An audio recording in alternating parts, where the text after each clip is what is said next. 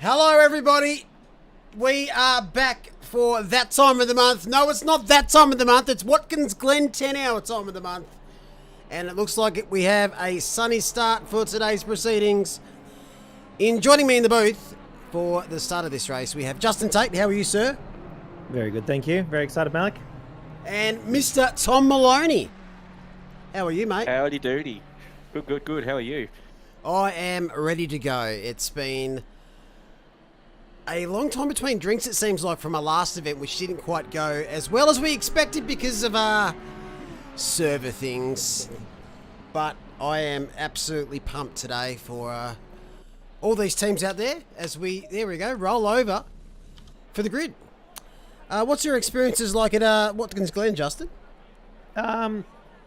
Pretty good. I did play it a fair bit on iRacing when I gave that a go about a year ago. So I knew the track for this year's sprint race. It's a fun track. It's not the best for the Porsche, hence why I don't think I see a single Porsche out there. No, you don't. not a cracker. Not a single one. Because it's a bit of a horsepower track, and from what I can tell, the Porsche is a bit slow in a straight line. So. Yeah, it's but I had fun. I definitely enjoyed myself. It's a fun track. Like it's simple but complex at the same time. Like There's all these different cambered corners, but it's pretty basic. There's a lot of flat out too. So it's a very enjoyable track, and it's nice and wide too. So that's always good in endurance racing. So I think it's going to be a bit of good fun for these guys. What about you, Tom? What's your experience like here? Again, I go back to iRacing. That was a long time ago for me now, unfortunately. But yeah, so it's a really fun track. I used to race in the Skip Barbers in iRacing, which is just an absolute hoot. Well, they're always fun. I just want to bring your attention quickly. If you just look at the weather, in 30 minutes we have some rain already. Oh, exciting! This is going to be spicy.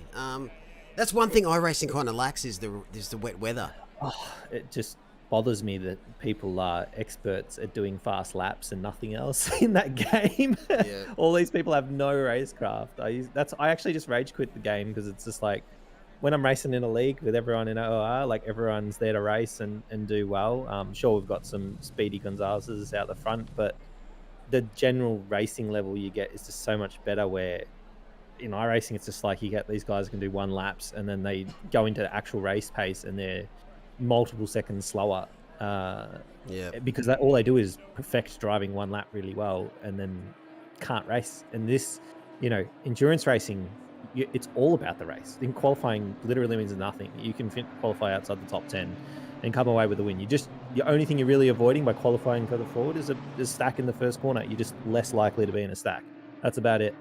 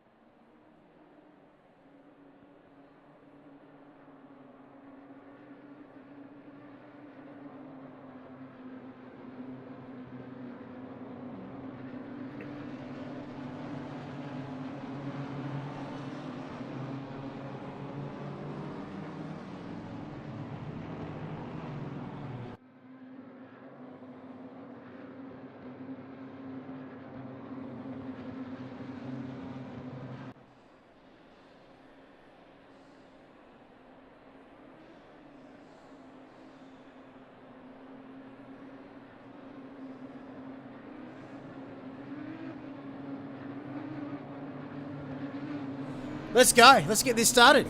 Well done, Mark. You got it all in just before the last corner on the warm-up lap. Yeah, Zolda, we ran out of time, so the last 12 teams were like hammered out in 2 seconds. So Very good. All right. All right. You can call the start, Justin. Good luck, everybody, today. Let's have a good race. Yes, good luck, everyone.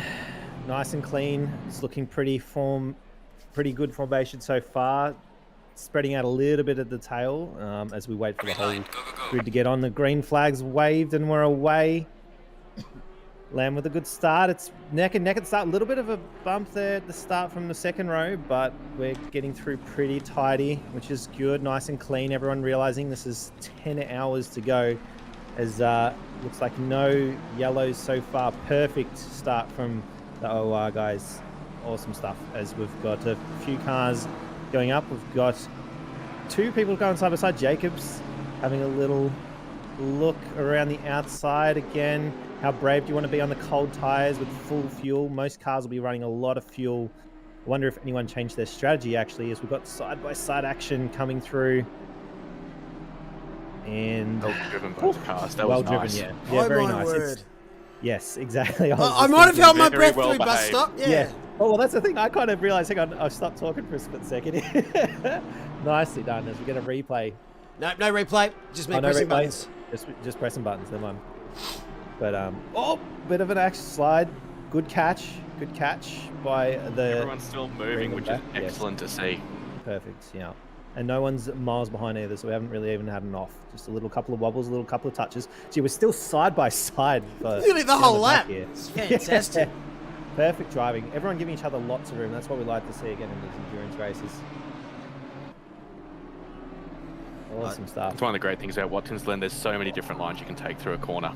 Yeah, I mentioned that when we were doing the introduction, is like the track's nice and wide, which is beautiful for endurance racing. Is everyone's pretty nose to tail. We've got a couple of little gaps showing as we go on board with Bab, who's, you know, just sussing things out. I'm sure most people here are really just letting the car warm up, getting the tyres and brakes up to temperature. Everyone will be running the harder brakes when you run those sprint series brakes. They come up to temperature pretty fast, and I'm sure I remember the loud squealing noises you get for the first 3 laps or so on these endurance brakes. I just want to give a quick round of applause to every single car out on track. Not a single yellow flag for lap 1. It is a 10-hour race, not a 10-minute sprint, so great to see. You'll love to see it. Maybe in 10 to 30 minutes time, that'll change with a bit of rain. It looks like medium rain too, so it's gonna... So we're basing these events off the IRL weather forecast on the day. Oh, cool.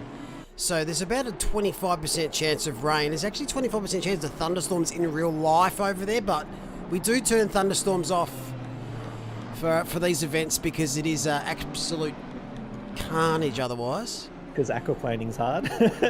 Exactly right. Yeah. And also, look at these liveries. This is the first time I've done custom liveries in any of our events officially, and they look gorgeous. You've done very well, teams. Yeah. Like you wouldn't know that they were, like, you know, given free reign sort of thing. You know, it's often when you get this, you get like a clown car. I mean, yeah. This Only the dinosaur's a bit of a clown car, but you know. Yeah. Is this the Ferrari? Yeah, I actually kind of like this. It's as much as it's got lots of shocking colours on it. It still looks pretty tasteful. I could totally see that being a real life race car. 100%. 100%. They've done very well there.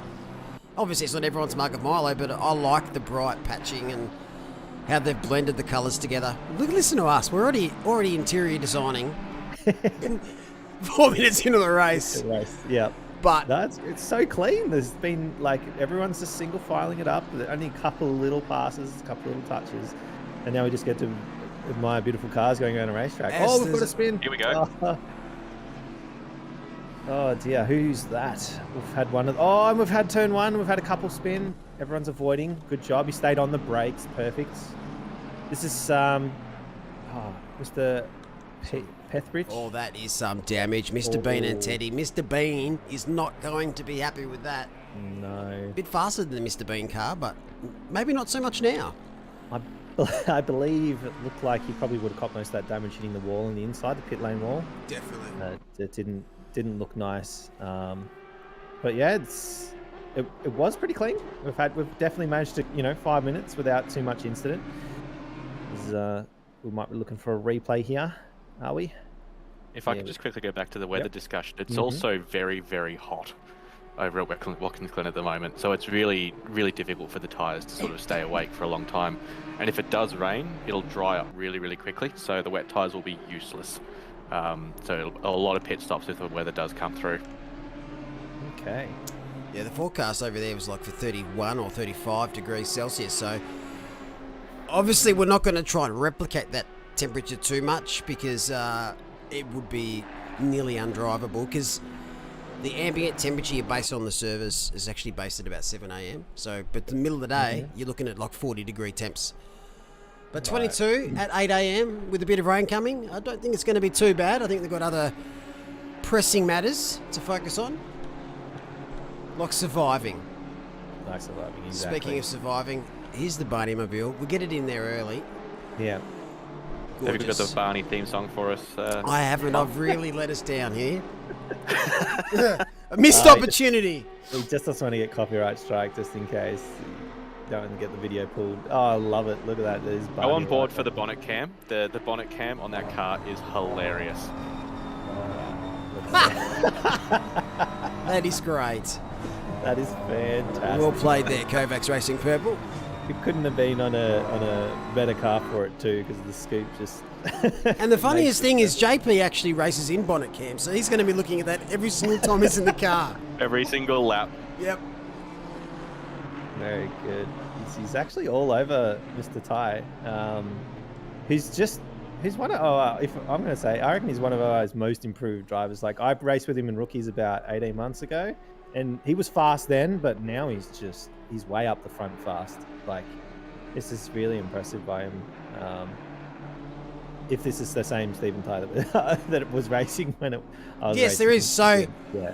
You say that they're actually the car is Rockets Evolved, which was they used to be called the Rockets Rookies or the Rookies Rockets. Yes. Okay. So they've come from the Rookie Series, and they've stuck together. So I think Aaron Lee's in this car today. Yeah, that was so quick. I specifically remember it because we were put in a rookie race and there was a number of people like, what, are all these guys rookies? Because of myself and these three guys, and they were just so quick. And I found I raced pretty well with them, but they were just so quick in qualifying. I'd never qualify as fast as them. And they've proven that again, putting themselves in the top three, was it? And currently sitting comfortably in fourth. Obviously pacing themselves, sitting on a pace, which is what you want to do. A lot of drivers set a lap time that they want to do. I'm sure. Oh, we've had another spin on the last corner by the looks of it. As we see yellow flag there. Number 421. So Lions Gold again. Lions Gold, yeah. Unfortunately. And that's the way it is a bit too. Sometimes if you have an off or two, you might get a little bit of damage or overheat your tyres a bit, and then you just struggle to bring them back into the window again, even for the rest of the stint. Sometimes you just put a flat spot / damage your tyres a bit, and you're going to be struggling. But this is, again, it's the driver's got to drive to the conditions, drive to what happens. That is endurance racing, as the front two gaps seems to really close up. Yeah. Right on each other. A little bit of opposite lock there, so not taking it easy. So we've got Mr. Weston right up behind them. And for the last of it, is he just fake covering there, or just sort of taking it easy, not really stressing too much about being perfectly online? Nice, smooth driving using all the track too. Very comfortable. Like that wall. It's fast to go all the way to it, but if it comes up very quickly. Exactly. If you've got just a little bit more understeer than you expect, you just touch that wall, and it could be devastating. Here we go. That's a good spot to be. Here we go. This is the last corner. Spin. Looks like it's probably going to be all by himself unless he gets a bit of help from behind. Bit of curb. Too much gas. Oh no. Oh gee, and he hit the worst part of the wall too. He could have glanced, but it hit the little cutout. Oh dear. That's really unfortunate there. Bad luck, but you got 10 hours to make that back. Exactly, 10 hours to make it back. It can go all sorts of ways. I've seen massive comebacks in the few endurances I've been in, and I've seen massive areas that managed to be recovered from. So exciting. As we continue on, we've had another spin in a fast section. Hang on, why is someone spun halfway down the straight? How's that happen? 169 is it? Yep, turn court. Might have been put into the wall by someone next to him. Yeah, it's a strange spot to be off. Although that curb, if you're running a car super low too, I noticed in my running of the track, you can be a little bit hairy if you're not paying attention. But yeah, generally, if you have a little bit of a cross up and someone's close to you, that's where it can be helped as well. As again, the pack's pretty close. There we go. Another. Oh, this is the second turn one that we caught the tail of, I think. As we've got one going around the outside, and he's going to turn down. It's a bit of a racing incident, I think. That one, just not enough room left for the guy on the inside. The guy on the inside didn't really. He was just there the whole time. Yeah, he was just there the whole time. The guy around the outside. It's the risk you take when you go on the outside, right? You're trusting the guy on the inside to stop the car properly, not drift wide. So exactly, and he was probably busy focusing on the car in front and all that sort of stuff. It's not easy to go side by side through every corner. Liking the look of this. That Honda is an absolute beast in a straight line, though. Yeah. Oh, this is going to be a bit hairy. I don't think it's going to be had. No, it's not. He's going to back out, play it sensibly. Both drivers leaving each other room, though. You notice how right over the curve of the Honda and the BMW went right over the left-hand curve, just to make sure in case they do decide to fight it out that they weren't going to run into each other, like what we saw in that replay. So again, things sort of settling down, although there are just little battles happening all over the track. Ferrari being chased down that lovely livery there by D. Is it MD? What's his first name? Megan. Sorry. Two boys in the front still having an absolute battle for the ages. Whoa, slow that up. Yes, that's the way. And the thing I love about this game that gets so right is the cars are so different but so similar at the same time. You know, your lap times all come out relatively the same, but it's got big strengths and weaknesses. So sometimes you find yourself behind a car and you're nearly slamming in the back of it under brakes, and then you find another car that you can't brake as well as, and it's all over the place depending on what you're driving, and you've got to really pay attention to what you're near and where they're fast and where you're fast and where can I make a pass because I'm faster than them on certain parts of the track. Another instant replay. This is the 169 car. This is what happened in the straight. The back little corner kink. Okay. Looks like it. Oh dear. Yeah. Just a bit of 3 cars into space for one. Just a bit of jostling for position. I don't think people really understood where they were. One person, like I said, touched the curb, which sort of set that all off. We sort of obviously had to have a half lift, I think, and the lead car of that 4 group had a little moment, and everyone sort of jostled up, and unfortunately someone in the middle gets turned around. It's the 169. So back on with Megan. Right up as we get back in the action. The camera's dead. No, it's all right. Cameraman's been sacked. That one. Yeah, it's okay. He's a bit of water in the pipes. Just a bit. Very good. So many battles. It's great. Yes. Rain in 10. Yep, light rain in 10 and more intense rain in 30, it says. So and the track's at optimum, so lap times would be pretty good, I'd say, right now. Yep. In the middle of the pack doing 46s, which is quite nice. So we're on Benjamin at the moment. Nice little move. Nice move. Half fighting back, but not really. As they go, nose to tail for the last couple. Got an Aston from the Audi. It's got a nice big Octane logo for you there, mate. It does. You asked nothing about that. It does look Fire good, on board with this car. That's a good idea to put it on the under the side of it. It looks good. I like it. It really stands out. Should say stay back. Stay back, yeah. Go away. Go away, yeah. How are we, chat? What's happening? Are we looking forward to the rain? Oh, I don't know. I think there's going to be a lot of people looking forward to the rain. I'm one of those people that would just love it. I know if I was when I raced with Spidey, both times it rained, we won our we won our category because both of us love the rain and are nice and consistent and can do a lot of good laps in the rain. It's such a spanner in the works, and you really have to take each corner individually. Do you know what I mean? It's hard to push, but you can make so much time on just driving at 95%, 90% when people are just being a bit more cautious at 80 or 85%. Big shout out to Jesse McLean in 29th, up from 38th in 15 minutes is an excellent effort. Yeah. In the Elmo car.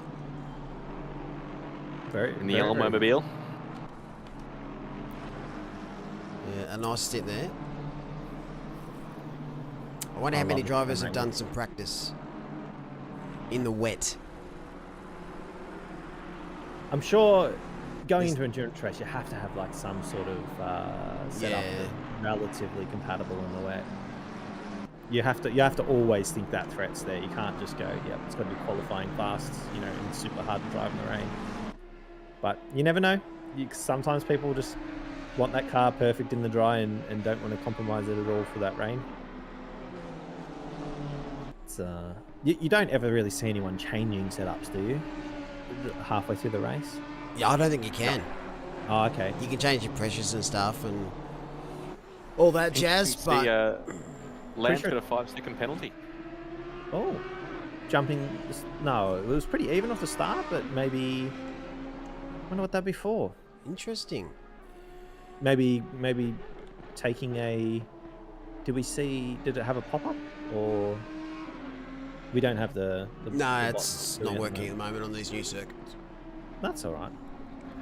But yeah, I wonder what that was for. Obviously, they've found something. Yeah, my only guess would be, abusing track limits a bit. Maybe made a quick mistake and gained an advantage, a lasting advantage. That's about... I'll try and find the replay soon. Clarudin. Maybe some excessively aggressive defense or something. Could be. Blocking, moving out of brakes. Purely speculation, though. Yes. Hondas look very strong around here. They've got 4 in the top 8. Obviously, Audis are leading the way, and another Audi in P7. Mm-hmm. Dare to Dream. Look, I appreciate this livery. If you're a Dare Milk iced coffee drinker, this livery's for you. But I'm a Farmers Union, so same. I'm quite disappointed in you guys. In a way, but that delivery makes up for it because it looks absolutely mint. Again, I just love the creativity of some of the teams that we've got going on here. In fact, I haven't really seen a livery that I've gone, oh, what's that sort of thing. I'm same. I've been quite impressed. Yeah. Some people have gone the comedic route. Some people have gone the professional route, and it's just great to see. Even the joke liveries are actually interesting to look at. This Vegemite one is cool. This makes me hungry. Yeah. I do believe the Breakfast Crew have a second car they're going to be entering in for the next event, and it's going to be Marmite. So, need 3 cars, guys, and also need to bring out Promite. You can't have those 2 and not have Promite. What's your preferred out of those 3? I don't think I've ever had. It's got to be Vegemite, surely. Vegemite. I don't think I've had Promite. I don't think I've tried that. I've tried Marmite.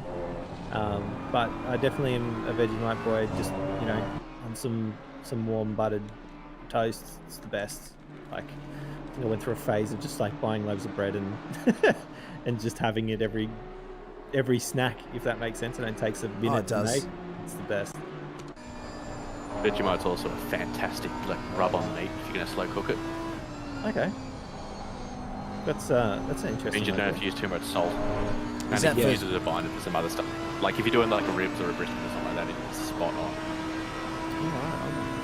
Another thing with Vegemite, it's great for ulcers. Okay. Yep. Mouth ulcers? Yep. Yeah. Great for it. Rubbish for stomach ulcers though, so don't do that. Yes, don't do that. Have chilies instead. No, don't do that. Please don't do that. I'm sure if you've got a stomach hotter the ulcer, better, you got bigger issues to worry about at the time. Yeah, I was going to say, the hotter the better, right? You go the ghost pepper out or something like that. Just burn it right out. Yep. That make it and also make it a hole. Oh. Hours for the... If you do have stomach ulcers, please speak to a medical professional. Please, yes. No, listen to 3 Or guys on YouTube. just... Well, that's what a lot of people have done during COVID. Oh, it's on social media. It must be legit. Drink bleach. Yeah. Inject peptides. You'll be right. Anyway, it'll make you faster in sim racing. Snort whiz fizz. Snort whiz. I don't know if anyone's tried that. Oh, I'll put my hand up. I've done it once. It's a joke. Never again, though. Nothing wrong with the nose viz.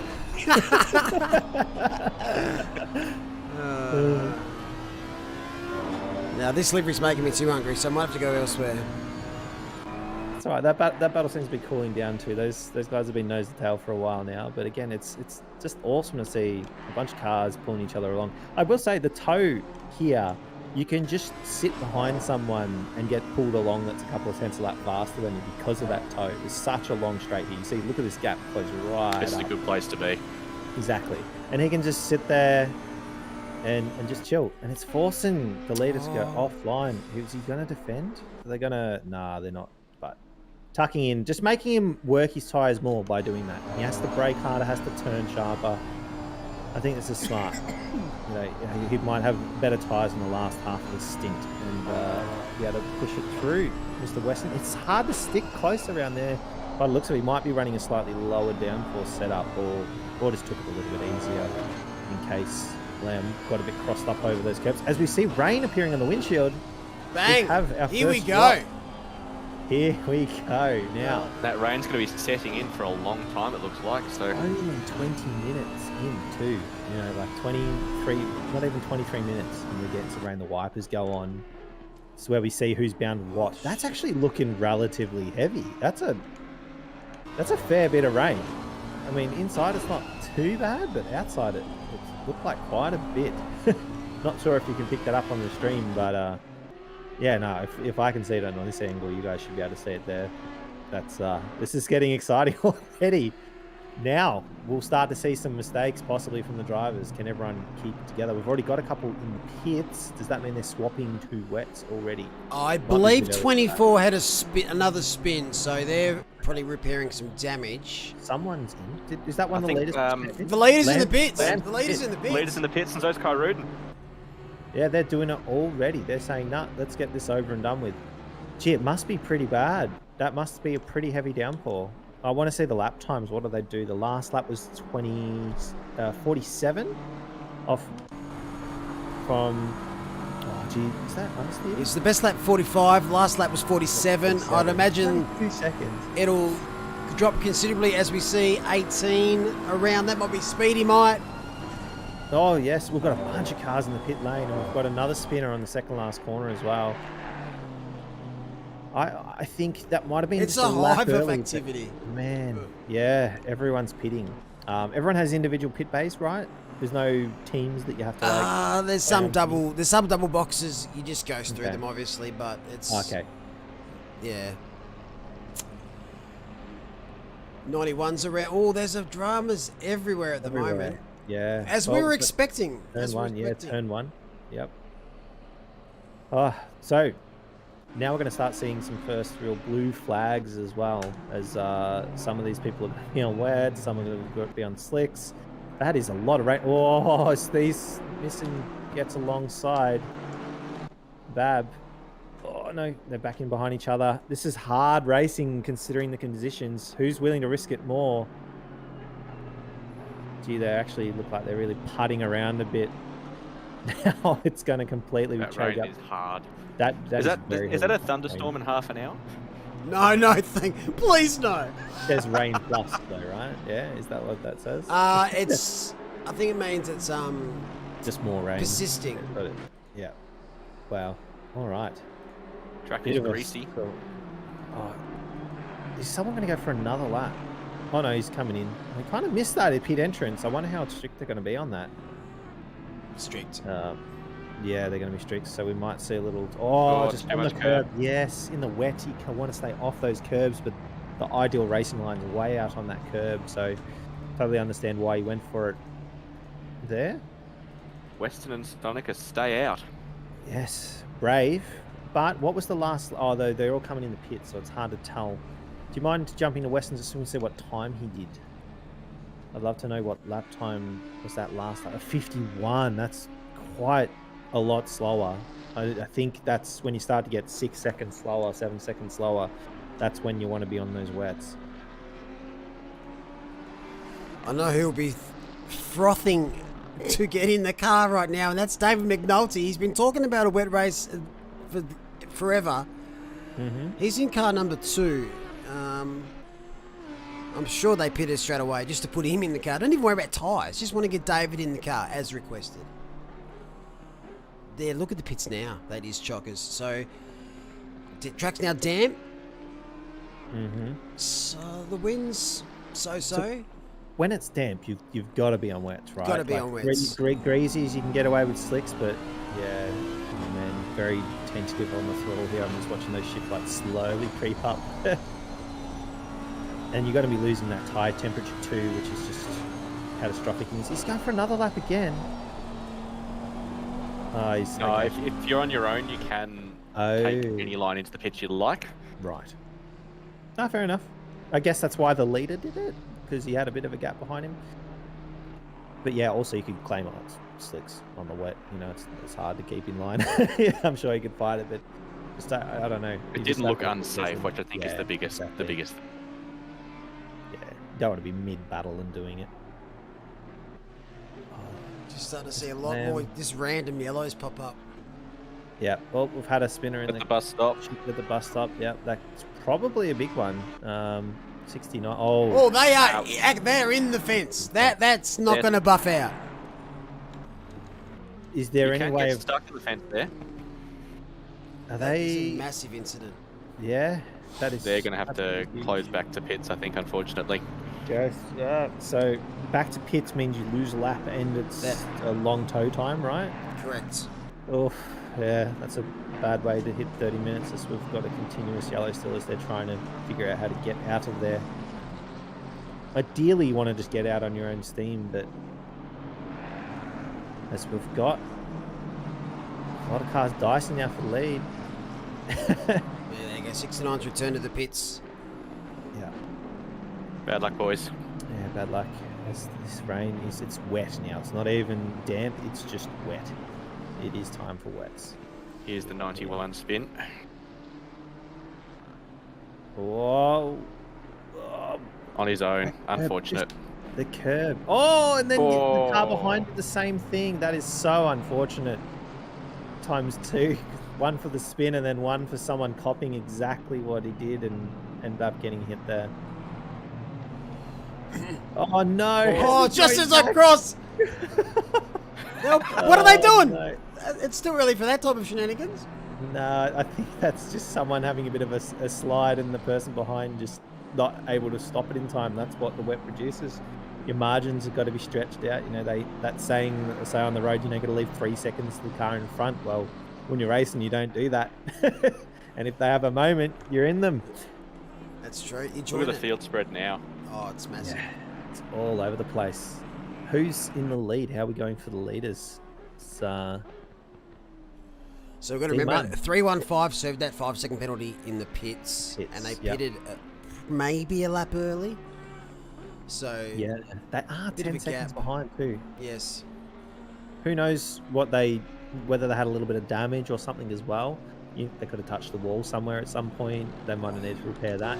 A lot of people really hate driving with any sort of damage in the wet, so they they pit immediately. Like, you know, they'll take that extra 5 seconds to repair that damage. Yeah. Rockets evolved. They've managed to jump up to P2 from 4th, I think. IB Racing still in P3. We've got Corruden in the car. Like still, so he's done both stints, I'm pretty sure. Where are we? JP still in the car. And here we are, 315. Our pole sitters. Interesting to see how much fight JP puts up, because he knows Lamb he's got a bit of an edge for unfortunately the purple car. I was going to say he looks pretty racy, although I'd say he had to lift slightly on the throttle there. There's no way the beam just pulled away like that. I think in the wet, in the dirty air, you want to just make sure the car's settled as you come through that fast sweeping corners. Still lots of curb being used. Just nice and brave. Definitely one of the cool features about this game in the wet is the drier line as well. I really like that feature. Becomes a very proliferant in real life. Is having that line to follow / Oh, it looks gorgeous too. be on. Yeah, it Graphics wise. looks fantastic. Yeah. You definitely don't want to be out on those marbles, and you can see all the rubber on the outside and those puddles. It's just going to make it that bit more slippery. It makes passing harder too. You've got to go off that ideal line.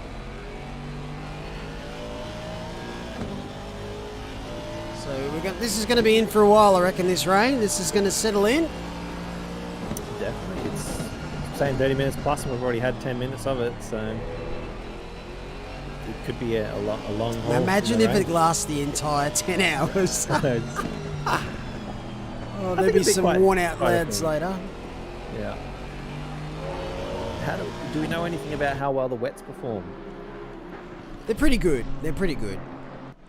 It's kind of nothing like F1 tyres, but you're still very much on edge, especially with the car type you're in. But I guarantee that a lot of drivers out there have been preparing for wet racing, because if you've got coming into a 10-hour event, you're asking a bit much if you think there's not going to be any rain. The forecast did say there would be rain a couple of days ago, so a lot of people would have had the idea that it's probably worth our time. Yeah, to get in there and get some practice done. Just want to point out that the Pro-Am class has a 1-2-3 Ferrari at the moment. There you go. As Arm overtakes D. There we go. And, just trying to find what happened to D. Yeah, I was going to say, they just dropped behind all 3 Ferraris. They were right with them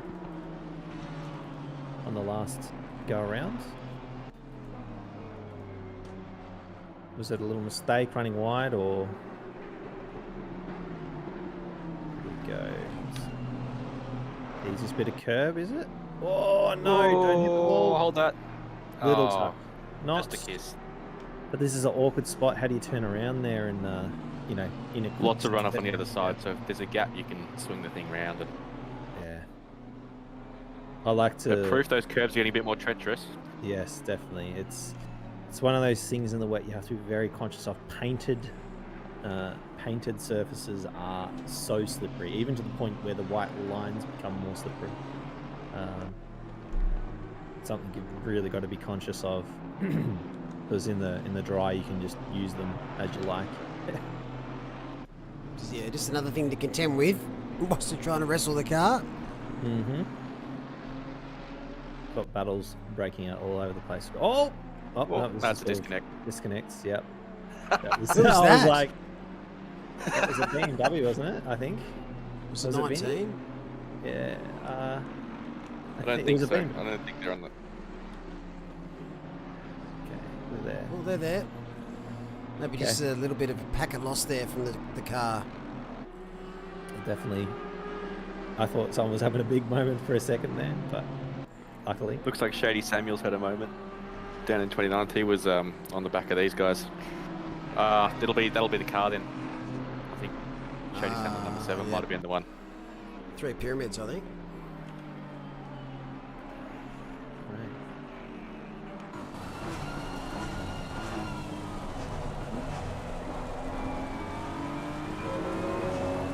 Try and find that replay. A lot of spray. Through here, lifting a lot more than you used to. On the dash, you can see it says wet and rain. The rain light's on. Yeah, so rain light and the wet tyres? Yep, I believe so.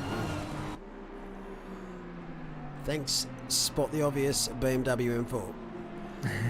Now, I'll ask you too, because I don't think I've asked you guys before. What do you think of the BMW front grille? Front grille? Oh, the buck teeth. Yes. I'm a fan. I'm a massive fan, but there's a lot of people that absolutely despise it. I don't despise it, but I'm not a fan, if that makes sense. I think I'm neutral. I think it's not my favourite, but it's definitely not my least favourite. So I think if you see the car, some people have done mock-ups with the non-M grille. I reckon that looks better, but I don't reckon that's disgusting, if that makes sense. Oh, fair enough. That makes sense. It's definitely not ugly. There's been some ugly fronts before, but it's not. It's probably one of the more aggressive ones out of all the cars in this series, compared to, you look at how clean and simple the Aston is behind it. It's just, it's got a lot of angles, and as the Aston actually goes wide through the second last corner. And then, missing the apex again, don't hit that wall. Oh. Man, that was a bit scary. Have we got people again, I think with the cool their tyres? Is that what we're seeing there? Going offline? I assume that's the cool tyres, right? Yep.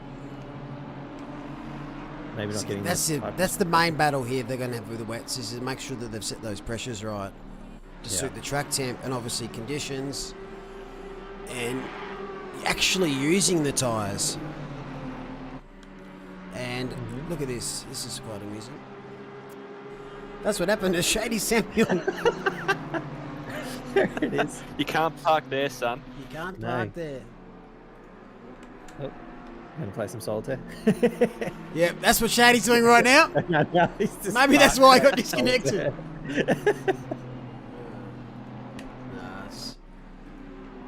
This Aston's definitely faster than the BMW.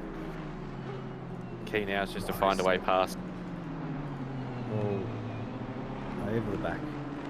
You can definitely tell he's running different lines everywhere, trying to find a way to sniff past, but just can't quite find one. It's really hard. Though he's very good under brakes. Yeah, he's definitely struggling a little bit on the exits though. So Aston's this is his chance, I think, if he wants to send it for braking, which he's trying but still can't. I think the Audi's also held up a little bit by this too. Jacobs, they are all over this. Yeah, Jacobs is definitely out of position. Mm-hmm. He's obviously had a spin earlier on, and Hignett, probably one of the quicker drivers in that team. Normally he loves driving the Bentley, so he's really looking to get past Viney here. Around the outside. Around the outside. Wow. Great racing room left there. Yes, very good. This is going to be the moment. As you can see, Jacobs is looking pacey right behind. Yeah, just catches some of that cold. There we go. Water. Don't run too wide though. That's the way. The BMW's still right there. Not going to let it go. And in the background, my Tassie compatriot, and probably the most sexy looking car out there, Connor Hind. So much so, look at him come. Wow. Pennzoil Nissan GTR. Side by side. He's done it. He's gone and done it. Beautiful. Classy play. Reminds me of a Gran Turismo car, that one. Yeah, looks amazing. That's awesome. Shame Pennzoil was removed from the Australian market. Was it? What was that? Yeah, they're owned by Shell. Oh, right. Wait, we got another one. Pitting? Was that? This is the battle for the lead. So Kai Rudin has managed to cut into that 5-second gap. He's got past Rocket Lee. involved. 2, and now 2 tenths behind the leader. Where's 315? They've slowly bridged that gap as well. That was about 10 seconds. So things are really spicy at the front of you. The top 5 teams, all less than 7 seconds. Which is awesome in these variable conditions. And, definitely looking a lot more pacey. Probably going more of a generous setup towards the wet, or just maybe being the driver's preferred conditions, as he is putting a lot of steering input into it, so he is pushing hard.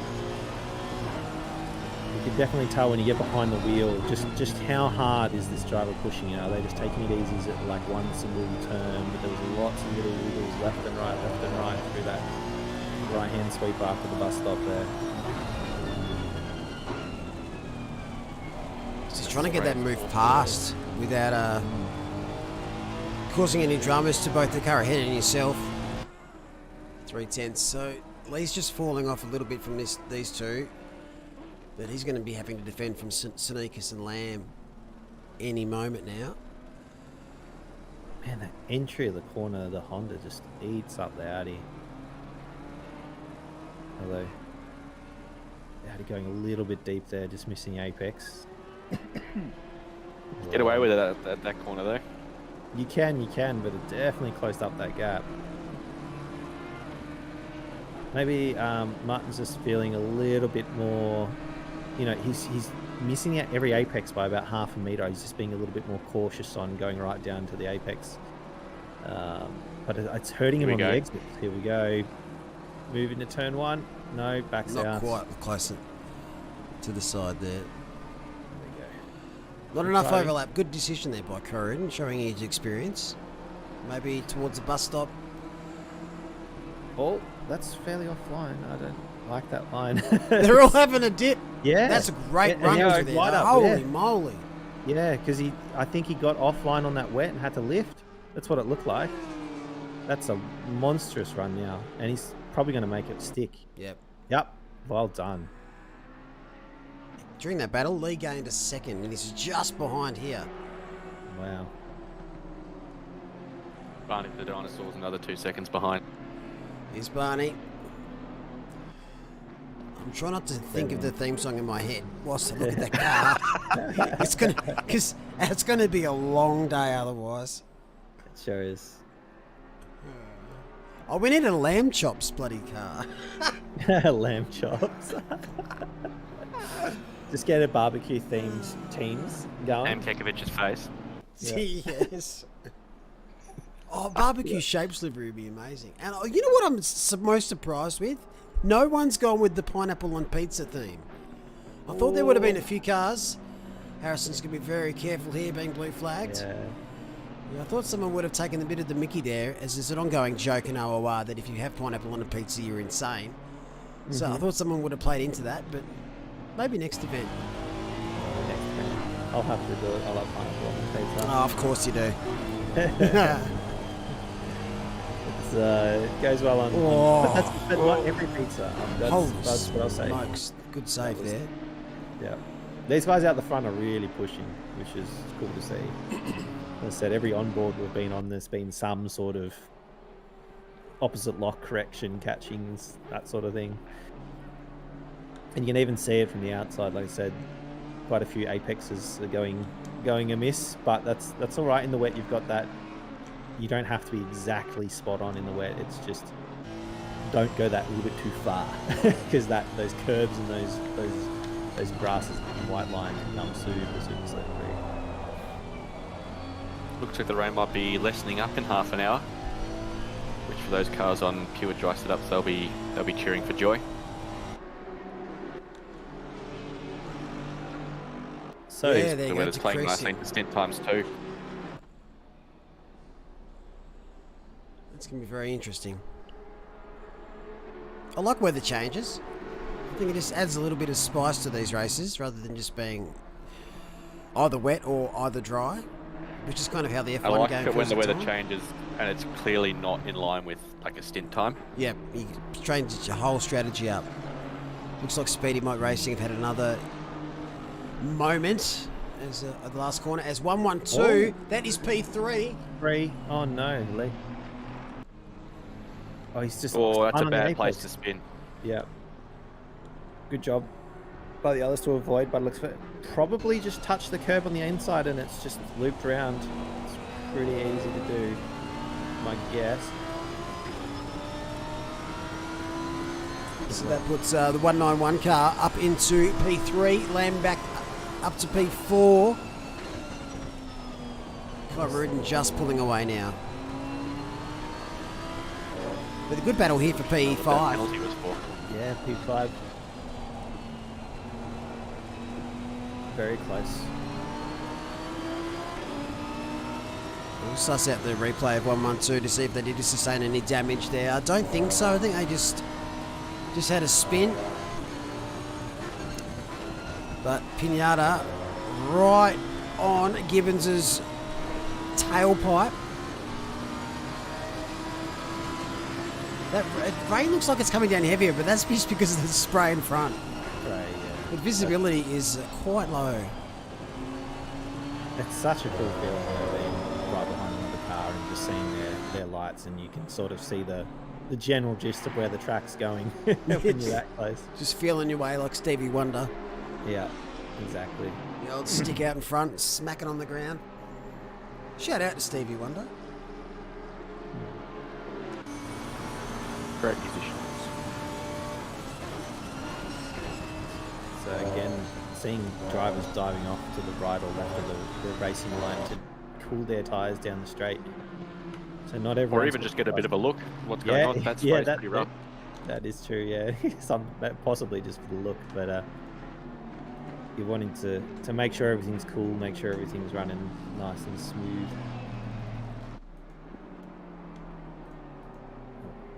Again, this battle, I think it feels like they're pretty content with where they are because they're not right up each other's clackers, but they're there. So we've got a. Alrighty, it looks like it's a bit of. Oh no! Just too wide. Just pin. Yeah, probably a little bit of lock the rears on the way in.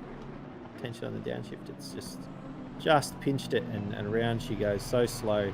That's one of those annoying ones too. You just go, oh man, because you feel it coming and you try to catch it, and you know, that was so close to being caught. But you don't want to overcorrect and then completely snap out. Yeah, snap out to the outside. I've done that so many times, especially in these mid and rear engine cars. Although the Honda's not. Is the Honda rear engine? Mid-engine, yes. Mid-engine, yeah. Yeah. It's like front engine, it's not as easy to do, but in the rear engine / front mid-engine cars, it's an absolute nightmare because it just hooks up and then you're pointing left instead of right. Quick shout out to Bishop in 21st as the lead AM driver. Yeah. Going along very, very nicely indeed. Yeah, Jay Hill's actually moved up quite a few spots now because the three Ferraris were all together, but they've sort of leapfrogged themselves up into 12th in the Pro-Am. So we've got a bit of a battle. Bit of damage there on the Ferrari of Steve's. Yeah. Ryan Pethridge. And Pethridge was one of the ones we saw have a couple of spins in the first lap or two. And He's just settled down now. Yeah, definitely. I like that livery. That green is lovely. That green is awesome. Oh, that's...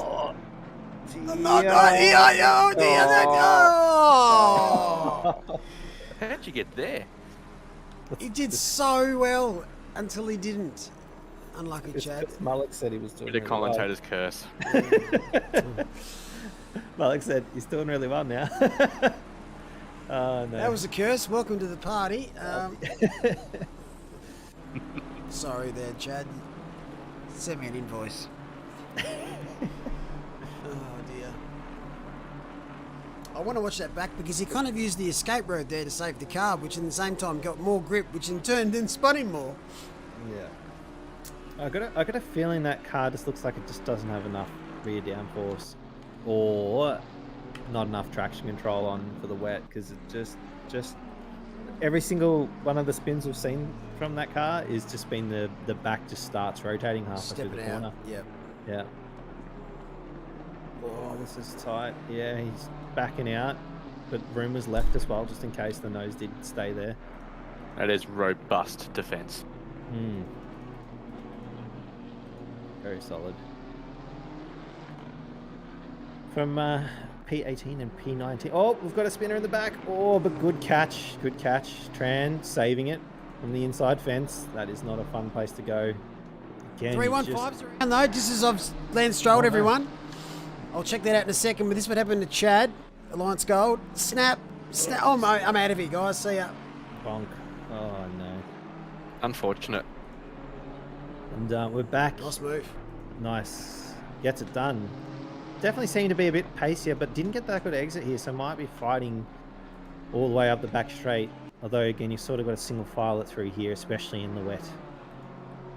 From what I can tell, everyone I've seen go slightly offline. Oh, as he pushes it to the limit. It was sliding all the way to that apex. Loved that it. was nice. You're almost best through those S's to give yourself a little bit of room to get some toe. Like if you go nose to tail, you just have no overlap. Yeah, you just by the don't time you have to get on the straight. Exactly. There we go, they're catching up on that traffic as we're going Is to this see. 315? 315. Is it too much curb? Not. Oh, that's a lot of curb there. Oh, just trying to, just slow rotate. Same sort of thing. It's alright, only loses a few seconds and probably no damage. But yeah, that's just a frustrating one. Yeah, you notice the good drivers out the front when they have those moments. It is just it's almost saved the whole way. They've only just gone past the limit, and in the wet, that's all you need. It'll just it says, "I'm sorry, you are going around." It's happening. Accept it. Yeah, exactly. Close your eyes. Let it happen. Exactly, and the point at both drivers kept it completely on the black stuff. It's just how awkwardly do I park and do I get T-boned by someone else coming through? That's the only thing that can really happen there. Oh, def. I think most of the guys in the cars now, they're going to be more familiar with the conditions. The issue is, are their temps set right? Are they fighting the tyres? Or is their setup just not great for wet weather racing? I'd imagine it's mainly to do with the tyre temps. Oh, that's why. I've seen a lot of Taylor cars. We've seen multiple cars have that back end just step out on them. Oh, someone's gone off track and decides, I want to let people go past before I rejoin. That's just playing it safe. Good job. I think that's a consequence of trying to go as low rear wing for that massive straight. Right, yeah. That's very Good afternoon, true. gentlemen. Hello, sir. How are you? Howdy doody. Not too bad. Not too bad. How you boys doing? Good, thank you, sir. Up and about. It's been a good first hour. It has. We had a cracking start. I think our first endurance race start incident-free. I only saw... Speaking of incidents, Alice! Oh! Oh, Alice, that's a scary spot rough to lose spot it. to lose it.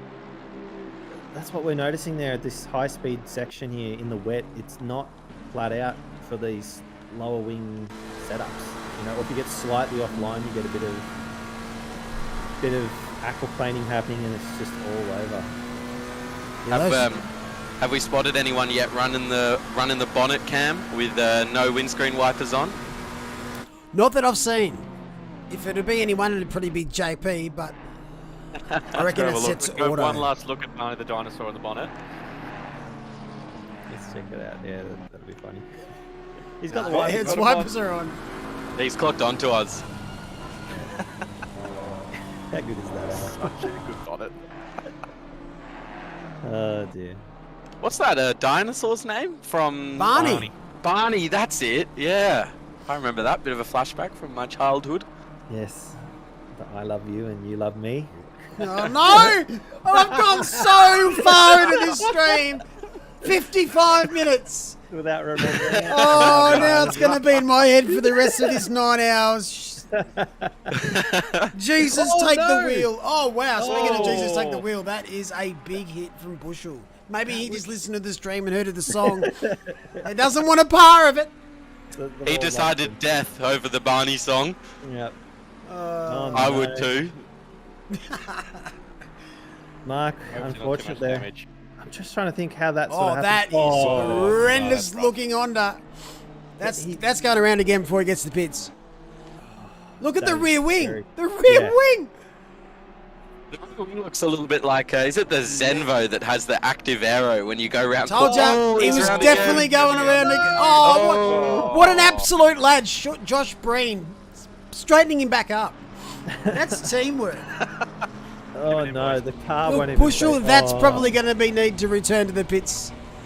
The meatball flag would be waving frantically by these marshals. Yeah. Oh. I just can't believe how much that wing's moved. But he went in at the fastest point on the track. He hit the right-hand side curb, not curb, wall, which then ricocheted him into the left-hand side wall on the same side of the car too.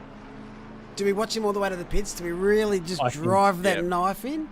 I think so. It's just like it's going to be I think we can causing. appreciate the driving skill that be required to get this car back to the pits. Look at that. Wet. It's Look at crowding the like wing. crazy. Oh my goodness. It's just trying not to get in people's way as well. Doing a great job of just keeping off the line too. Just keep it straight and say go round, go round. Running an oval setup here with that wing. Oh yeah, Yeah, definitely. definitely. That's what I was thinking of. And around again! Oh, I'm sorry, Mark. When you watch this Unlucky. back, we're not trying to curse you. We just... Oh no, there's another one! Oh, It is so slippery out there. This is mayhem. Oh no, that hit pretty hard too. lucky the pits are right. Oh, he's Oh, he's staying out. going. Ah, brave. Fair chance of Bushel pits. Yep. Well done, Mark. You got it there. Unlucky, buddy. Get that car sorted and regroup. We'll now stop watching you. We had an interesting incident when the rain started. We were still on the softs. I figured I'd try and get 1 or 2 more laps in. A bit of synchronized drifting, synchronized dancing with the car ahead. But it was interesting. We spun after turn 1. And it wasn't even when we got on full throttle. It was like well after we got on full throttle. And I don't know if we just hit some standing water and the car just went loop. Yeah, easy to do, especially with changing Yeah. conditions.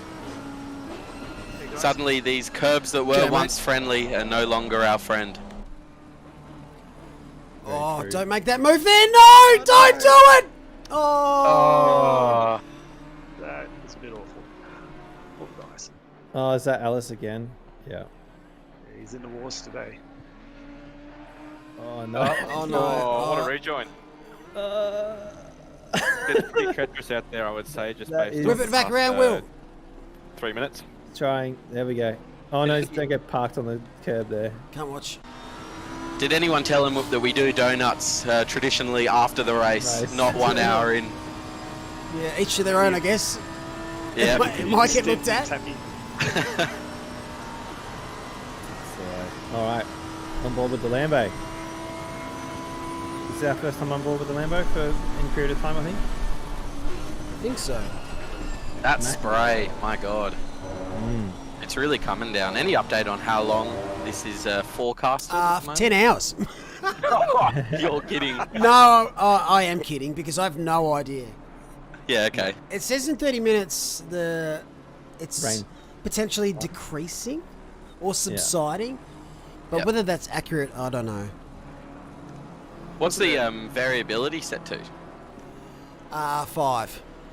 Oh, So most events we run are running at 4, but because of what Watkins is currently in real life, there's a chance of thunderstorms and changing of weathers over there today. So we just bumped it up Yep. to 1 more notch. But we've actually turned the rain down, and this increases the cloud cover to match. So I wouldn't expect this to last all race. If it does, well, good luck to everyone's wrists and sanity.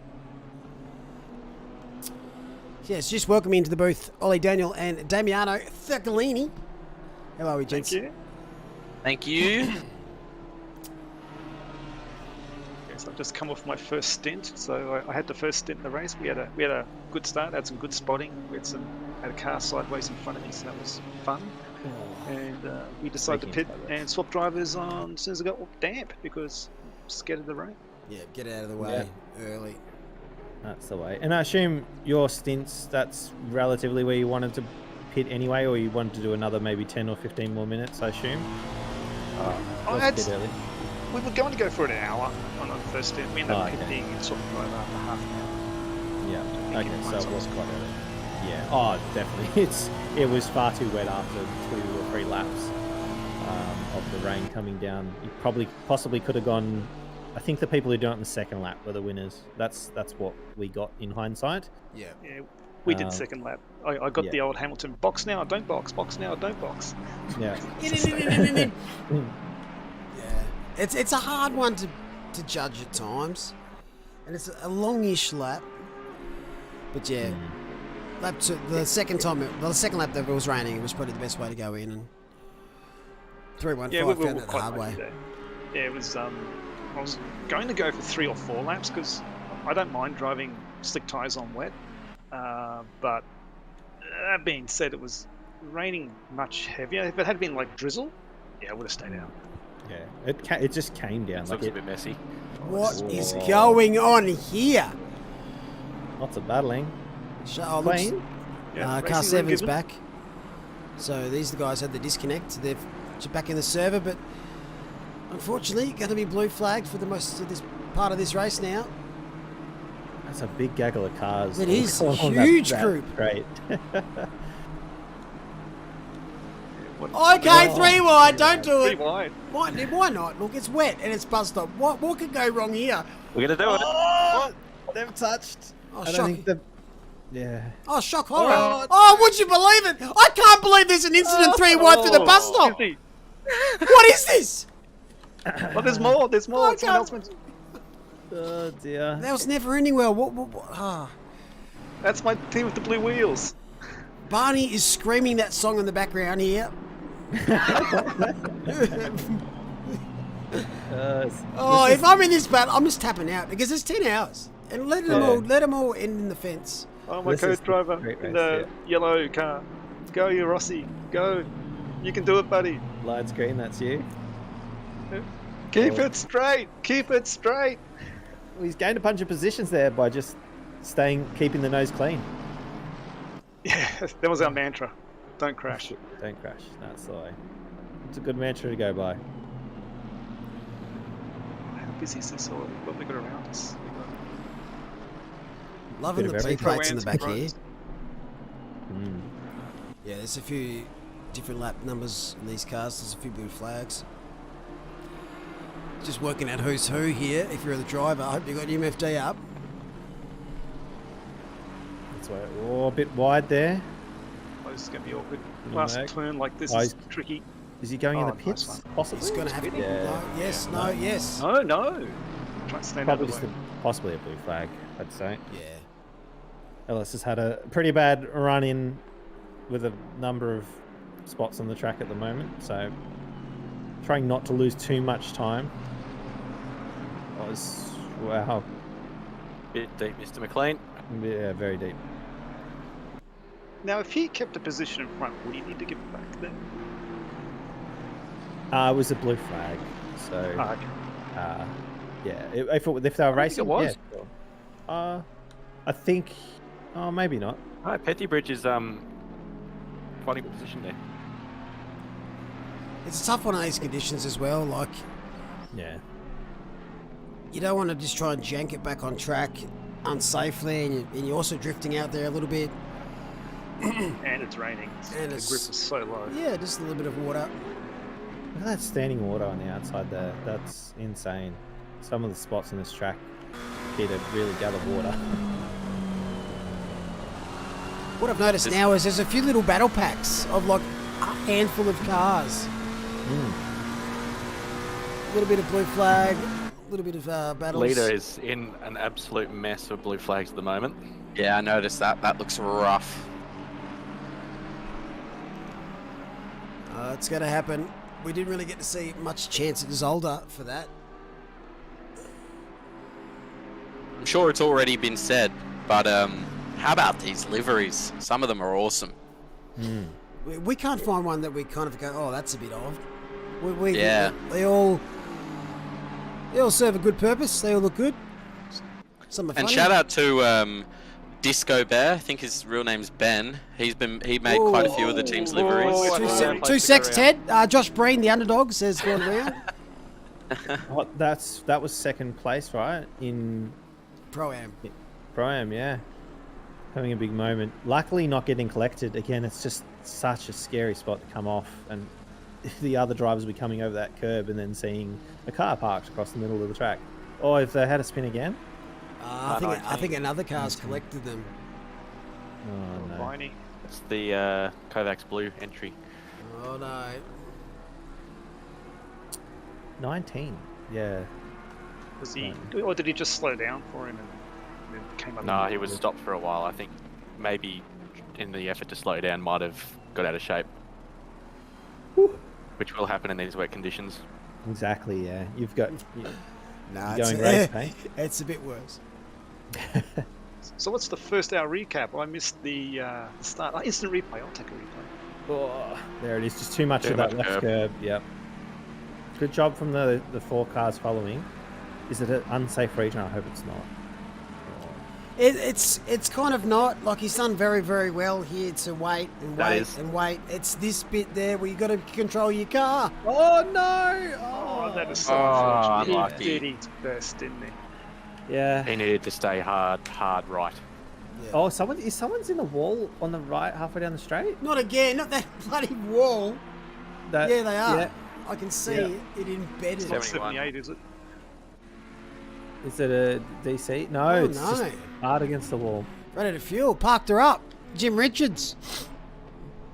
It looks like it's, yeah, maybe a hardware malfunction as well. Sometimes, Michael, yeah, just resetting now. Never Yeah, mind Picky then. does have a very, very fancy setup, so possibly a malfunction, That's unfortunately. the way it is. The more money you pay for it, the less likely it is to work.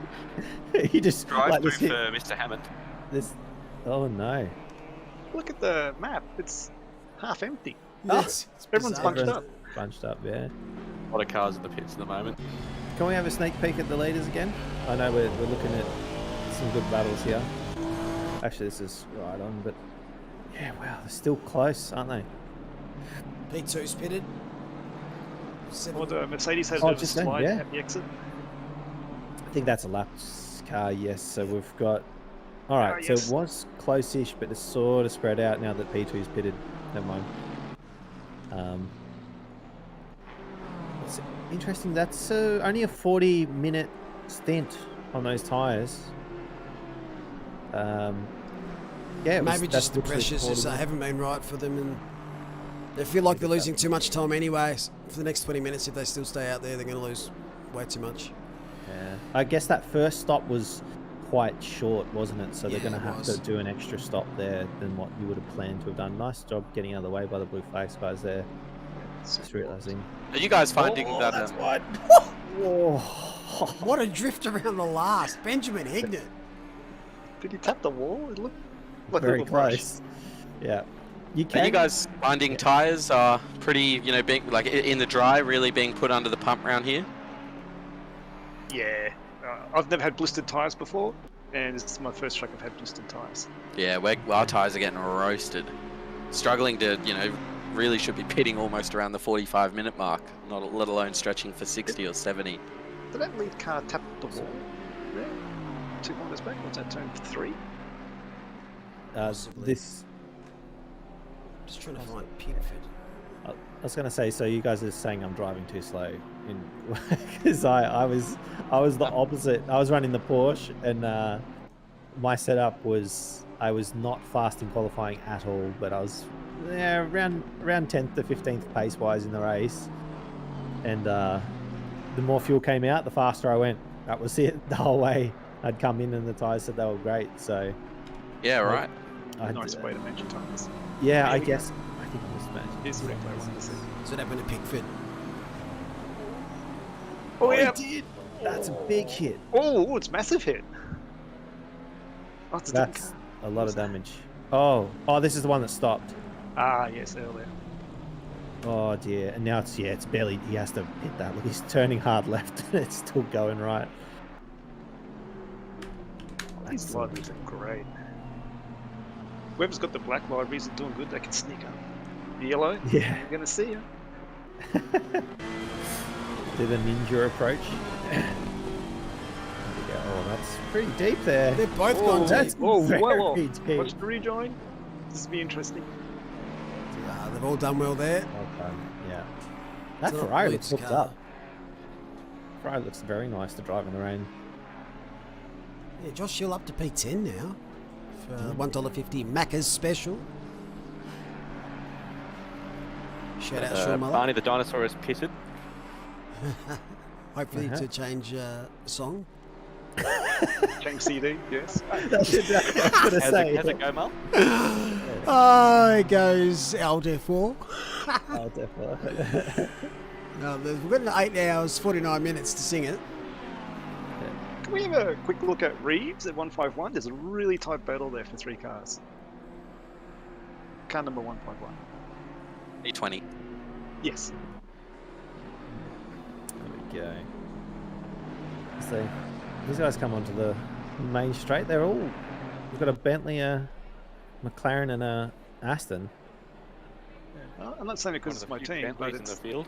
they've been this close for 3 or 4 laps now. And pace seems to be up, which is great. I think they're dragging each other along. I was going to say, I think these guys were close to nose to tail when we checked on about 15 laps ago, 10 laps ago. It was very... Yeah, and they were part of a mega group that got split up by a bit of a crash in the middle of them. But yeah, they've... I mean, obviously pretty happy with their setups, I'd say. Oh, this Aston's actually really closed up on this straight here. And the Yes. Yeah, Rossi, he's quite good in the way. So shout out to him. He's watching the replay. Out to you, buddy. Good. You guys lead amateur car as well? Are we? Whoa. Good. Great Well, save there, Still are. Mr. Commentator Reeves. curse, I heard that. Mm. No, we were second for quite a while. Oh, okay. It must have been a pit in front because this, yeah, Rossi is definitely in the lead of the amateur class at the moment. And the battle for P11 is pretty tight as well. Blue flags. Who's just hanging off the edge? Yeah. There it is. Blue flags. Nice. The other way, the leader. Shout out lads, to... I have to jump out. All the best for your call for the rest of the race. Looks like it's a bit of a cracker so far. So all the best, and I'll keep watching on my phone while I'm out. Thank you very much for joining Cheers, us mate. today, mate. Appreciate it. Shout out to Steve Lewis. Been struggling a lot around this track in the dry. Hops in the wet, and he's, you know, bricking it a little bit. And he's been driving better in the wet than he has in the dry. He's been having an absolute cracker. Well done him. And he's got another half hour rain to get the extra speed in. Yeah, he was in P32 and lapping the same pace as I think it was P10 who was behind him and not gaining at all. Awesome. Very well done. That's exactly what you want. You just want nice, consistent laps at a good pace, and you're just going to find yourself moving forwards. Even if you're not passing cars on track, you'll be making up positions through pit stops and strategy, that sort of thing. Absolutely. Yeah, definitely much because when it first started raining, cars were going off left, right, and centre. Hill is just flying on that Ferrari. Now in 9th, and actually in 8th on track because of the 10-second penalty ahead. Only 5 seconds up the road too.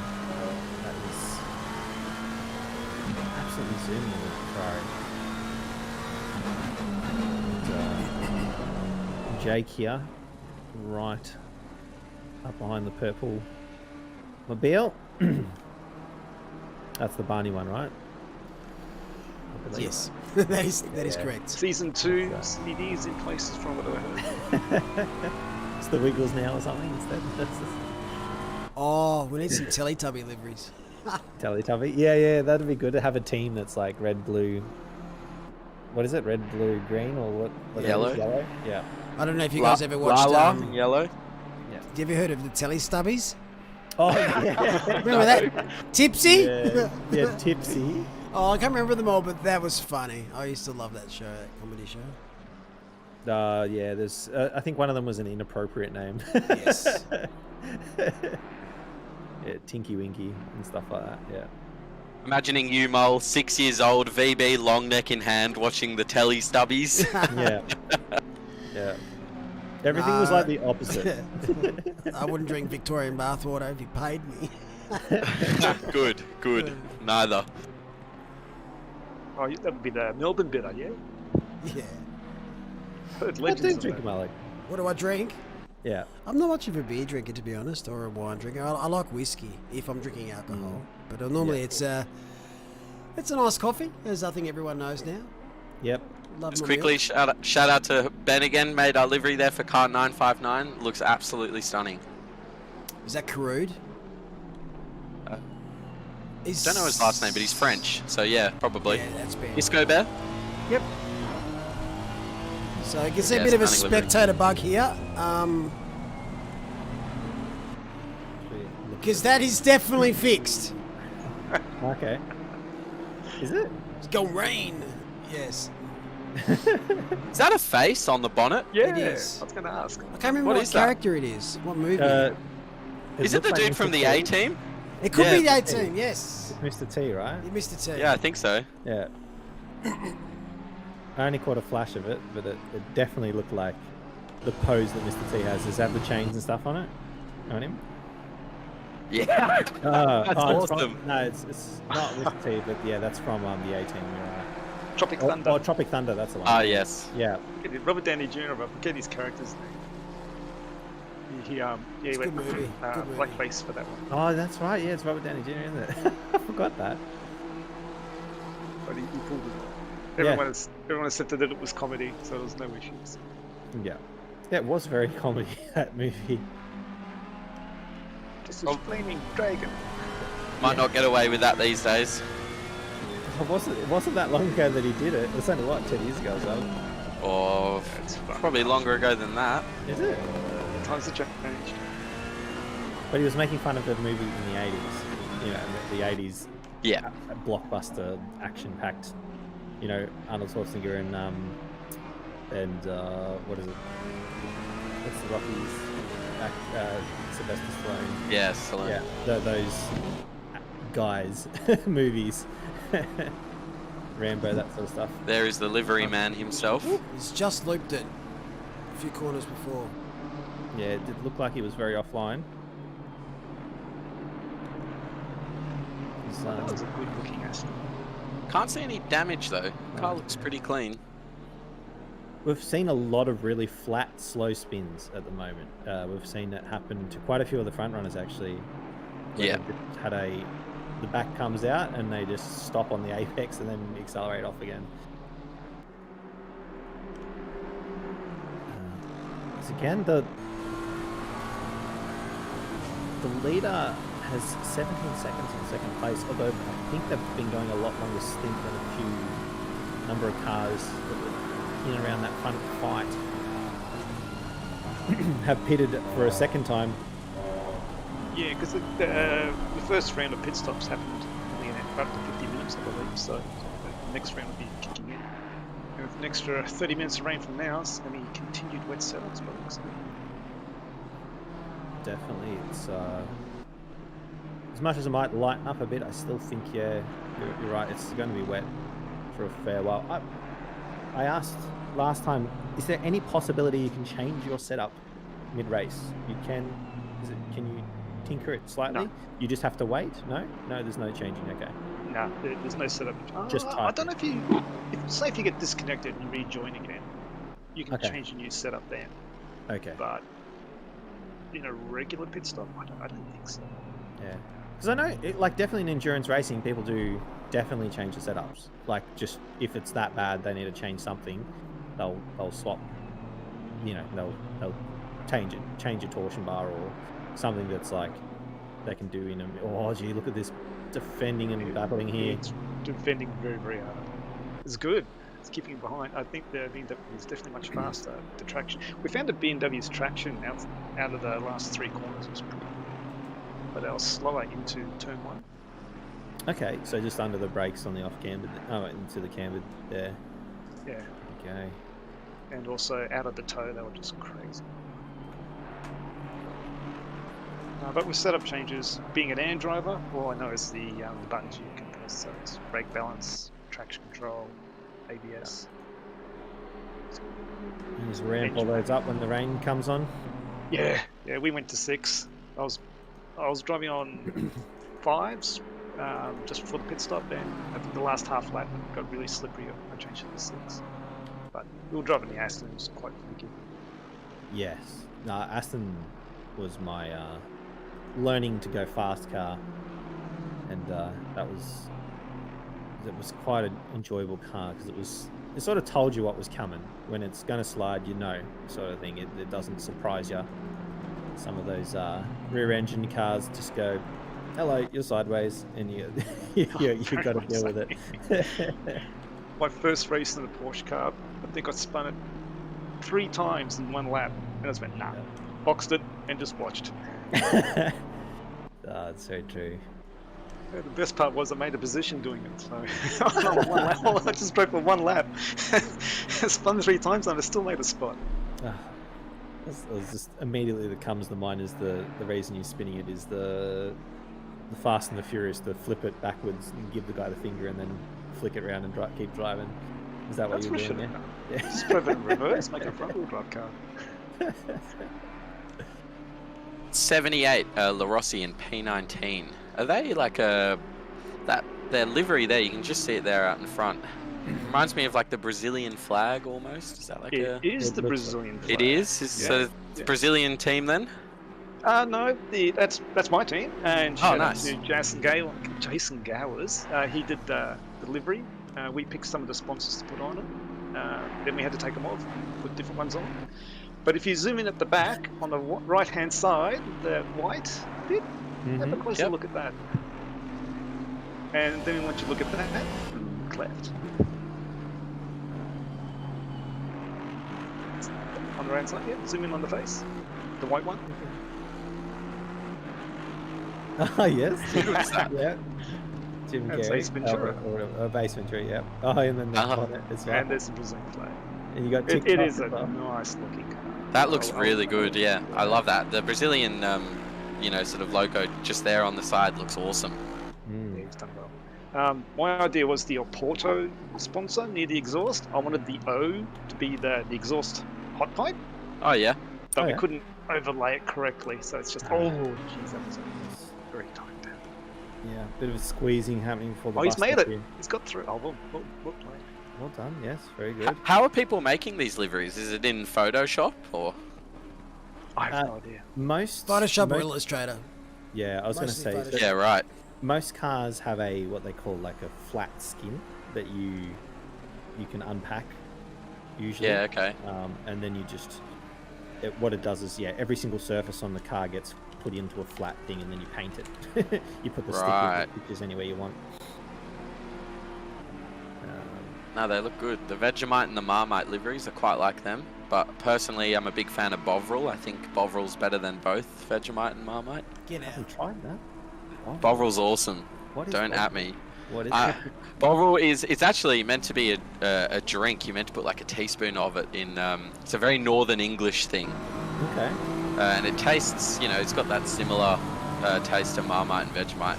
But I do think Vegemite's better than Marmite, but Bovril takes the cake. Have you tried Promite before? I haven't, no. It's good stuff. Or Cheesy Mite, or... I hated Cheesy Mite. Cheesy Mite's horrendous. Yeah, that's Vegemite 2.0. What was going on there? I went to school with one of my good friends from school. His like great-grandfather or something was the inventor of Vegemite. Wow. So true Australian family. Yeah. Are they rich? Was it well patented or? No, not really, actually. I don't know. Maybe his line of the family didn't get the inheritance, but no, they're not that wealthy.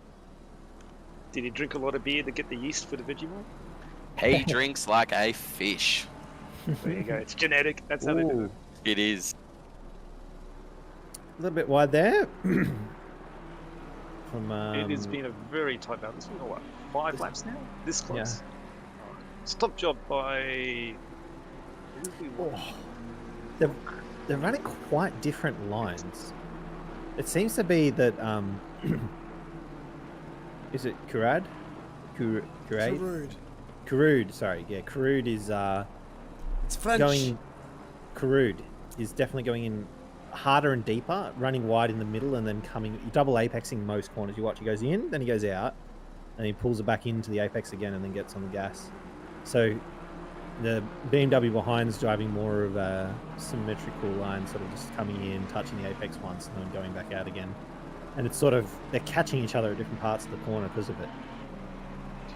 Yeah, and he's never been, the BMW's never been able to get a chance to pass, even when the Aston has a bit of a moment. Just doesn't have the legs to get through. That Aston is very, very quick. And he's actually pulled away a bit now, although he's run wide again on turn 1. Just pushing flat out, and that's lost all that gap that he just pulled in the last 3 corners there. Yeah, you'll find that at the... It's pretty might have a go.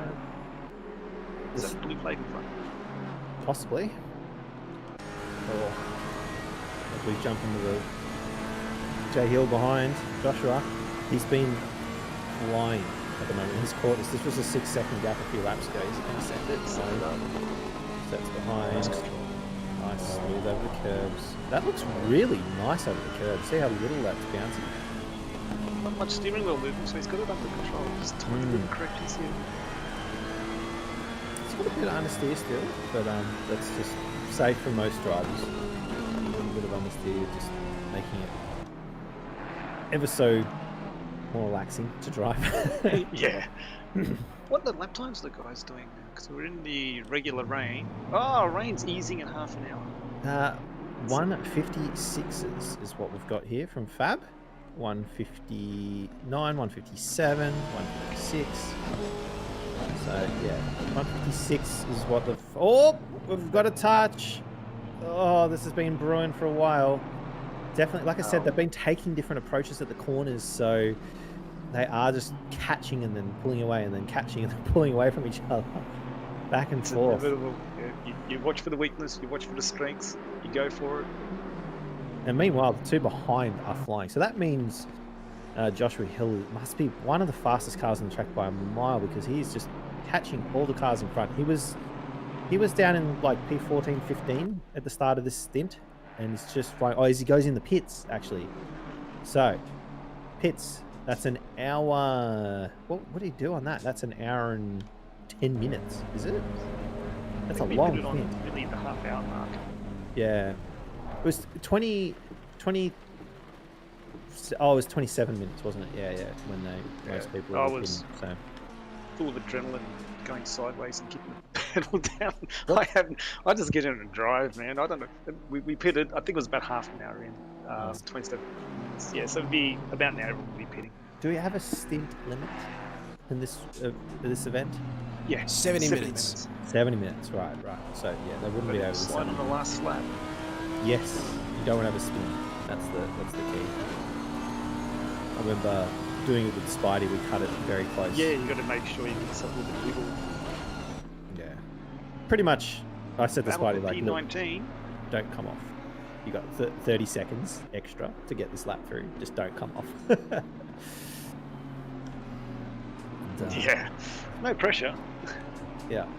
And what's the penalty for oversteer? I believe it's a drive-through, I think. If I remember right, it was what it was when we raced, I think. It was a drive-through penalty if you went too long on a stint. The game automatically did it too, if I remember right. Is that right, Neil? It does. It gives you DT. Yeah.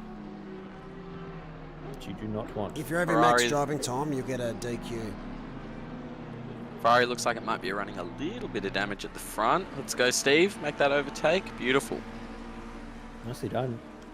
Don't know if you guys noticed, but the team name, Rudimer Spin, is amateur backwards. Oh, nice. Wait, Rudimer Spin. Yeah, that's our team name. Is amateur backwards. Yeah. We misspelled it. We had the E and the U around the wrong way for a couple of weeks before we noticed. I'd just like to also point out that Adam Rossi, he's driving on VR. Ooh.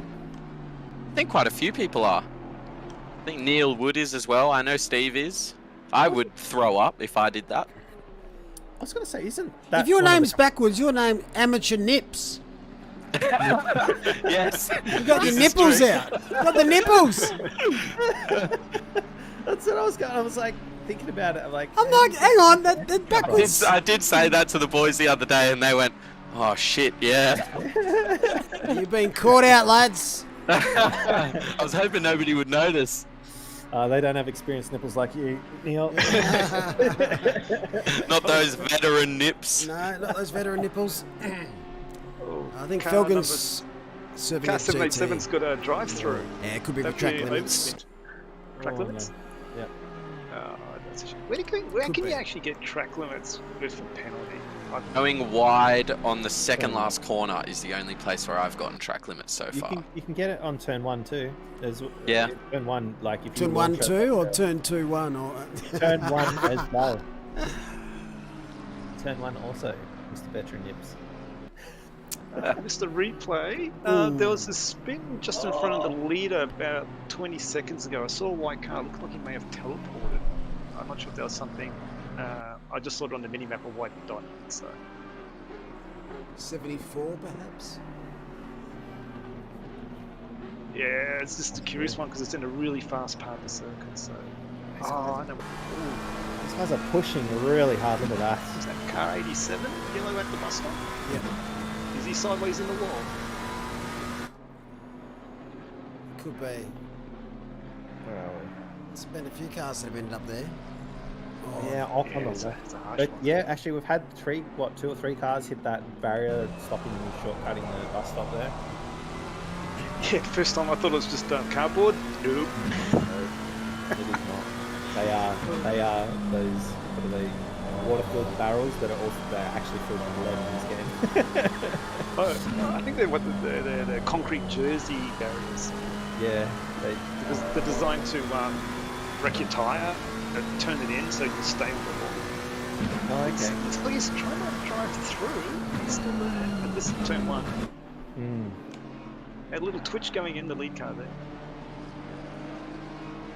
This battle's pretty intense. This McLaren is driving the absolute wheels off with someone stuck at the nose up the inside tram.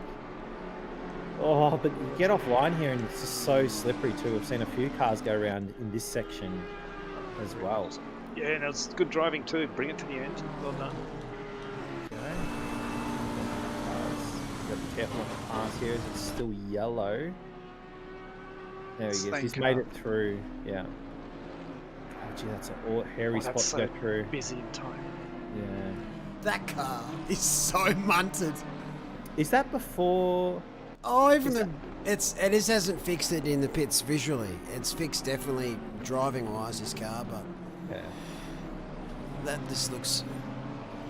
The diffuser's dragging along the ground. Yeah. Oh, I think Debbie got a little twitchy out of the carousel. Unless they didn't repair it fully, is that a possibility? See, you can't really press repair on like panels, so you're repairing like okay. suspension and other stuff like that. But so that's just purely visual. You fix damage, but you don't really toggle what. Well, let's just remember in the real life racing, it would be covered in duct tape and zip. Oh, definitely. You'd be hit with bloody sledgehammers and.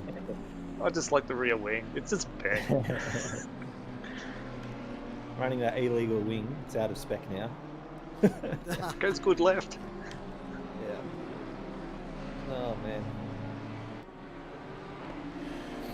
So I think it'll be coming up to now for the 7-minute stint. Oh, if you noticed the left headlight was flashing. Right side, the right headlight was flashing on the double just Okay. So we've had a few people pit now, yeah, as you mentioned. Here they come. There's quite a few pitting now. So this is right on Rain that, clearing in 30. Oh. So people that pitted a little bit earlier actually might. Oh, we've got a spin there. It's Cardillo. Yeah. 119. Another, Kovacs Racing. We've seen a lot of them having little spins and oopses today. Yeah, they've had some unfortunate incidents as well. Across all of their cars, I think. Get their money's worth. Here we go. Everyone's diving in. Interestingly, though, this is a very awkward time to be pitting. Yeah, it's a 70-minute stint. So those people that I was pitted just thinking earlier might have done the runners. Because remember, one of the leaders pitted quite early in the stint, and I was going, "Oh, gee, it's only been about 30 minutes in the stint," and you said probably just getting the tire pressures right, and that might actually serve them really well because they'll probably be looking to go onto dryers at the end of a long stint if they're doing a whole long stint. Because if you're having to pit now for tyres and a driver swap because of your stint timer, are you going to risk taking the dries for 10 to 30 minutes? Like, that seems like a long time to be on dicey tyres. So you're going to have to double pit. Yeah. Do a short little one here. That Under track- fuel a little bit. Yeah, I'd say so. That's probably a bet. Yeah, put 80 litres in, not 120, and hope that. I mean, 40 litres of fuel is a lot. Yeah. Be carrying. Oh, this move in the last turn. It's very dicey. Oh, he's going to be running on turn 1. Joshua Vedic has been looking very pacey here. I'm pretty sure this is his first endurance race in OOR. This battle's Having a really dip. late on the break. Doing it well. It's like The Bentley broke really late there. no, he's got 8.5 hours to go. Yeah. Hello, Nan.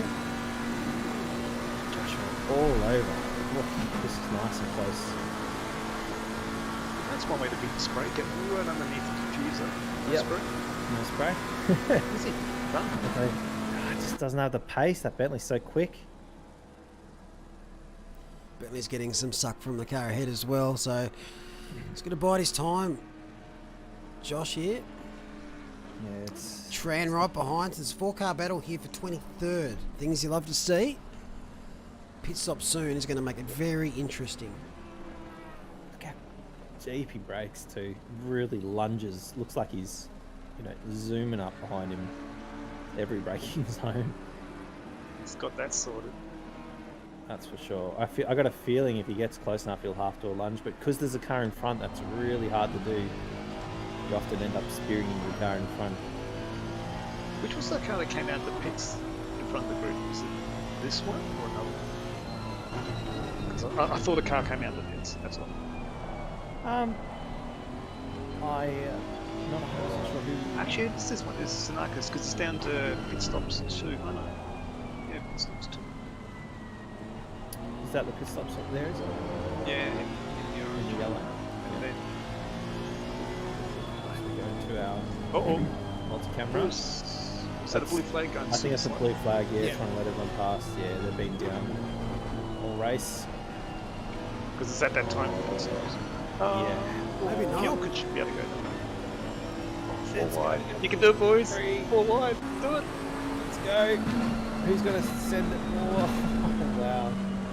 They all back out and decide to return to this. Oh, another car joins the battle. no. This is going to be murders. Oh, dear. Stay Cold straight. tails. Stay straight. Player 5 has entered the chat. Oh my god. Here we go. Oh, keep straight. You're And this is for position. It is. It is. Everyone's It's lead am, isn't it? Wow. Yep, that's the lead am that just pitted. Again, tyres going to come up to temperature, brakes going to come up to temperature. Running those endurance brakes in the wet. Everyone's done well. Very well 4 done. cars, 5 cars in that group. Nice. Nicely done. Zooming. I just want to watch. It's so engrossing. It is. You can tell when it's intense before it gets quiet. Oh, there's the moves on. And another place gained there.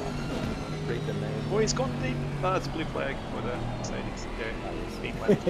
Oh, he's got to let 5 cars through. That's like 10 seconds to your lap time right there. It's hard. It's really hard to decide when to let people through super easily versus just holding them and letting them work their way around you. Oh, it's so big. I find as an am, near the back, I get past a fair bit, which is fine. But I want to let cars through fast without losing my lap time. Like, you can quite easily lose 3 seconds. Yeah, you're constantly So doing fast. just Yeah. working way back to the side. It's pretty much you want to go as long as possible without getting hurt. That's the key. Depending on what happens in the Sailor race, can be hard to do this. On a bit of a mission here in the McLaren, Joshua just finally getting all those positions that he's been working hard on for a while. He's done probably very well. will take away now because he was looking extremely racy. I think most people have done well. Like, I haven't heard any feedback from the opening laps, but being in the car, there was very little yellow flags. Yeah, there was. You guys made it about 4.5 minutes before anyone had a spin, so it was Nice. very good. We even had side by side for the whole first lap for about, I don't know, about 10 cars were side by side for the first whole lap. It was quite intense, and everyone just kept way off each other and did really well. So it's what we asked for. It's what we got. Yeah, and I think some of the cars at the back of the grid, some of the pros and the pro-ams, they like underqualified, but they're going to over-race. Does that make sense? So they're sort of qualified out of position because they're very fast, but they just didn't do that qualifying lap fast. Yeah, that's true. I mean, like there's a big difference between being able to crank out one lap time that's a second faster or 7/10 faster or something versus doing 20 in a row of 1 second slower, you know, like, and then just being able to do it every single lap and get it right. Yeah, because for us in car 959, I mean, our quali pace is more or less our race pace, just, you know, with the difference of weight because of the fuel.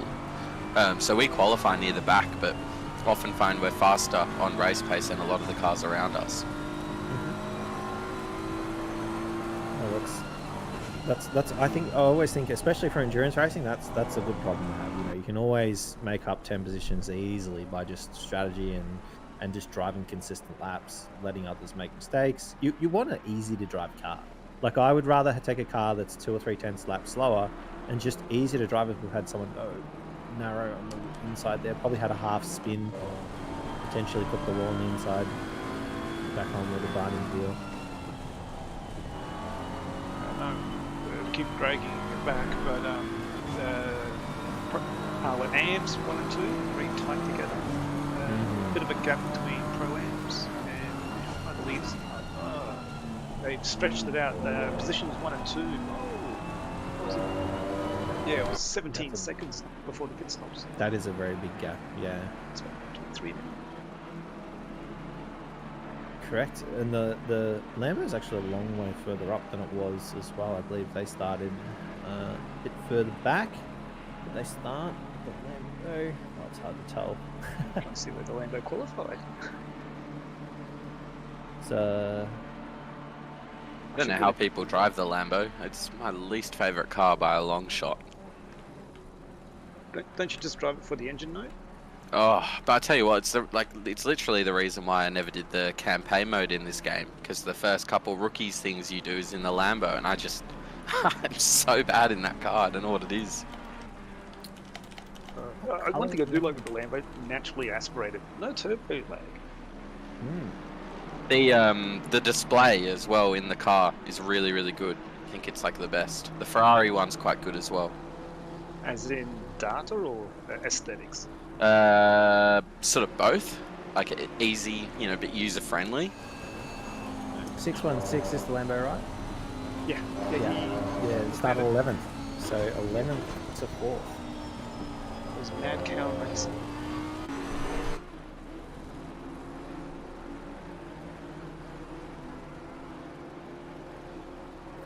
Rams. This has been very close for a fair while. Whoa, don't lose it.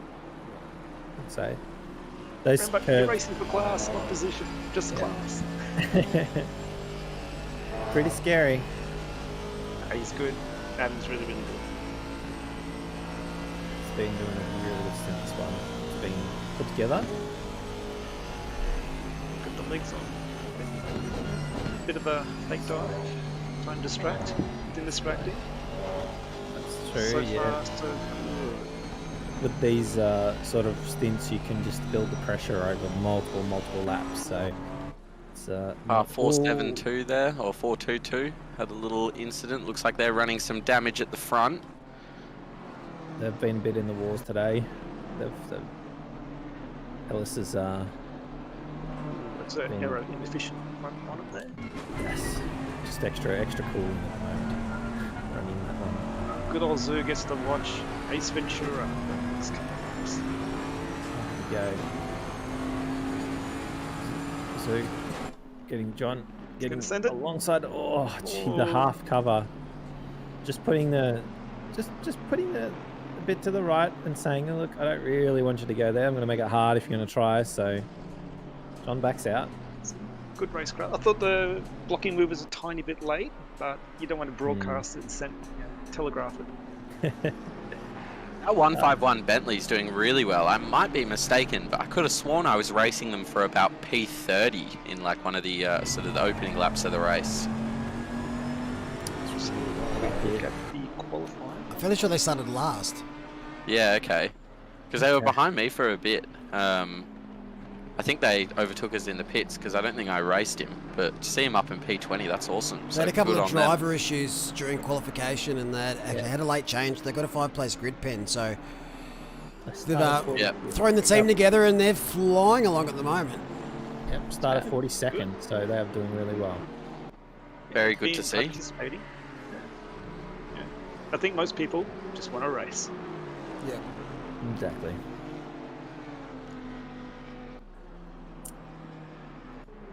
So Okay. here's a question, maybe a poll. Why did you choose your first car in ACC? Malik made me. You shall drive this. That's true. Yeah. Drive this one. Drive this one. I said, what car should I drive? This one. Okay. I think the only person that I suggested a car for. Yeah. No, it's because I'm just I just go with What whatever. car was it? Like, What car was it? yeah, Jaguar. No, I'm just asking. Maserati. You're rich, mate. You're rich. and it was actually really good at a couple of tracks. Well, back then it was anyway. It seemed to be the car to run. I started in the Lexus. When this game first came out, I was on Xbox, and for the first few weeks of the game, the Lexus was really quick. So I chose that car because I am slow. I think Pick what you like, hey. I think It's, my very opposition. first car I drove was the McLaren because I like McLarens, but I do think once I got racing with this, jump in this one, you'll enjoy that. I'm like, okay. There was a funny period of time last year when the McLaren F1 team ran that Golf livery, and then suddenly every single McLaren you saw on ACC had a Golf livery. I know I did. I don't blame you. They look good everywhere. It's stunning. It's People loved it. one of my favourite liveries. It's absolutely stunning. Let's have a close look at this livery. What are we looking at? Mad Cow Racing. It's nice looking livery. Yeah, it's sort of stood out to me all race. As I've been moving through the pack. I don't know anything about making liveries, but the detail, of like that one there, the sort of patterns at the back with the black and the grey. I mean, that must be quite an effort to do that in Photoshop or whatever. Again, if you can pretty much just do anything you want with it. You could, without breaking TOS, you could make it look like anything you want. Yeah.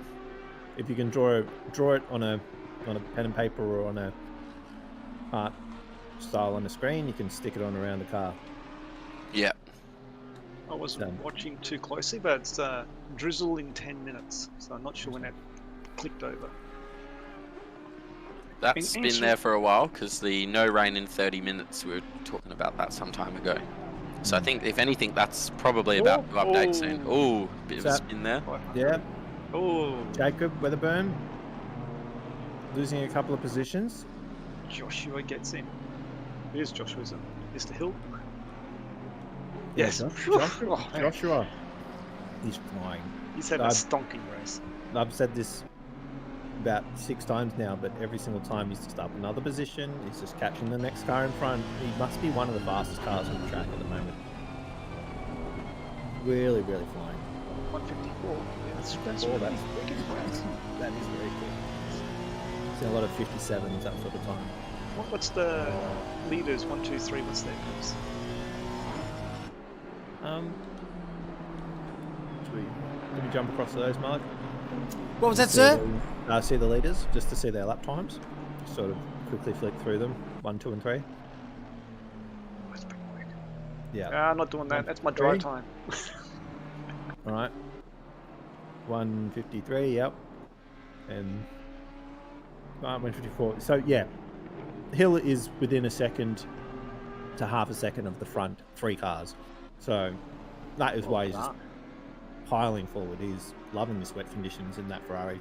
So his stint time ends in about 30 minutes. Oh! Was that a curse? Yep. No, that was a tap. No. That was the back marker getting collected by Hill. Hopefully it didn't do any damage to his car. Poor Jacob getting caught up in some traffic there. Alright, gents, I gotta head off and go get ready to hop in the car. Keep me off stream because I know what the commentator's curse is like here at Octane Online Racing. No worries at all, mate. Best of luck. Good luck. Thank you very much. I'll be back at around 5. No worries, mate. Thank you. Bye.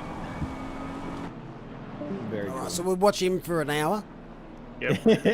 In car. I want to see how much opposite lock he gets. That's the way. So I wonder if Kovac's racing purple, if you make a position, you get to choose the song on the radio, or the race manager gets to choose if you lose in position. That would be interesting. It's like, you know, you're going to incentivise your drivers. All right. So this is a good little battle here. It's the closest battle towards the front we have. Weatherburn, Nissan, and Johnson in the Honda, an Aston, and a BMW. Oh no, missing. Trying to he's missed his avoid. brake mark. I think he thought he was going to hit the back, so he bailed out. I think he might have pulled it up in time, but he just did not want to cause a crash. Smart driving by Vincent to not cause that crash, but unfortunately losing himself some time. Looks like a lot of traffic in front of him. I don't think this is all going to be for positions. There's going to be a few blue flags up there. This is going to be... Oh, he's caught it all back up because everyone's lifted off because of the traffic. Never mind about that mistake. He's only lost 1 position and no track time. He's right up behind them. Oh, here we go. 3 wide. Oh, Three. no. 3.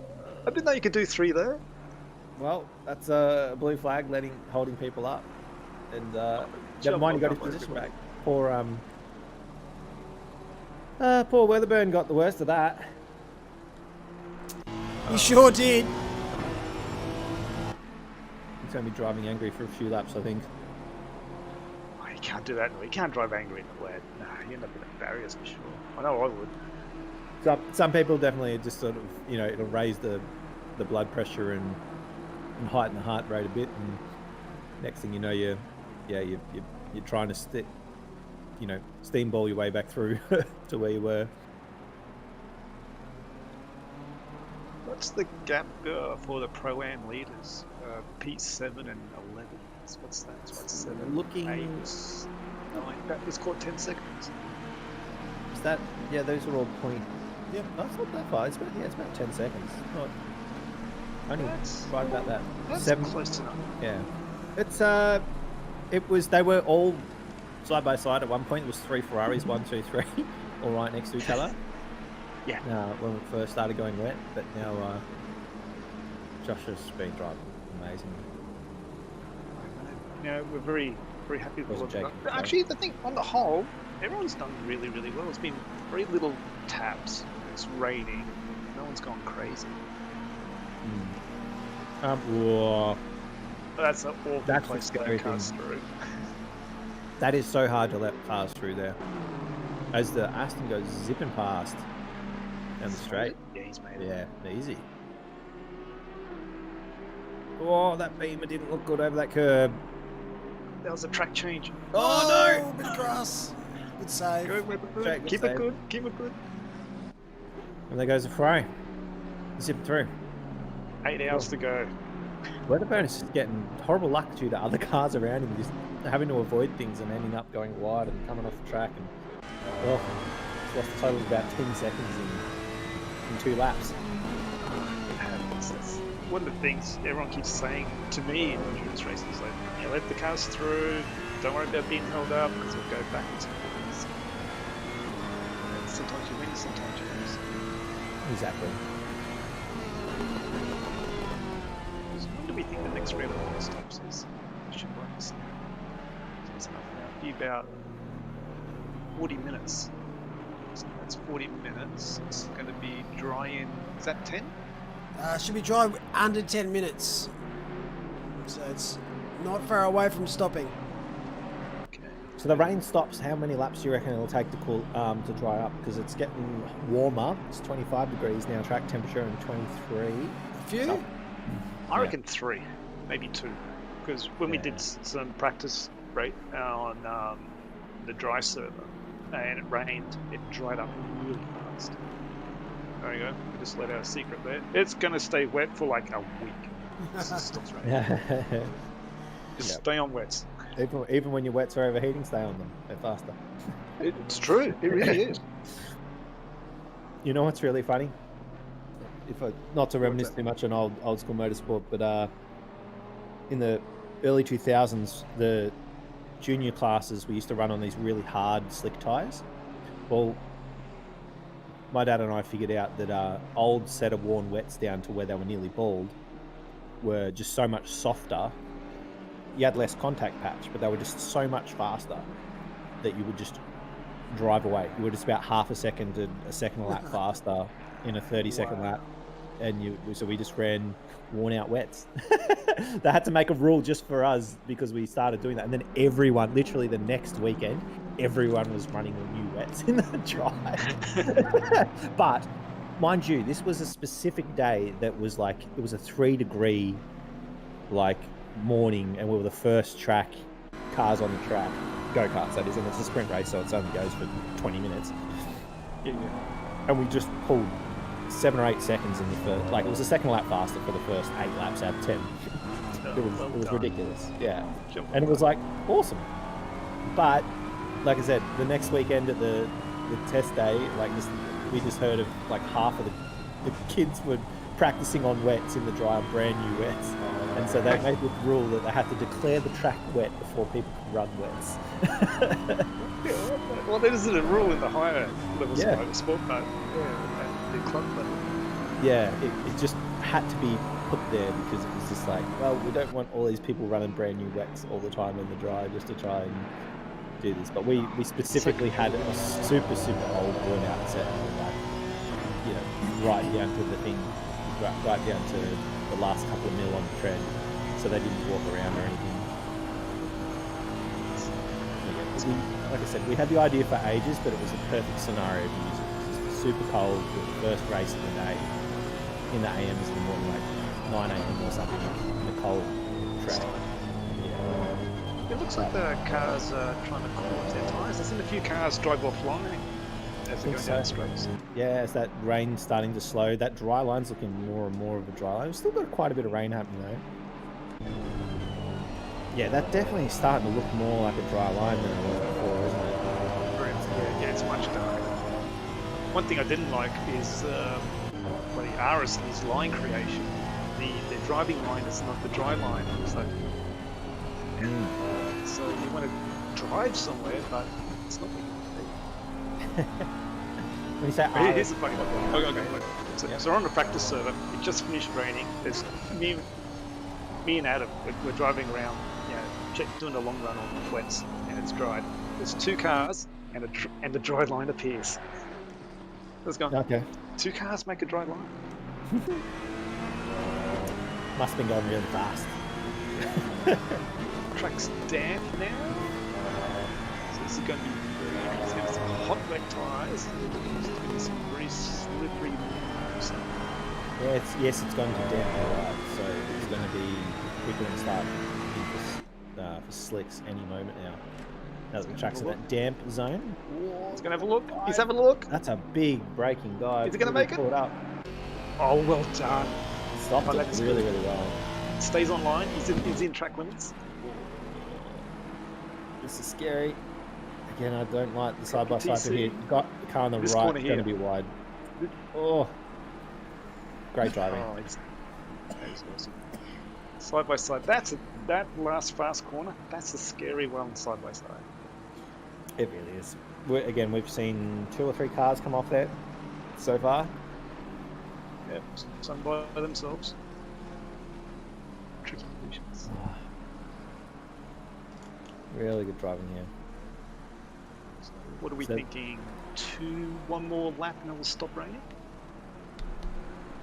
Possibly. Ken, we're at damp, so the track is drying. We've got a lot of cars out there. I think all cars are still circulating, from what I can tell. It's going to be interesting in the pits for these 4 teams. The pit stop's going to gain you or lose you some spots here. Yeah, and what are you going to do? And they're all caught up behind Misson at the moment. Misson, I wonder if he's carrying any damage or anything. He's been off track a couple of times. Not sure. They've been swapping around a little bit. 191 was leading this for a bit. Then obviously we saw what happened to the 500. With being shafted by a blue flag. 191's actually making his way back through the field after being spun by a blue flag. So lots of stories out there. Do we still have the full complement of cars, or We've lost one. I think 87 had to retire.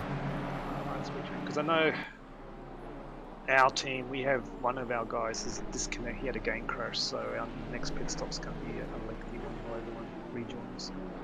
Yeah. It happens. Can you only rejoin during a pit stop, can you? Does that work? What do you mean by that?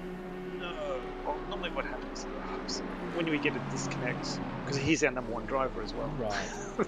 So everyone needs to log out and log back. He needs to log out and log back in, and then everyone comes back in after him. So he'll take the pit stop, and he'll rejoin his machine. So hopefully, I think the guys have thought it through pretty well. I think we're only going to lose 30 seconds, but it was somewhat else. 30 seconds rather than lose your whole race is definitely worth it. No, I'd take that. I'd even drive 2 laps down, which you know I've done before in last seasons. You know, we finished 3 or 4 laps down. Different team. This Ferrari is looking possibly even faster than Mr. Hill. Oh, he's got it. Yeah, he's not going to get that back up there. Is that the toe? Yeah, he's at the toe. Yeah. Oh, don't get too close. Thank you. But Aston's quick and straight. Go on, Kith. Mesmerising. See what the Ferrari's looking quite He's giving solid room. in these conditions. It is, isn't it? Oh, And beautiful. He's got it now. Oh, it's a double That's loss. done. Oh, Barney. No, he's got it. I know. When he crash, if he crashes, that's what she would have seen, right? All right. Yeah. With the ball. Second hand, it's pivoted. So let's see how long that takes. No one up front is pitting yet, so No, I wouldn't imagine they do it until that rain is actually stopped. I'm going to give it 2 laps after that point. yeah. Then they'll think about coming in because it's gone from wet to damp. That's because there's lighter rain and there's more cars on track moving that water. Yeah. There's not many people really running off into the water to cool their tyres either, so that's usually a sign. That's usually a big sign when everyone starts doing that. Yeah, it's not everybody. That's so true. God, that Aston is so quick in a straight line. Look at it go, just storming up on that Ferrari. No wonder he struggled to pass it. Look, he's like, he went to move to get some cold water, I think, or the draft, possibly. Oh, blue flagging through 4 cars. Oh, Almost. Oh, the squeeze. Oh, looking hairy. Made Good it. work. Got through in the end. And an extra one. What was that position? That's the hardest thing with blue flagging. You got you, 3 faster cars behind him, and the guy you're racing. Oh, that is so hard. And then behind him's another blue car. It's like, what do you do? It's unfortunate, but if you're on the leader lap, like, you have the right. So if you're a lap down, you just got to kind of... Hopefully you've timed it well enough that you don't lose the position of the guy you're battling. Yeah. And normally you do it in brake zones. Corner exit, you're asking for trouble. Misson's definitely been missing a few braking markers here. Is he on There's a slicks? big... No, Definitely How long's not. Missing been Definitely driving not. Rain has stopped. Stops. Okay, Ooh. it has stopped, yeah. And it just, stops. Not according to this windscreen wiper. It's not, there's no spray even landing on the No, windshield spray's anymore. disappeared. So it stopped spraying and raining here. Oh, this is What can There's you a do? spray, off the back of the I like tyre. that little tiny bit of... Oh, He's going in. box. I think he's doing this because he feels like he's slow. He might have some more tyre pressure, as we've got quite a few cars actually. Straight in. They're not mucking around, are they? So T-Brook as well. Missing. I've got first front runners to do it. BMW and Aston. Yeah, we're still in the turds. Reconnecting. Don't really want to talk about it. But we're still racing, so I'm very happy with that. But looking at the lap times, 151's there. That's about the crossover point to dries.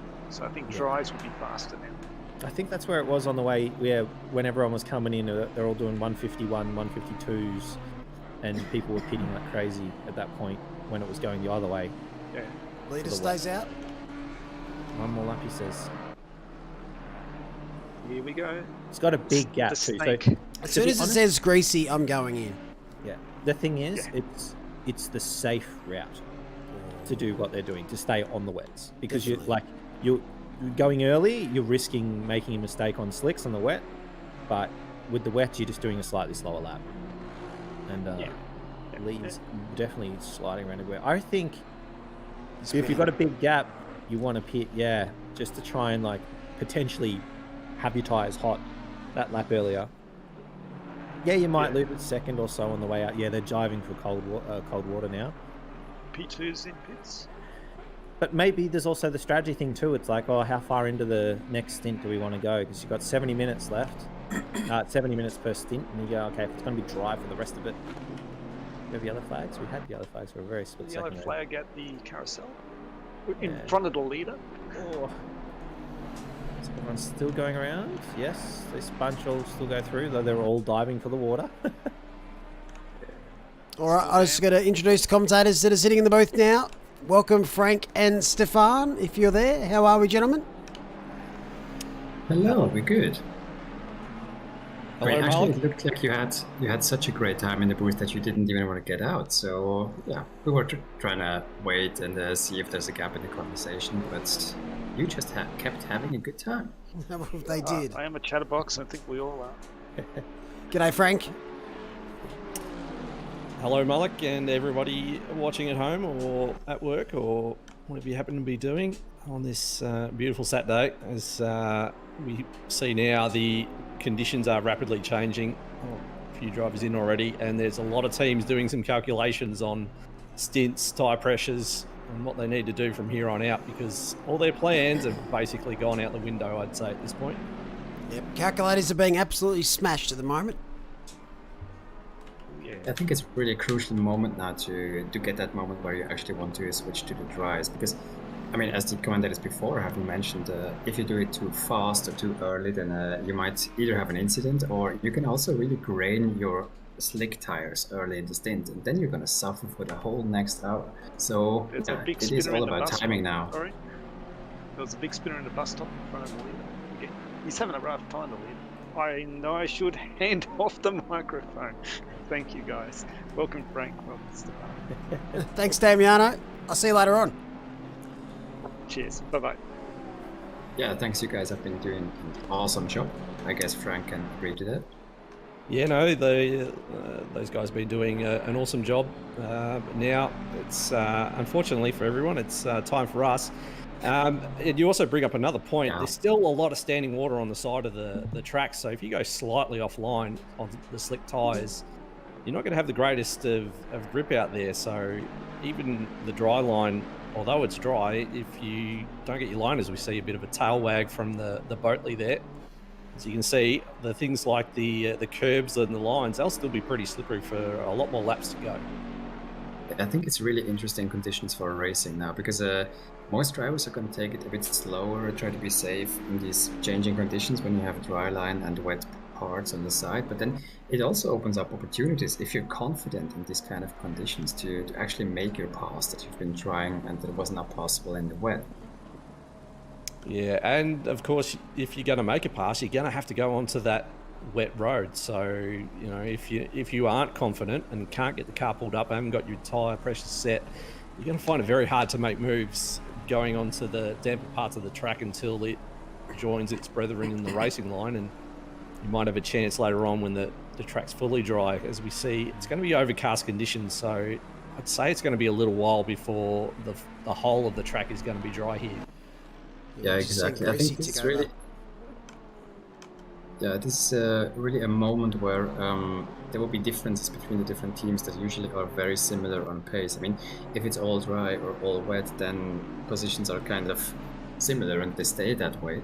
But if conditions change like that, and one team maybe gets the tire pressures a bit more ideal than the other, and one maybe has too high of a tire temperature, then you actually see these differences, and that shakes up the whole field. So I think it's really, really interesting times. Yeah, as we see now, P2, P3 and P4 are all in the pits. Ali Khairudin, he is staying out. So that's an interesting call. He's obviously still feeling he's pretty quick, but as you can see from the in-car view, that's a fairly dry racetrack these guys have got now. So I can't imagine Ali will be too much longer before he's into the pits and getting rid of those wets that have probably been on, what would you say, pit about 40 minutes ago. Yeah, I mean, these wets are going to be very, very 37 warm minutes now. I mean, they're probably going to be yellowish, getting into the reddish hues of the tire indicator. But I mean, many teams are also using like specific times. I mean, they say, for example, if we hit 2 seconds in delta or 3 seconds or 5 seconds, then we go in. And maybe it just hasn't come up to that time difference in lap time yet. But yeah, I can't imagine him staying out much longer. As we watch now, what have we got? This is Martin and Ristafani. They're going side by side. We've seen this a lot today, side by side. Through this fast sort of opening sector up to the bus stop now, which is now going to be an overtaking opportunity much more than it has been before. As we have a look down through the field, I love this Nissan GTR livery. It certainly needs more airtime. It's simple and clean, but yeah, I like my liveries that way. Anyway, I mean, I have to say it's quite a great change to actually see those liveries, because I've been spending the first 2 hours of the race in the steward's box, and there we are basically looking at a lot of carbon, black cars, black cars, black cars. So now watching at the live stream, it's amazing to see, yeah, there's actually some artwork moving on this track. Yeah, you can tell some teams have spent a fair bit of time designing their liveries, as we see one of the lap cars letting a whole gaggle of traffic through. I think it's Partington who's hunting for or either letting traffic through or hunting for some cooler track. He's currently sitting in P25. Ben McNulty, the rain master himself, well, not master, but he just loves the wet. He's 1.2 seconds behind, so interesting to see how Bendigo is catching that gap. Oh, we have an instant replay coming up. What happened here? One of the, as you can see, still very, very damp on those curbs. It was one of the Kovacs teams spears it straight in the inside wall. That'll be a lot of damage to repair. Yeah, the curbs are usually not your friend in these kinds of conditions. I mean, earlier on in the stewards box, we have seen a lot of sadness in one incident where the car was trying to rejoin, and he basically did everything right. He took it slow and tried to be easy, but then he just spun out on the curb, straight back onto the racetrack and full frontal into an oncoming car. So it's, yeah, curbs are really, really not your friend here. No, and this is one of those tracks where, as you can see through the bus stop here, you're taking nearly all of it. So there's a lot of corners. Turn one especially, you're definitely drifting out wide there. So it's not a track where you can avoid them and you're consistently quick. You do have to lean on them a bit. But while, as we see the Bender massively getting under brakes under Partington here, that gap now under 2/10. What can Bender do? Can he get another position, not just on track, but also for the Pro-Am class? That's a bit the question, whether he actually goes for a move or whether he just tries to show himself and spook the other driver into... never mind, there is then corrected. Yep, he's thrown it up the inside, and I think Partington Partington's let him have that one. I don't think he fought too hard, left him all the room. As well as, I think that's a lap car coming through, being let through. So Bender up another position. You'd be a bit annoyed that the rain's eased off, but showing he's still got a bit of pace in these drying conditions. Yeah, but I mean, the question is always, can Bender actually do his rain dances during his driving stints as well? Or can he just do that when he's able to do them in the pits? That's the big question that I have. Anybody that knows Bender McNulty in his racing, if anything, rain always comes after the race is over. He is a terribly frustrated man when it comes to rain in his races as a general rule. Yeah, but I do share the sentiment though. I mean, I personally love the rain as well, so every time when I see rain popping up after the race, it just feels sad, like a missed opportunity or something. Yes, reluctantly lets through the lap traffic, it looked like there. Left it pretty late for the guy to get through. As we jump board, currently looking at Connor Kingston now in Mad Cow Racing. A fantastic livery, by the way. I mean, it took me a while to figure it out, but actually there are cows or bulls on that livery. A lot of them. Obviously in the Lamborghini, putting homage to the prancing bull. But yes, he's suddenly making his way as we jump now down to P18. This is Chris Stacey all over the back of Bishop. Bishop currently, I want to say he's leading the AM class at the moment, unless there's an AM P6 or above, but I highly doubt that at the moment. But you're correct. He's the first in AM class, and there's, well, actually quite a few pro drivers and pro AM drivers behind them, so these guys are doing very well. Yeah, this is where you generally get the calls, why are they amateur? I mean, with the new form of qualifying and classification, it should be where they put their laps in, right? So they probably have been faster in the rain, or others have been slower in the rain. But yeah, it's looking spicy now with quite a few cars coming down that home straight. Yeah, thanks to JC for the donations. Ben sends his love. As see now, again, a whole gaggle of cars through the opening section of the lap. This is where we see a lot of 2 and 3 wide.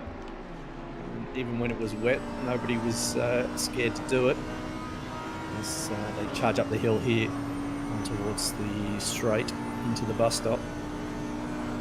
Yeah, it's probably also a moment where a lot of drivers that have been a bit slower in the wet, they think that now I have to make up these spots and now I have to put in good lap time. So it's going to be another interesting moment now that people are mostly back on their dry tires and have finished the pit stop and should gain the confidence now to actually put in some fast laps or making some moves. Oh, yeah. That was close. Yeah, we just saw it go super deep there, and that's given Bishop the run, although it backs out of it.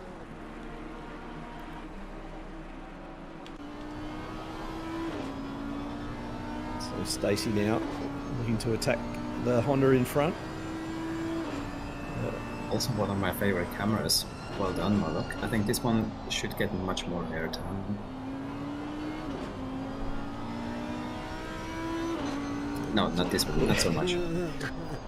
Just watching the digital man put in a lot of work. Oh, just a little bit of oversteer, I think, through that corner, maybe just to keep it under control. Has a little bit of a race update. The 150 appears to have lost out quite a bit at the pit stops. They're about 6 or 7 seconds up on 28. And yeah, during that pit stop mayhem and maybe just staying on the wets for too long, they've definitely lost themselves quite a few spots. Thanks to Corey Tui as well for the $20 donation. As we go and watch a little bit of an instant replay. And I wonder if this is somebody just leaning too much on the outside. Gets the tag slap and manages to keep it out of the inside wall and like a glove. As long as nobody was coming through and hit him, done very well to keep that out of the wall. I think that's the big question. I mean, I would have liked to see the next 10 seconds of how he's actually getting that back on track, because this is the more difficult part. But yeah, nice 360 style points, 10 out of 10. Yeah, earlier on in the rain, that car would have speared onto the inside wall, but just a little bit more grip managed to flick it around so it avoided damage and just hurt his ego. And his tires, probably. One of those can get changed at a pit stop. Meanwhile, back with Stacey, 8/10 behind Bishop.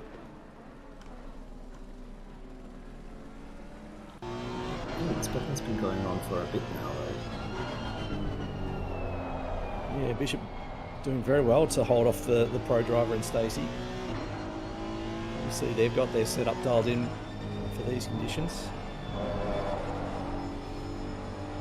And I mean, also to note that with the current classification, I mean, you get your stick or your badge per team. So maybe some drivers in the team are faster, some of them are slower. And this is why AMs might also end up quite high in the order sometimes. Oh, as we see, he goes for the move and makes it stick. Yeah, very well done into turn 1 there. Now, can he defend down the main straight, because he's going to give the toe to Bishop now? Yes, but he's in the Audi, and for some reasons the Audi is quite fast in straight line, you know? As basically everywhere at the moment in ACC. Yeah, just backs out, just couldn't get the run. The smart thing, didn't try to force a move, just let Stacey stay in front. Now just probably try and settle in, just some consistent laps. Is currently leading their class at the moment, so we'll see in a second. Hopefully get a time gap.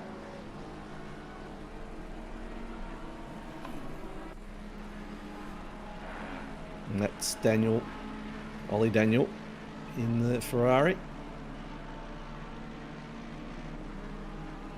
Yeah, wasn't he in the commentating booth a bit earlier?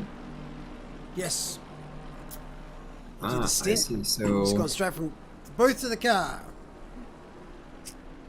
I see. Well, it shouldn't be too much of a walk from the commentating box down to the pit. No, I don't think he's moved. I'm just trying to keep the immersion going here. No, you know? sorry. It's probably yeah. But I mean, but given that people are changing this role from commentating to driving, I guess that's an immersion breaker in the first place. All right, well, let's really make it immersive and find out where he's actually walked from. So, commentary booth. Where is the commentary booth here? I'm guessing it's up. Well, if it's up there, he's had to cross the track that has no walkover bridge, so I don't know how he's managed that. Oh, we've got issues. So this is an OH&S violation at the... Oh, there we go. Is it there? Yeah. So he's had to walk down to this bridge. Let's cross through here. Yep. You wanted immersion, Stefan?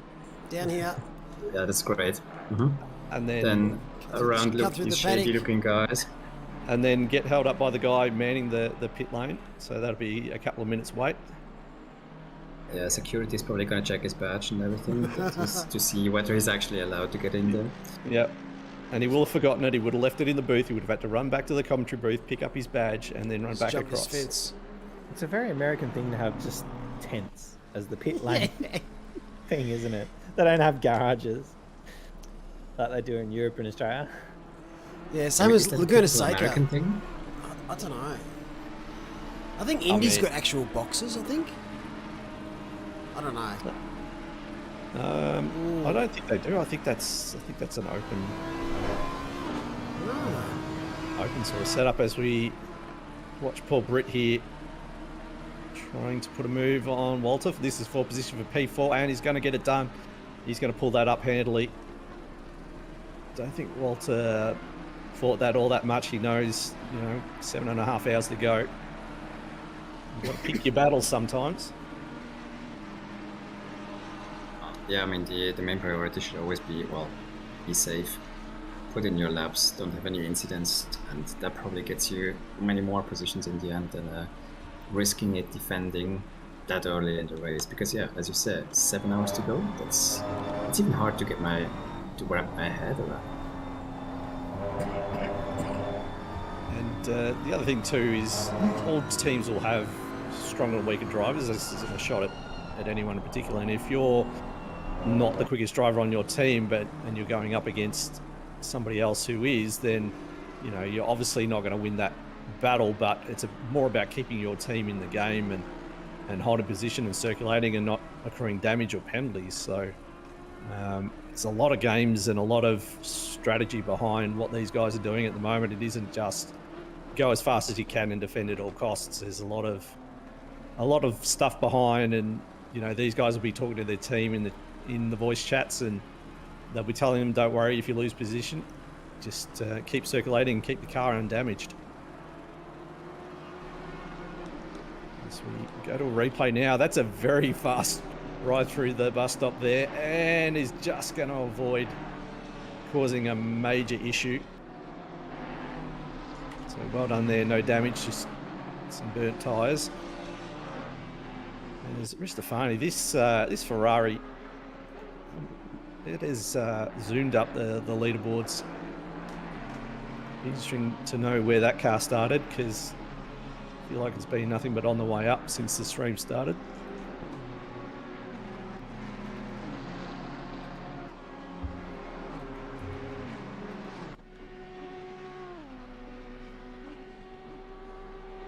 Yeah, I mean, actually, the car that we just saw spinning out, Stevie Ty, it seems that he actually had another incident in the following corner, and he now pulled up into the pits. So he probably might have burned his tires there. This was P2. Oh, that's and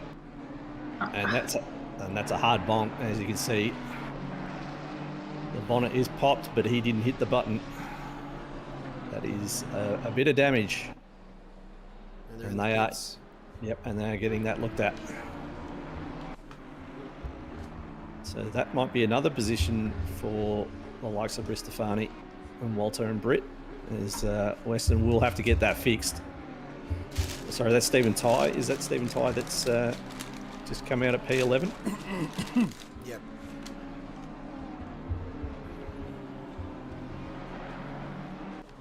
He's still on the car.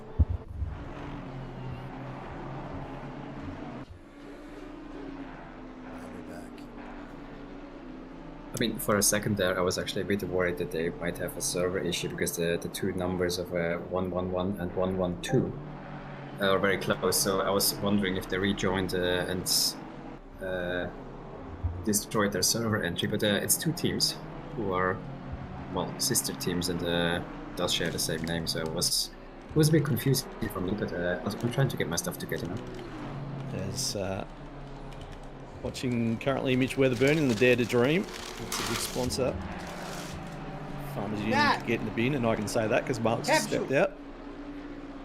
That is very safe to do so, but unless he watches the stream back later, maybe he catches you anyway. If he manages to spot minute 2 hours and 28 minutes and scrolls and manages to find that comment, then I deserve everything I get. But I'm backing myself for him not to find out, as Mitch is all over the back through this fast section, and now it's going to be the drag into the bus stop. He looks left, he looks right. He's going to hang around the outside, gets covered by Rule, and Mitch, seasoned campaigner that he is, knows to back out of that one. But Rule has gone a bit wide. Does this allow Weatherburn? It looks like Rule is going to hold on for now, but I think it's only going to be a matter of time with the pace Mitch is showing at the moment.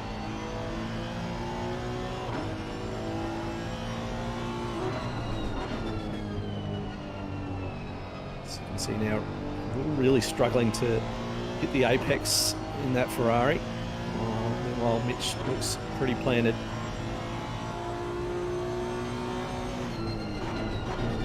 Yeah, I mean, it looks really like there will be a move coming at some point. I mean, he's still a few tenths back, but this gap come down very, very quickly if the car in front makes a few more mistakes.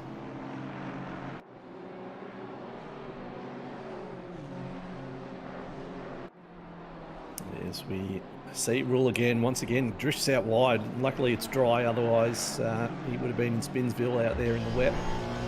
But it just allows Weatherburn to catch up again. That goes defensive. Let's see what comes out of it. Do the old over and under. No, but he has gone wide though. But he still pulls it up. That's his, even with a very bad exit. It just shows you that Ferrari is pretty potent out of acceleration, but don't know how much of the track he's using. So once again, Mitch Weatherburn has to look around the outside as Rule has covered the inside line into the bus stop. I'm wondering if that's traffic catching them from behind. I think it's a blue flag car because the next one in line on the same lap would actually be Keffert in the McLaren, and I can't see a McLaren there. So I think because they're fighting and because they are going offline, it just slows them down so much that even the blue flag cars are actually catching up to them as they almost go side by side, but think better of it, leaving the space nicely. And the drivers in the car behind are just going to wonder, like, when can we actually get back to normal race pace, because we also have a race going on and we also would like to make up some positions. But you really don't want to interfere in a race for position in front of you, because there's no way that you can unlap yourself safely there. Yeah, there's nothing worse than getting involved in a battle that's not yours. As watch again now, this is where Rule's been struggling through these last couple of corners, and through the opening ones he's sort of been struggling to hit the A-backs, although that time it looked a lot better, so I don't think he'll be under attack this time. As we look from the rear wing, Mitch still showing him the nose, trying to fill his mirrors as much as he can. And there they are side by side. Yep. So this is, I think this is going to be Mitch's to lose now. He's going to sweep around the outside. And now this is getting all the traffic behind involved. Almost contact there. As Mitch has finally got the move done, but I don't think Rule's out of the wars yet, as there's contact now and he's been sent. He's going to have to take the escape road. Is he going to pull it up? Yes, he does. Nicely done, nicely done. Because actually, as I found out the hard way, these Pirelli signs, usually you can drive through them, but here they actually have solid plastic behind them, so you don't want to touch those. But was that a blue flag car who actually made that contact? Did I see that correctly? Yeah, I'm not sure. Just the slice of glances, but at that speed, it just sent the car straight on. No way for Rule to get that car turned. Had to take the escape road. So we now jump to John Sinikas. The Kovacs Racing Purple. We won't refer to it as its other name. Does it involve dinosaur? Some sort of prehistoric animal, yes. Ah, okay. Yeah, we shouldn't mention that. No, we shouldn't. And the song that he sings. And we definitely should not sing that song, because otherwise we're gonna keep it stuck in people's head for the next 20 years. Even the camera's telling us no. As there we go. There he is. Beautiful. Yeah. I can think of a lot of other purple things they could have done to that car. I don't know if that's damage on the front of that car, but that bonnet doesn't look all that secure to me. But I do like how when you go to that camera, it looks like Barney's eyes are staring back at you from the bonnet as we look from inside the car now. There's Misson currently in the Aston Martin, sitting in P7.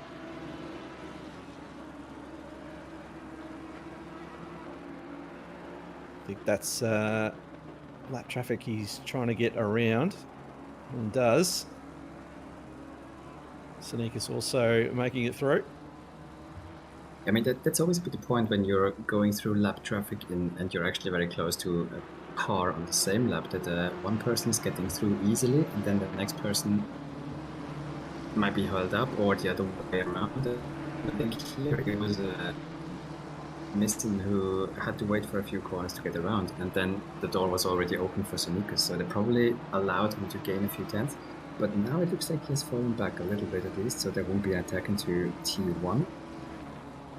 No, this is where, as lap traffic, you really got to have your team around you telling you what you have coming up and how many, not just, yep, you got a blue flag, and also, you know, it's two cars very close together, just so you're not letting one through and thinking you can go back onto the racing line. As we've seen that a few times, people not realising there's two cars, but Sonicus getting a good drive onto the straight, but as you said, he just lost all that space and distance through the last couple of corners, so he wasn't able to mount an attack into the bus stop, and now has to start it all over again.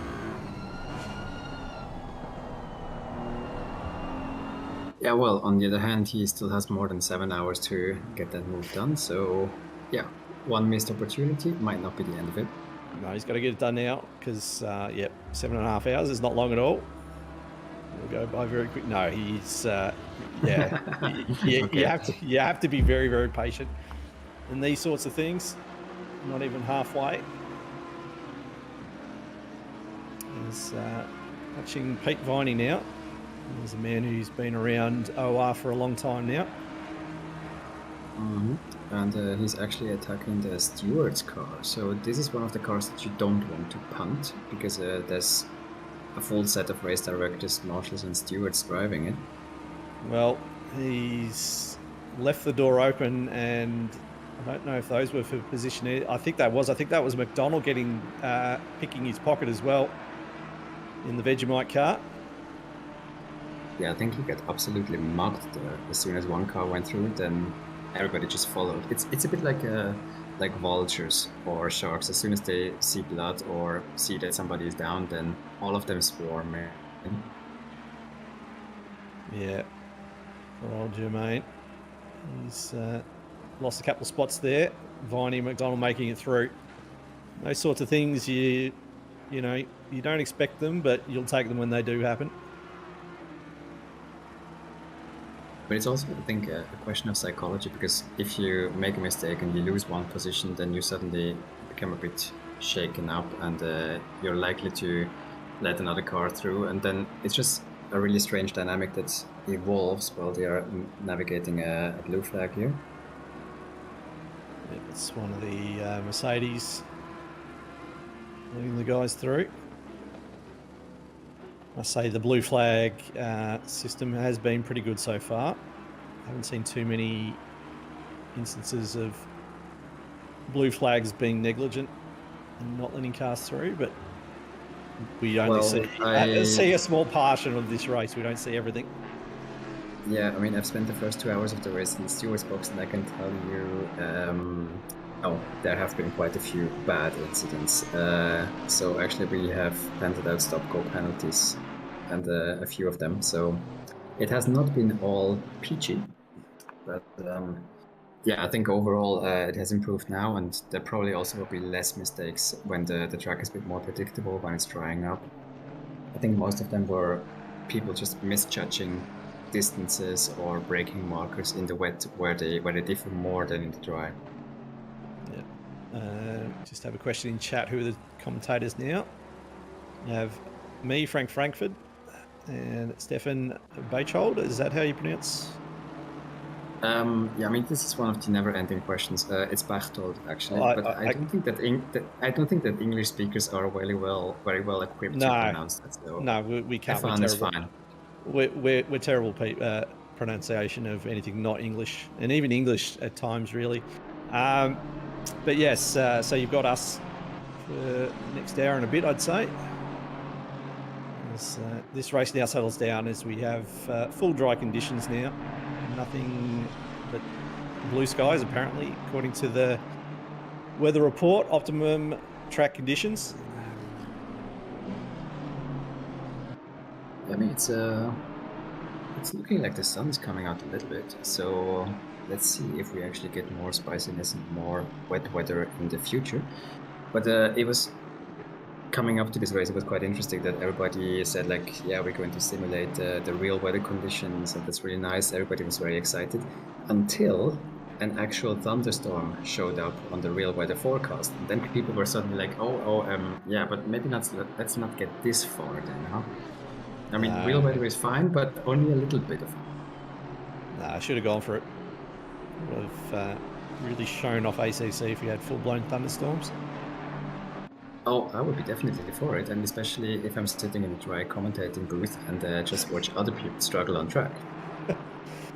Yes, certainly were some people who didn't like the wet conditions all that much, although we only lost one car so far, so everybody's still out there having a crack, which is a good thing at the moment. As we watch Connor Kingston now in that Mad Cow Lambo, putting some pressure on Walter. See, he's going to look left, but Walter swings back out to take the line. Oh, that's very, very deep. That's a bit of lawn mowing there. And is he going to stop? Yep. Connor, obviously a little bit frustrated, trying to drive it a bit too hard. Carried a bit too much speed through there into the bus stop. Had to mow a bit of lawn and get back onto the racing line. It would have scared him a little bit, but no damage done. Yeah, and also because this is ACC and not iRacing, there is no advantage gained from lawn mowing here, so just as a reminder. Yeah, yeah, so, you know, no cooling of the tyres by driving on the grass. No advantage to that. Please don't do it. There's Senikas now. Still pressuring the back of Misson. Yeah, these two have been together for quite a while now, and the gap seems fairly consistent, right? I mean, it's always been around 6, 5, sometimes 7, 10. So I think for the moment they are just going their pace and maybe wait for another opportunity where things might be shaken up with a pit stop or with lap traffic or anything external to the driving. Yeah, and sometimes as a endurance driver, you just like sitting behind somebody. If they're doing similar lap pace to you and you don't really want to push getting an overtake done, you're quite happy to sort of sit behind them and let them drag you around. So some good lap times. Especially when you fall into the rhythm. I mean, if both of them have found their pace, then there's no need to change that for the moment, as long as nobody's holding the other up. Yeah, so they get through. Yeah, I think JP is just quite happy, although he's closed right up onto the back. I think Misson didn't have the greatest run through the lap traffic hitting the bus stop, and it's just allowed Senikas to get on the back, but you just see just the language of the car from Senikas. He's not overtly putting pressure on to get an overtake done. I think he's more than happy to just sit behind that Aston Martin at the moment and just generate lap time. Yeah, actually they're closing in on Connor Kingston. Am I seeing that correctly? Yeah, you are. You just saw a flash of the Lambo just in front, so these guys might be happy doing the lap time, but they may have to look at getting a move done on Connor Kingston if he's not going as quick as these two. Yeah, that's going to be an interesting situation for Connor, where he doesn't have one car behind him for position, but actually two of them, and both of them look very pacey at the moment. And this is potentially another situation where we'll have three cars going sort of up the hill through onto the straight, as we've seen, has not ended generally very well for one, maybe two of them. Well, I mean, I can tell you from observing the first parts of the race, also 3 wide and stops for some reason did not end that well. I couldn't imagine why that was. Yeah, it's a mystery to me, absolutely. So they make their way up the hill, blue flags for a couple of cars in front, but this is where it gets all sorts of interesting, where you've got guys battling for position, lap traffic, guys on varying amounts of pace, as we see one of the lap car. Was that lap car or was that the Mad Cow? No, I think that was Connor Kingston. He's had to cut across the grass, and unfortunately that cow does not like grass all that much, and he's lost 2 spots because of it.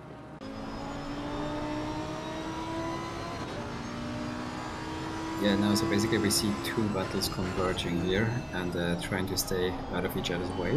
But so far it looked like that was pretty quick, that Connor lost these 2 positions in the matter of 1 corner or 2.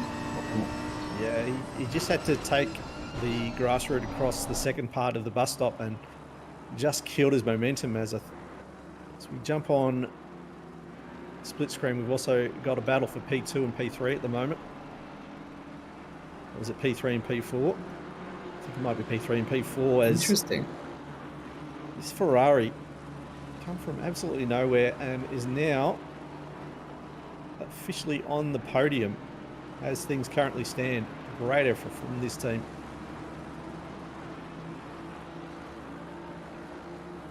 So they do have some pace, especially in the dry. I mean, they've been pretty good in the wet. I think the Ferrari's shown it's more than handily capable in the wet, but now these guys have been unleashed and are putting in some good lap times, although they're going to have to go a bit defensive here. And I think they're going to hold on to it. It's also a bit a question whether they are actually on the same pit stop strategies or whether there is a divergence there. Yeah. That's, as I was saying before, there'll be a whole bunch of number crunching going on in the background. These guys will be trying to figure out what's going to be the least amount of pit stops they'll need to make, barring damage or weather change conditions. And there's still plenty of time. This is the great thing. This is the great thing about these endurance races, that you make all your plans and all your strategies, and then the race happens and nothing of it survives the first hour. Yeah. Your plan survives as long until you get damage or it rains. Then it's who can adapt better. But these 2 cars, Misten and Sonicus, they really are on a run. I mean, they already caught Kingston, and now they're actually catching up to Walter. I mean, they are straight all over the back of him. Yeah, and they're working as a team too. Sonicus and is quite happy to sit behind Misten. And when they get moves done, because they're so close, if sort of Misten gets through one, it sort of opens the door for Sonicus to go through as well. So, yeah, I mean, I might be betraying my Swiss origins here, but it's basically Misten playing a snowplow for Sonicus. So he just clears the road, and behind him is empty track, and Sonicus can just follow through. Yeah, it seems to be working for him because they're now looking at P5. Walter has to be very careful he doesn't lose 2 spots in one corner. As we see that Aston getting the toe up the hill, and he's carrying some speed. I think he's going to get the move done. Don't think there's going to be a lot Walter's going to be able to do about it. And Sonicus has had to tuck in behind. So that is a change for P5. And what can Sonicus do? Shown he's been more than happy to sit behind Misten, but I don't know how happy he's going to be to sit behind Walter if he's not doing a similar lap time. Yeah, I think it's also important for Misten to actually put a bit of a gap to Sonicus, because now he will be stuck behind another car. So if Misten now has the pace, then he can probably just put a little bit of time between them, and he's not going to be very unhappy about that, I imagine. Yeah. So these guys in this group, and Connor Kingston, let's not forget, he's only half a second off the back of Sonicus as well. So the more these guys fight, it's going to allow Connor Kingston not only to get back in this, as well as let Misten get away. So even after nearly 2 hours, still some very, very tight battles going on the racetrack.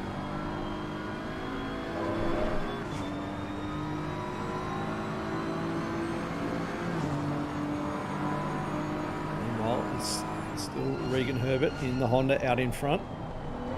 Weston in the Audi, currently P2, as we now have the added complexity of a car just exiting the pits. And the tyres will not be up to temp yet, so very wisely lets that whole gaggle of cars through as Connor Kingston now has a look at the Barney Mobile.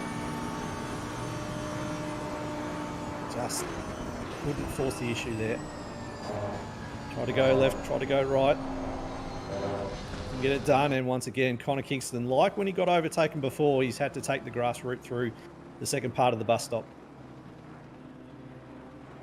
Yeah, I think it has become a bit of a habit for him to go in lawn mowing mode over there. Maybe there's some plant that he really doesn't like and wants to cut down. Yeah, I just think he's just carrying a bit more speed, getting the toe up the hill, and it's just throwing off it's not compensating his brake mark for it. He's just carrying too much speed through the bus stop. He can safely get through the first part without spinning it, but he's just carrying too much speed and can't pull the car up. Well, I mean, on the positive side, he managed to do that a few times now, and he always was able to control the car on exit, so that's also quite a feat. Kudos for him. Yeah. As Tim B in chat says, more rain. Well, Tim, I think you're going to be waiting a little bit. At least the next 30 minutes we will have cloudy conditions. Yeah, and also the wind is at absolutely 0, so it doesn't look like much of a change for the next 1 hour probably. As Connor slowly makes his way up to the back of those two cars again, as Mohammed in the BMW, currently sitting in P12, sitting third in class. Stefani in the currently sitting in P3, leading the Pro-Ams at the moment.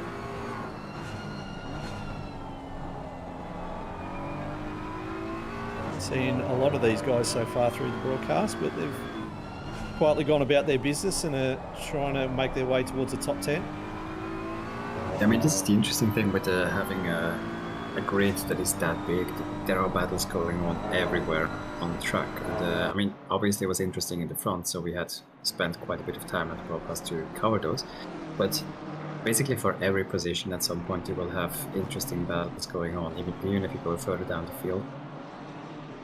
Yeah, I think it was after the first hour. I remember seeing a track map and literally every car was on the first sort of sector and a half of the racetrack. There was literally an entire half of the circuit without a car on it. Everybody was bunched up that much. There's Walter now. Sneakers has got the move done on Walter as Kingston now. He wants to get that spot back after he lost a couple of spots to Sneakers and Misson. Interesting to see how long it will take Sneakers to get onto the back of Misson, or will Misson drive away? Here we go. We're going to watch a replay potentially as they go down the main straight. Yeah, just a much better line through up the hill, and now carrying all the speed down in the main straight. Has the outside line, goes side by side, does well to not hit anything. They did very well, the pair of them. And Walter, I think, decided discretion was a better part of valor there and didn't fight it too much. Now they are side by side for Connor Kingston to do this exact same carbon copy move of the last one. Oh, Connor's done very well to keep out of the door there of Walter. That was very, very close. I thought for a second there that there was going to be contact through the first part of the bus stop, but credit to both of these drivers. They realised that you can only fight so hard in hour 2 of a 10-hour race. Exactly, but I think it's kind of interesting to see that the bus stop turns into the main overtaking opportunity. I mean, usually you would think twice before going side by side through there, but now we've seen it happen twice in a matter of 2 laps. So for Walter, I think he's probably going to look in his mirrors and over his shoulders every time he goes into the bus stop now. Yeah, he's going to get a complex about that corner. I think it's partly to do with the fact that there's so much curb you can take. Both sides. There's no big sausage curbs to sort of deter you from trying to go side by side through there. So I think that's why a lot of drivers are trying that tactic. true, but you also need to trust the other driver to a certain extent, because it really takes two to tango there. I mean, if one of them just takes the normal line or slightly messes up the exit or inputs, then you have a massive collision. So it is not a risk going 2x2 into the bus stop. As we see 2x2 into the toe, that is. Or is that the heel? I'm always confused. Or is that the carousel? Is Stephen Tye gets the move done. Stephen trying to get some moves done as they lost a lot of time through a pit stop for damage. So Mohammed gets it a little bit sideways under power. So Tye now going to look at putting some pressure on Rule, who's not long been out of the wars. He now tries and holds off the fast and probably on better tyres, Stephen Tye in the Honda. And so these instantly goes defensive into the first corner. I've seen a few overtakes done into there, but I think people are getting wise to it now. And everybody realising it's all about how you carry the speed through this section up the hill. See there is Stephen, just so much more speed in that Honda. I'll go side by side down. Side by side.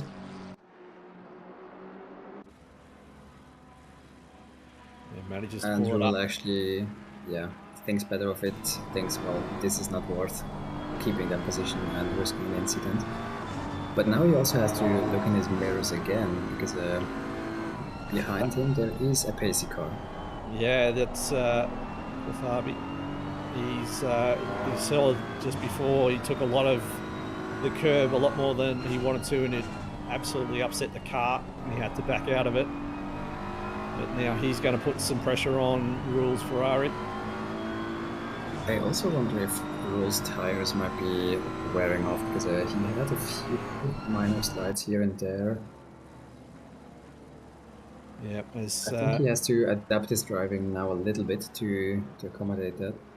Yeah, he may need to chuck up his TC 1 or 2 notches. He's trying to park that car on the apex and make it as wide as he can. But yeah, you can just tell he's just losing pace to some of these guys catching him from behind. See there, he's definitely going a lot wider through that last corner, so he just doesn't have the grip as he's being flashed. Not sure what that's about. This is for position. He's allowed to defend. I think Mohammed's just getting a bit frustrated that he hasn't got a move done so far. Once again, I'll go nose to tail up the hill. And they are really, really close now, so... Oh, Mohammed. Oh, and that's it. And it's contact. We've managed to avoid the bollards. And they've come back out on the racing line. But it was brewing. Wow, I mean, I have to say, that was not great driving for making that contact in the first place, but amazing driving from both drivers to actually keep it on track after that. And they didn't even lose much time with it, I think. But yeah, this is definitely eating up. The frustrations are building. And at some point, people start making moves that are a bit more, well, or let's say a bit less thought through. Yes, we jump now down to P25. That's Carpenter, as Michael Babb has gone into the pits. I don't know if that's an unscheduled or if he may have some damage. I think the Honda didn't look very happy there. I think the hood was popped up, if I saw that correctly, in that split second. Yeah, as we jump back to Mohammed and Rule. You just see the language of that BMW. It's all sorts of frustrated and wants to get past this Ferrari as soon as possible. Takes a much tighter line than that Ferrari through the last corner.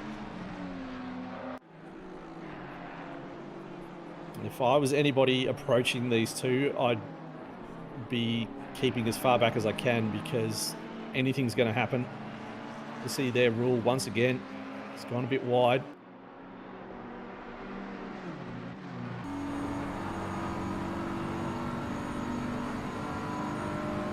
Yeah, but this really feels like something is happening very, very soon, because tension is building up. They have been at it for quite a while now, going defensive now again. They had contact, so it is spicy. Yep, as they go side by side again, and I think they've managed to avoid contact or very, very slight contact. And wow, And now these he's two going are, for the switchback. yeah, that's a 2 to 3 corner move, and I think he's just got it done. Yes. Wow, that was that could have gone all the way bad, but luckily for the both of them, it's resulted in the move being done, but not much damage to either one of them. Yeah, I think this is the moment where both drivers take a deep breath, save their replay, and see what comes next. As actually we see Bab going back to the pits. I think they had another incident there. That does not look good for them. So either they've selected the wrong tyre or the wrong strategy, or they've not put fuel in it. But you can see there, Mohammed gets himself into and his team into the top 10. And somebody's... Good job. Yeah, and this is where somebody has got it, for rule, somebody's got to be into his ear, just telling him to not worry about it, just settle down, just run your own race till the next pit stop. Wouldn't worry about it too much as we watch See here. Bab. What happened to him? I feel sadness coming up. Oh, he's not. Oh, he's too much curb, and bang, the car snapped on him. I've just come back from my little lunch break there. That's a sad thing to see when you come back to the commentary booth. Yep. I mean, actually for him it's even sadder, because he damaged for pits, and this was the exit after that, and he has damage straight again. And they were doing so well as well. For a second there, I thought these four were doing formation driving. I don't know if this is all for position or is this a whole bunch of lap traffic. A bit of lap traffic there. 24th maybe. And Yeah. 23rd. I think that could have been sorted out a lot easier than what it ended up looking, but luckily no damage done. There's Pan now. He's got the move done on Scarney. So what's been the talk the last hour? What's happened? It's obviously pace has quickened up. Not a lot of drama. There's been some standouts. The Ferrari in P3, they've done very, very well since the change to dry. They've made some great moves up the field. Stephen Ty on a bit of a rebuild mission at the moment. Back up into P9. He's had a couple of spins, or that car has had a couple of spins in the first stint and the second stint. I think when it got wet, there was just a couple of half losers that lost them 10 or 15 seconds each time. Yeah, and had to do a pit stop not long ago for damage, and yeah, as I said, just slowly making their way back through the top 10. There's John McDonald in the Breakfast Crew Vegemite liveried car. Also a little update, there's more sadness for car 919. I think they are not on the grid anymore, so either they disconnected or they just called it quits after that last incident. Oh no. That's unfortunate.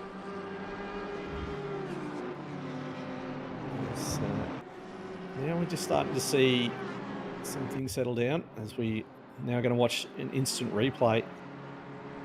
I think this is the move we saw earlier, or is this no, this is a new one. Oh, it's side by side.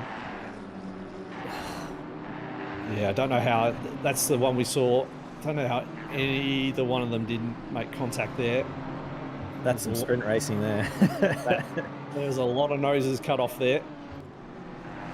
Somehow. I was going to say, I'd call that pretty good. That's pretty awesome driving, actually. Well done to both drivers there. I mean, it's not endurance racing, but it was cool. Yeah, JC in the Milkmobile. Currently sitting in P17.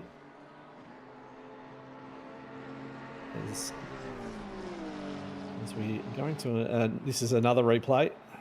This is the angle that we saw earlier. As you can see that covered off. Oh no, this was the touch.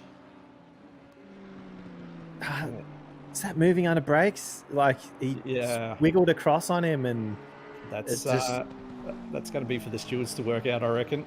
Yeah. I wouldn't be surprised if there's some seconds handed out for that, but we'll wait and see what the results are. Meanwhile, Jamie Convoy pressuring Kefford at the moment.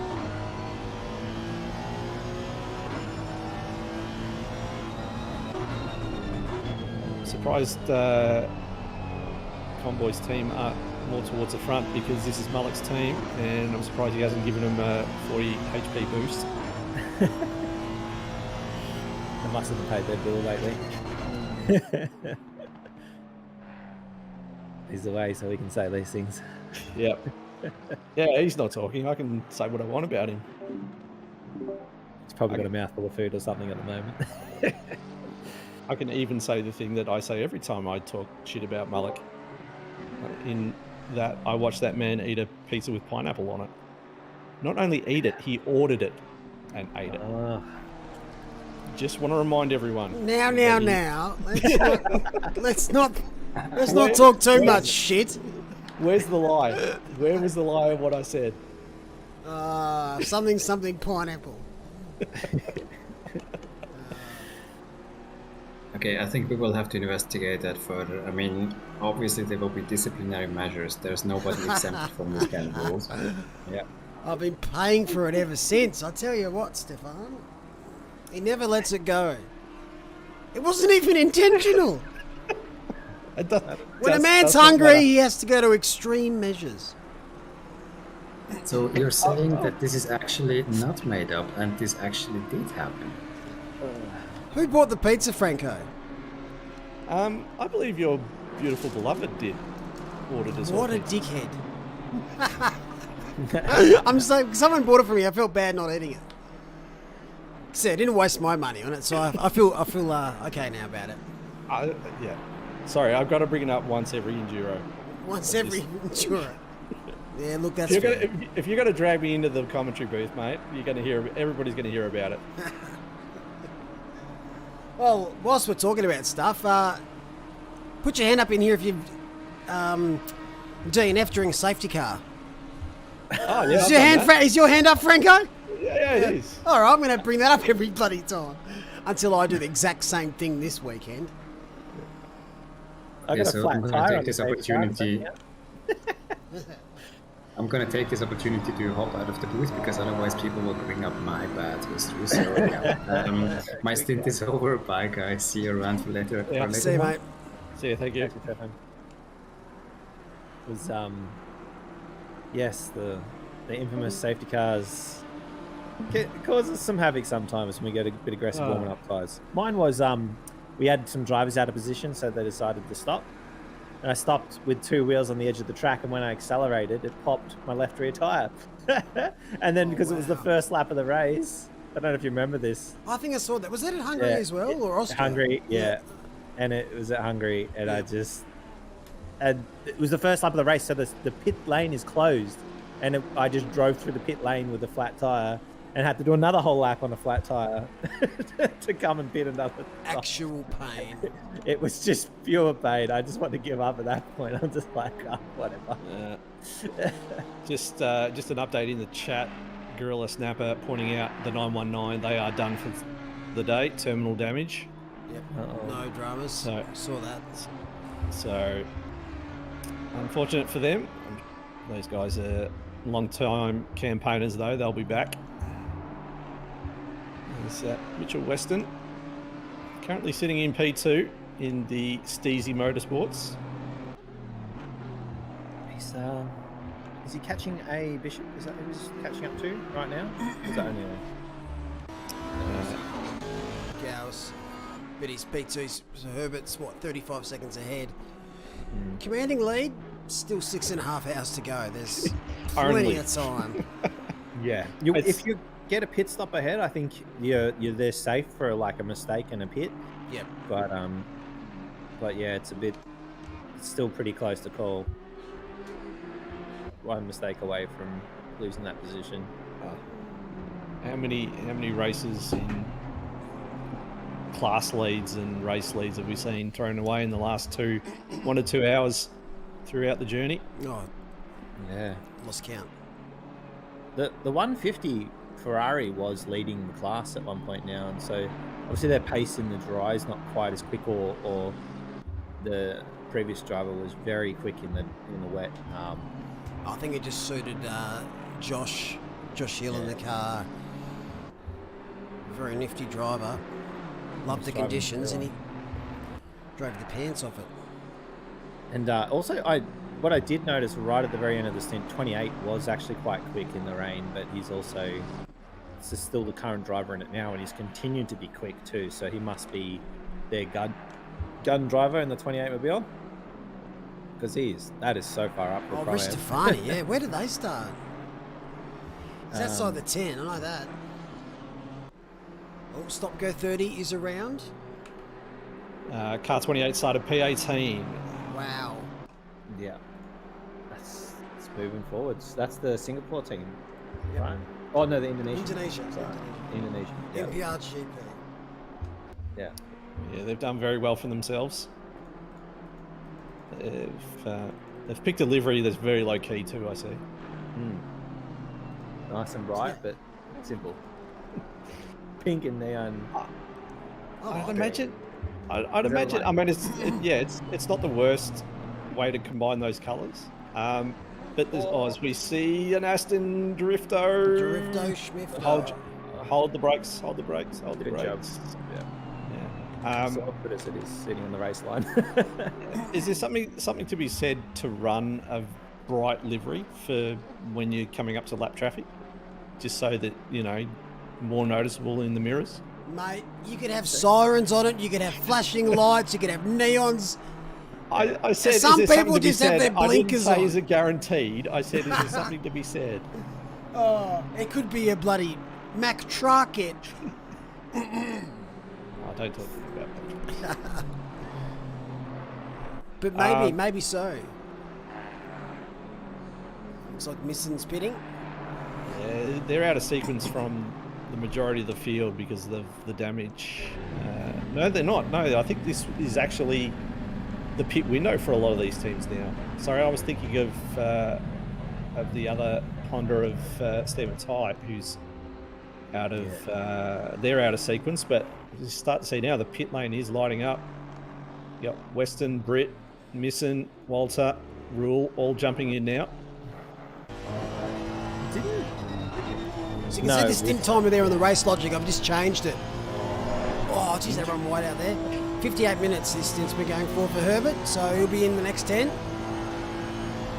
What about? I want to see what Ristofani. They've got to be close too. As we just ticked over 100 laps not too long ago. Oh, that's right. The new Ferrari doesn't have it. Doesn't it? Oh, the race logic. Yeah. Yeah, okay. Interesting. I can see top right. Yeah, 59.5. Yeah, there we go. It's built into their Motec screen. Did you just change that? Or did they change? Alt D. Alt D. Okay. So that's how long that's on the stint. Don't know what that is. That's how long they've been driving for. Yeah. Very handy for us commentators. Very speedy. So we'll come down to strategies here, because there's 4 mandatory stops for all our events, no matter how long the distance is. So it's up to you guys out there racing. How much can you squeeze out of your car? You say 4 mandatory stops? 4 mandatory stops for the race. I mean, if you can get a 10-hour race on 4 mandatory stops, then you're doing pretty well. Oh, I'd have questions. But 70-minute stints though, Max, right? Yep. So that's already more than 4. Exactly. Yeah. Exactly. I was aware of the maths. I was just being smart. No, I was thinking like, wait, can you do something else? You can double stint though, right? You have to pit though. You have to pin. Well, here's the thing.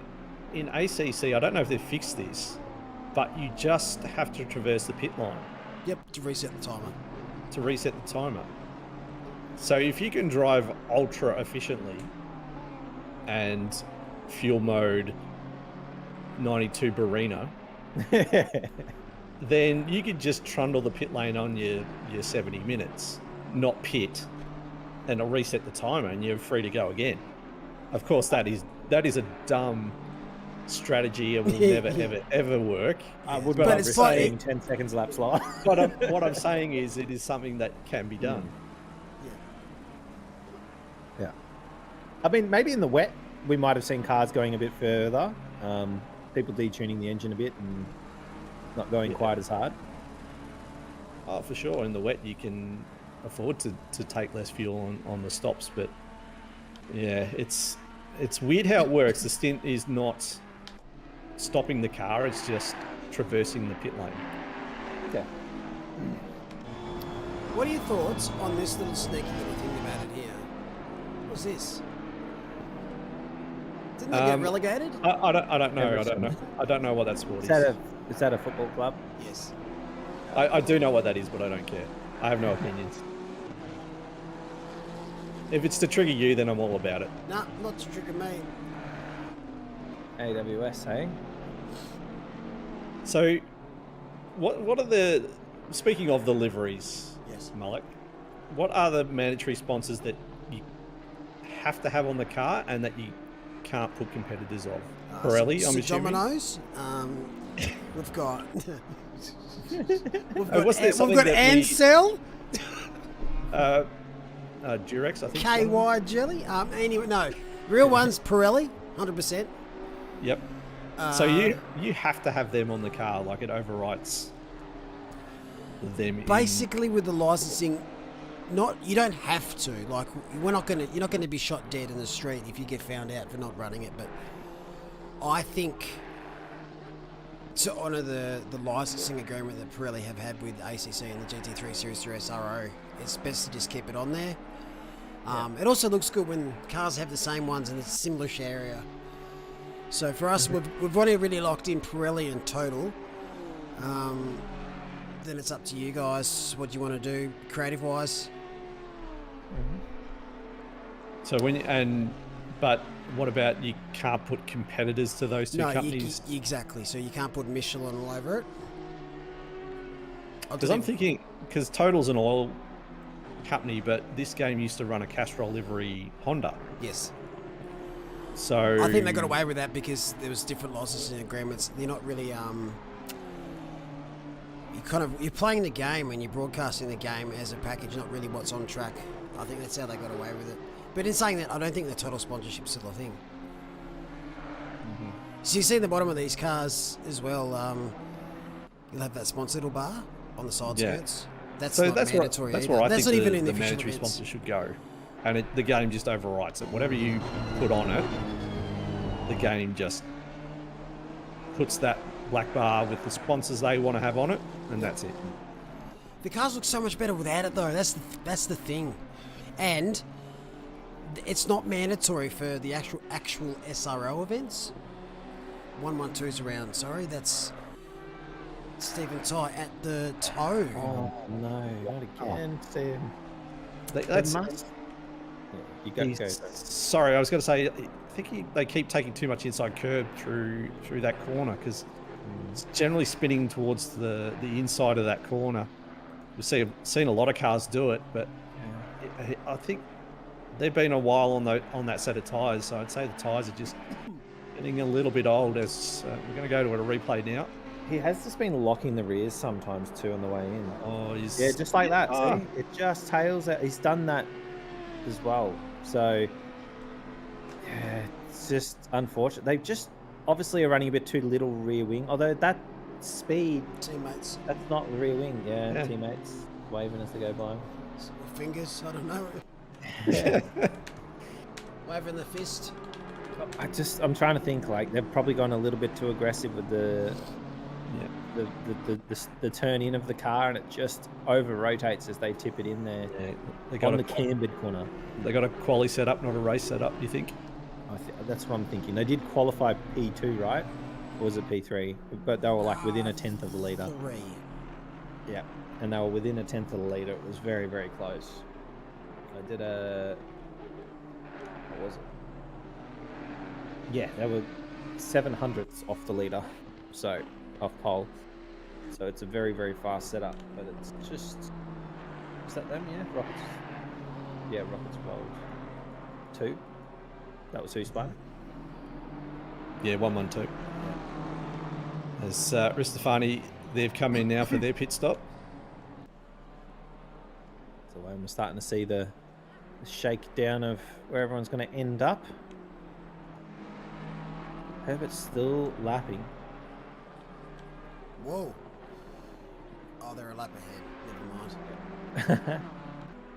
So this is the battle for Pro-Am. Where there's just running on. Love how you pick cars in this. So that is there. But the car behind them is battle, but they're a lap down. Wow. So commanding lead here for MPR GP. Yeah, lapped the entire class. And third overall. Loving it. That was one stint as well. That was in one stint. Yep. It's amazing how fast that is. Because they caught up and they passed during the pit stop. Like during the pit stop, they got themselves in the lead of the class, and then that whole last stint that we were away from, like they've just powered into the lead. They've done a full 70-minute stint by the looks of it too. So different driver now. This is the P2 class, Mike Donaldi. In the BMW, I'll be pretty happy though. P9 overall, second in class. You take that. He's got a bit of racing on this weekend. He's also in our F1 series. Tomorrow we're off to Australia. So Mike's going to have a bit of racing. There's quite a few other drivers out there tonight. There'll be a few of them doing double duty. How did you find your F1 debut for the new game? I was happy. Yeah. I looped it once at turn 4, so I could have been. But I had my tyres on a good window for the last 2 laps, and I nearly had podium. So you just got to be in it to win it. You've got to give yourself a chance. Franco, I feel probably had maybe similar, if not a tiny bit more pace than me at Hungary over 1 lap. But I always knew my race pace there was going to be good because it's one of my favourite tracks. Yeah. But it was just strange. We had 16 Fs per split, which is, at Hungary, a little bit unusual. Yeah. Australia's going to be more. You watch it. What I noticed definitely in the new game, the new tyre model, if you've had a bit of a loose or a spin up on wheels, your tyres are hot, and it takes like half a lap to a quarter of a lap to really pull them back down under temperature again. I think it's a little bit too extreme. I hope they do turn that down a smidge. If you touch the grass once, it shouldn't be too bad. If you square them off going sideways and losing the car, then fair enough. But I actually really like the tyre temps warming them up. Yes, I like that. You got to be so more cautious and better underfoot. Like that suits me. I'm all about that. Yeah. Maybe they're a little bit cold at times, but everyone's in the same boat. Yeah, it's just something scary about how on and off they become like that. It has like a nice window in the 90s, and then you get to 100, and it's just like ice all of a sudden. Yep. And then it's just like ice squared as you get to over 100 and something. It's just like it just keeps ramping. I'm amazed at how good the hard tyres are in the game. Like in the previous installments, you don't really want to be on them if you don't have to, but I actually loved them at Hungary. Oh, it's good. And not running Ferrari strategy. Yeah, and in real life they're garbage. So Yeah. I think it was the conditions though on that day. They were definitely struggling, and because they'd had wet practices, no one really got to test them, and the track was extremely green. Yeah, true. It was just not a fun time for them. considering they just had all these heat waves and stuff, so the Pirelli would pick the slightly harder batch of tyres again than what they would have if it was going to be those conditions, I'd say. As back now with Zach Malloy trying to put some pressure on Fluke for P7. Not too many Lamborghinis running in this race, from what I can gather. Very quick through there. Yeah, you can see how much closed up the... Is that the Mad Cow? I think that is the Mad Cow Lamborghini. Saw in the previous stint how much it struggled on that second part of the bus stop chicane. Took the grass a couple of times. I was going to say, this is the same battle that was happening, just with two different drivers in it now. Same cars, different drivers. And it's looking a little bit reversed, where the BMW's a bit quicker now than the Lambo. This is a replay. This is P3.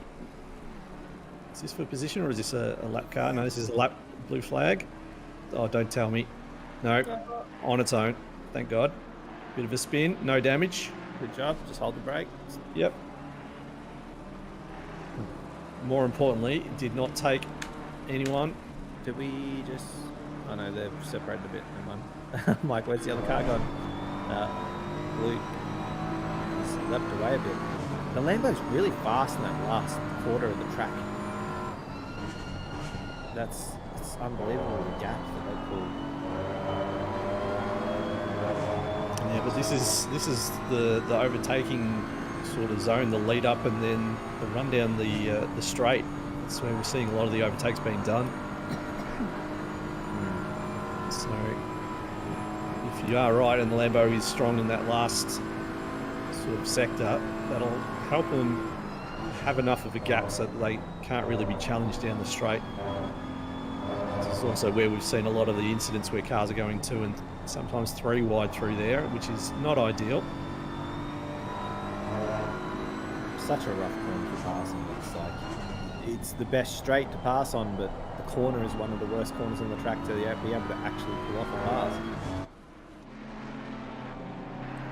Keep that rain light on, Zach. You never know when it's coming back. Never be too cautious.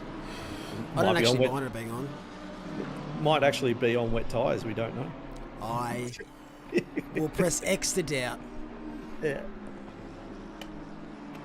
Track temp now 31 degrees. We started at 22 degrees. And absolutely no wind at the moment, so I'd say this weather's going to be here for a while. Yep. You wouldn't know it, but 2 hours ago it was thumping down. Yeah, I would, because I live in Victoria and that happens all the time. True. It was pretty wet when I was over there too. There's a lot of marbles on the side of the track building up. Looks great. There's a lot of marbles. Does this actually simulate,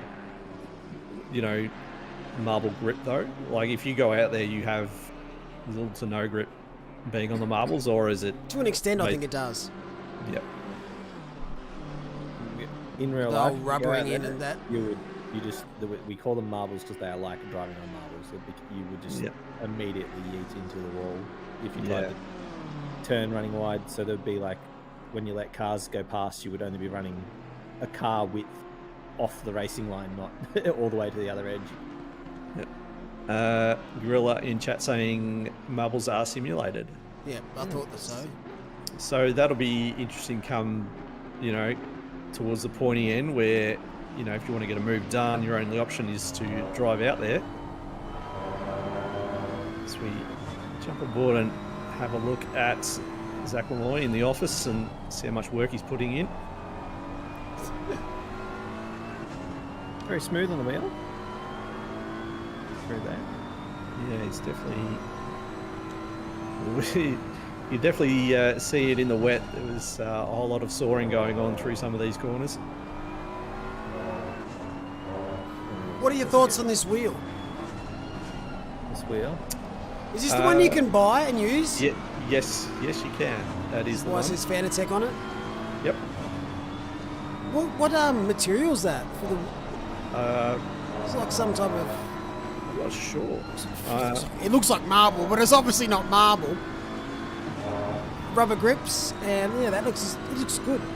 How much is it? Like $3,000 or something? I will tell you very shortly. The Bentley one's worth more. I think the Bentley wheel was like $5,000. If you have $2,400. $2,400. Probably after shipping, including shipping, yeah, about 24. Probably.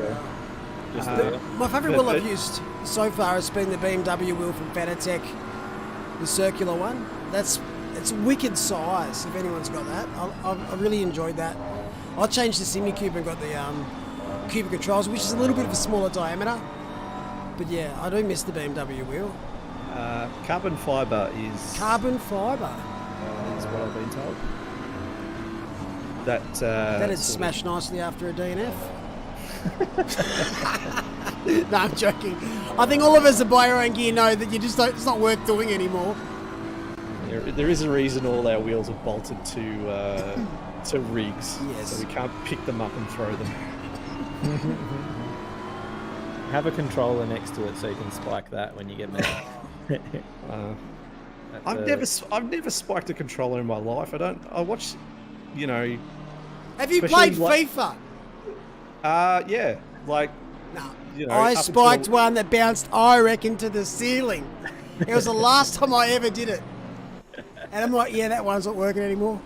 I played 5 games in a row against my mate, and not one of us scored. Yeah. It was like the weirdest, glitchy.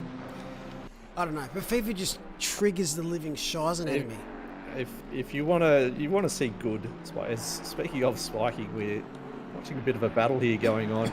This is Peter Parallax tucked right up behind the McLaren of Taylor. Quietly gone about their business, have the team last name boys. I'm quite on good terms with them, so I will be slightly cheering them on. That is a lap car behind them though, so not under attack from behind, but let's just see if they can snatch P25 as there's the cars around through the second part. I think I think everybody else managed to get through without any damage. It's always a scary point.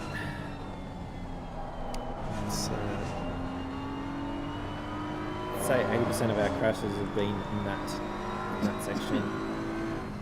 Is that the same car again, or have you lost another one? Yeah, just regathering.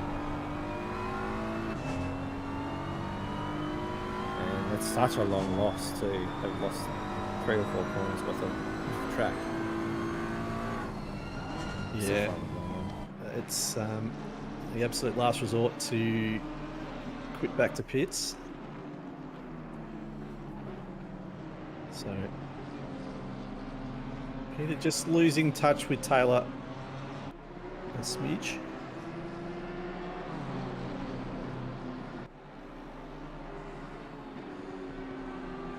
I was going to say before that picked up, just go and watch competitive Smash Brothers. If you want to see controller spiking. It's unrivaled. Fighting game people, they're button bashers anyway, so yeah, but it's a lot harder for some of the guys that are on the big arcade sticks. But Smash Brothers, everyone's on a controller, and they're like NFL players when they score a touchdown. It's because there's a character called Ice Climbers in it, and they can just wobble you, and you're just perma-stunned. Literally, there's a character with a move that once they get you in that, there's nothing you can do. Even if you're full health, even if you're no health, doesn't matter. Permanently stunned. I refuse to play those games because triggers. I used to play what was it, Mortal Kombat and Tekken. They're funny. I used to they have to go on the internet and find the actual button keys for fatalities and stuff. Yeah. I played that against Nat and get my absolutely ass whipped. I don't know. And then I give her a controller to do Rocket League, and she doesn't even have drive. So, 2 buttons and a D-pad. That's all my girlfriend needs. Yeah. Smashes me at Super Mario Brothers. I'm sure that's a euphemism for something. Oh, yeah, it could be. Oh, lovely weather we've got here, eh? As we try and get some professionalism back in the commentary box. Currently Ships sound like the Titanic, I think. yeah, It's the 3 p.m. Shift. That's the problem. It's getting into the third hour. It's just getting a little bit loose talk and foolish behaviour. As Carpenter's having a look at Reeves here. This is a battle for P22. All 3 of these cars in a battle? Yes, they are. Reeves one of the few Boatleys getting around at the moment. Boatley used to be such a popular car too, as I think that was more a spook move than a actual an attempt. Yeah, just trying to Get him to go deep. go deep or compromise the line. It was very aggressive. That's why I was going, because it was just, he snapped right, like if he was going to hit the back of him all of a sudden. So when was the last update on cars? Someone tell me that, because like you said, the Boatleys used to be very popular. When I say update on cars, they do patch them, don't they? Just to nerf some and buff some. Yeah, based it on BOP. They base it on a couple of things like handling model, suspension model might not suit certain cars at certain tracks. They're a lot closer across the board than they used to be.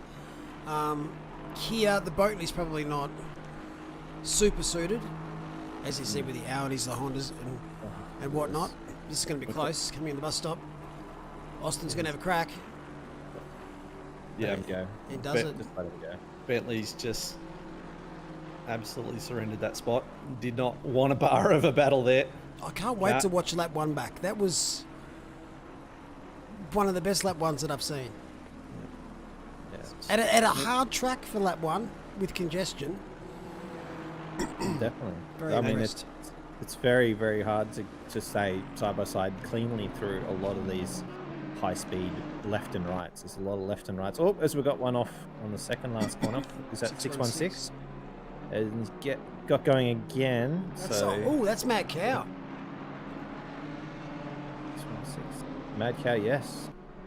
We've spent a bit of time off the track today, actually.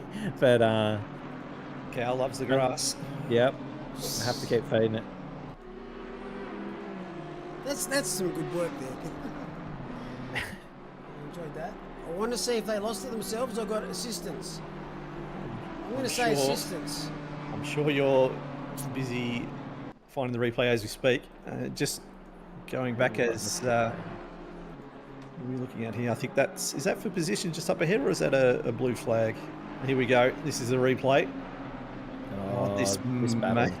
This may be assisted. It is an assisted suicide. Yeah.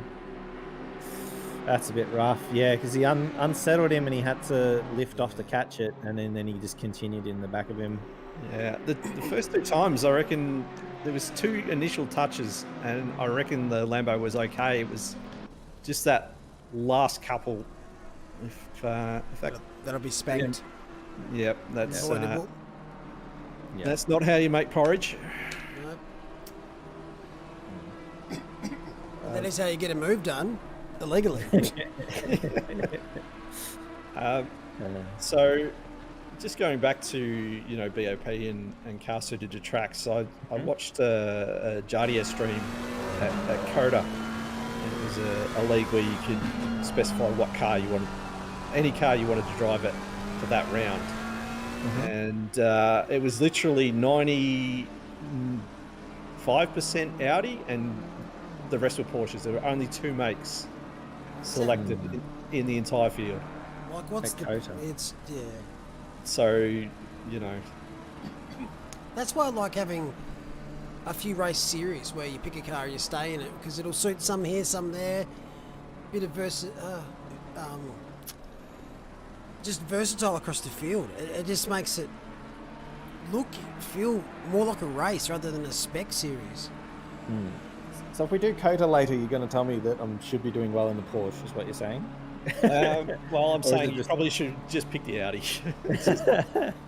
I'm sure there'll be patches that'll probably bring it back down, because when tracks are first released, it's generally you'll find some imbalance somewhere. And someone will find some weird, crazy setup that you just do on a particular car, and it just makes it ultra fast somewhere. It still is a video game after all. That's it. This is poor old Stephen Tye. They've been in the wars today. Still in the top 10, surprisingly. Exceptionally quick. It's just so they're a lap down, which is not where they want to be. Those leaders, that front three, have just leapt away from the field. Four, sorry. It's very impressive we've got out front. Jamie worked today, so he's gone straight from his work stint at home, have a shower, straight into the seat. He'll be in the booth soon. He's man of all trades. Trades, yeah. No doubt he's got a dare in his cockpit. Well, that didn't sound right. Again, I'm sure that's a euphemism for something. Yeah. Everything's a English euphemism, good. English good. As Stephen Tye is trying to get past He's JC. focused. He's focused. He's got the visor down.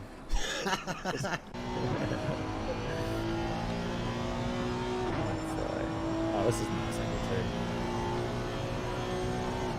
See, love the cars that shoot flames.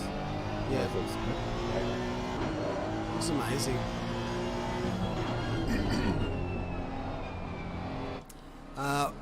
Not really on topic. Oh, maybe flames. The game where it's just been released called Turbo Golf Racing. I'm not sure if anyone's seen that yet, but we played a bit last night. It's pretty much Rocket League but golf. Is you got to drive a car into a ball? Yes, and put it in a Good hole. goal. Okay. It's also infuriating when your pad doesn't work properly, but no, it's a lot of fun. Sounds good. I peaked early. Yeah, I was there. It was, I think for both of us, we were all downhill from the opening. Oh, yeah. Nah, check it out. I think it's on a discount too at the moment, Steam Store. And it looks like MPRGP have surrendered P3 to No Idea 315, the pole sitters. So they've pushed their way back through the field to get back onto the podium. As we keep saying, 6 hours left, plenty of time to throw away the race or gain a lot of positions. There's a gaggle. D Marvel Racing asking how long a commentator stints. We usually do about 2 hours. Some are an hour. It's some guys are doing double duty, either working in the commentary booth and then racing for their team, or might be doing stewarding. So between 1 and 2 hours for a lot of us. Malik unfortunately has to press buttons the whole 10 hours, but you know, he suffers the DVT for our sins. Yeah, at 6 hour mark, I'm just going to go stretch the old legs.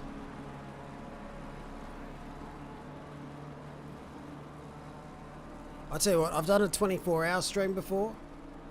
I'm too old for that shit. How is your OnlyFans account?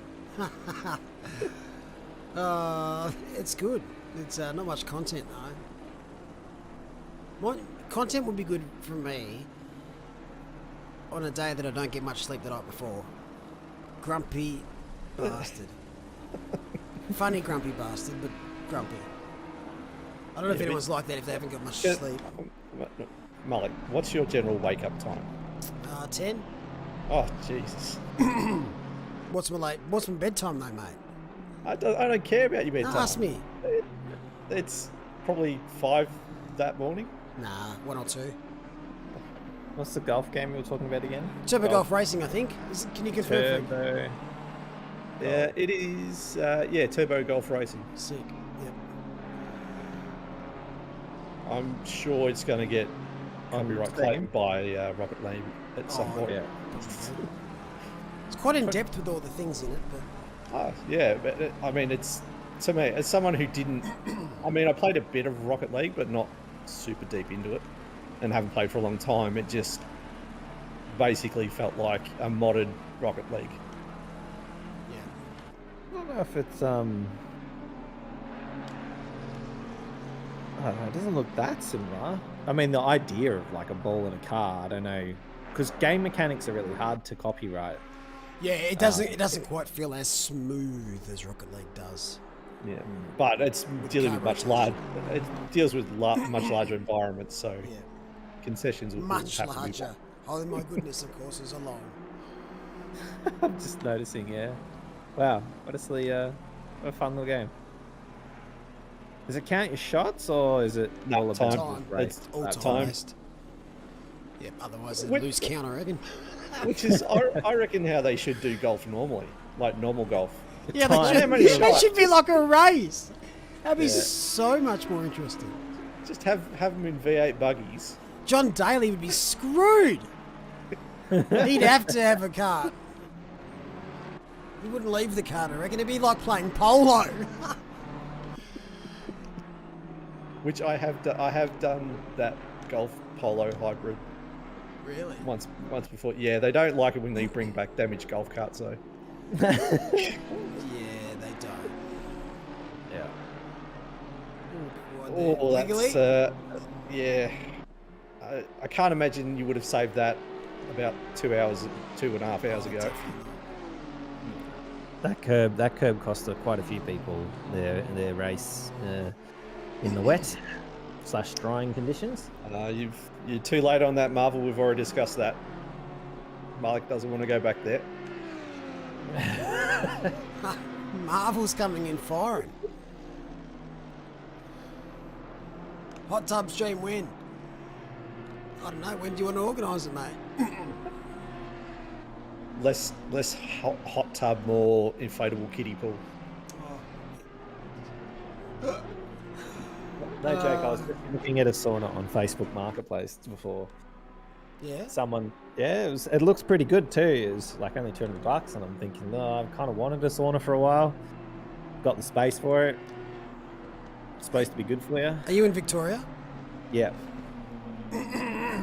Just moved to Cairns. Maybe can. It's probably the same price, isn't it? Permanent sauna. No, this is like a couple $100. It was, yeah, it was literally like $200. And Do you want a $200 sauna though? Well, saunas can kill. Yeah. I don't know if I want to spend $200 on something that could malfunction and go wrong. It's quick. There's cheaper ways to do it. I think it was just a like as in a homemade one, and you bring like you heat up coals and then bring it in, sort of thing. It was just Okay. It was definitely looked like a custom-y job. It definitely wasn't a $200. I think it's just someone that wants it out of their garage. It's somebody's wife telling him you need to get rid of that.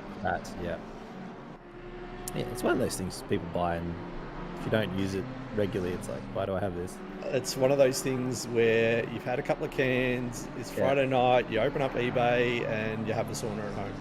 Mm-hmm. No, you open up wish.com on a Friday. You could get anything from that. Yeah. Oh, funny story with that. We were going to do Wishmas with my brothers and I, where for Christmas we have to buy each other something from Wish. And we're going to do it. So Nat started putting something in the shopping cart. One was like I can't believe I'm going to say this on stream, but a butt plug with a tail, right? Yeah. She put it in a shopping cart, put all these other items in there, and then everyone decided against doing it. She logged in one day to buy something else from there, accidentally bought everything in the cart, and like within a week, I think that got given around as a present about 5 times. Well, we're getting kicked off YouTube now. Good night, everybody. Thanks for watching the stream. No, hilarious. And on Wish, the Wish Facebook ads are hilarious. Yeah.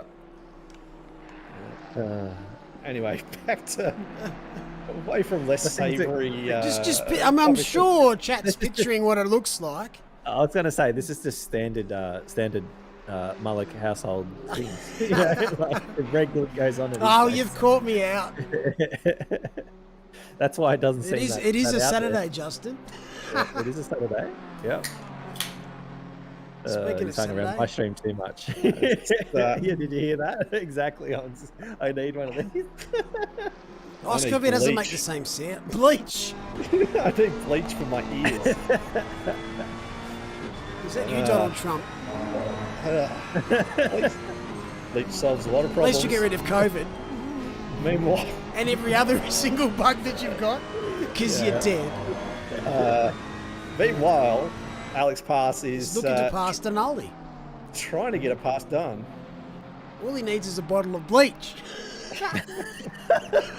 It was launching out the window. Don't know what it'll Yeah. do, but probably be slippy. Yeah, that's silly stage. 4 hours in. Yeah, I'm Send surprised it's help. taken this long. Send help. Surprised it's taken this long, to be honest. Look, you're not wrong.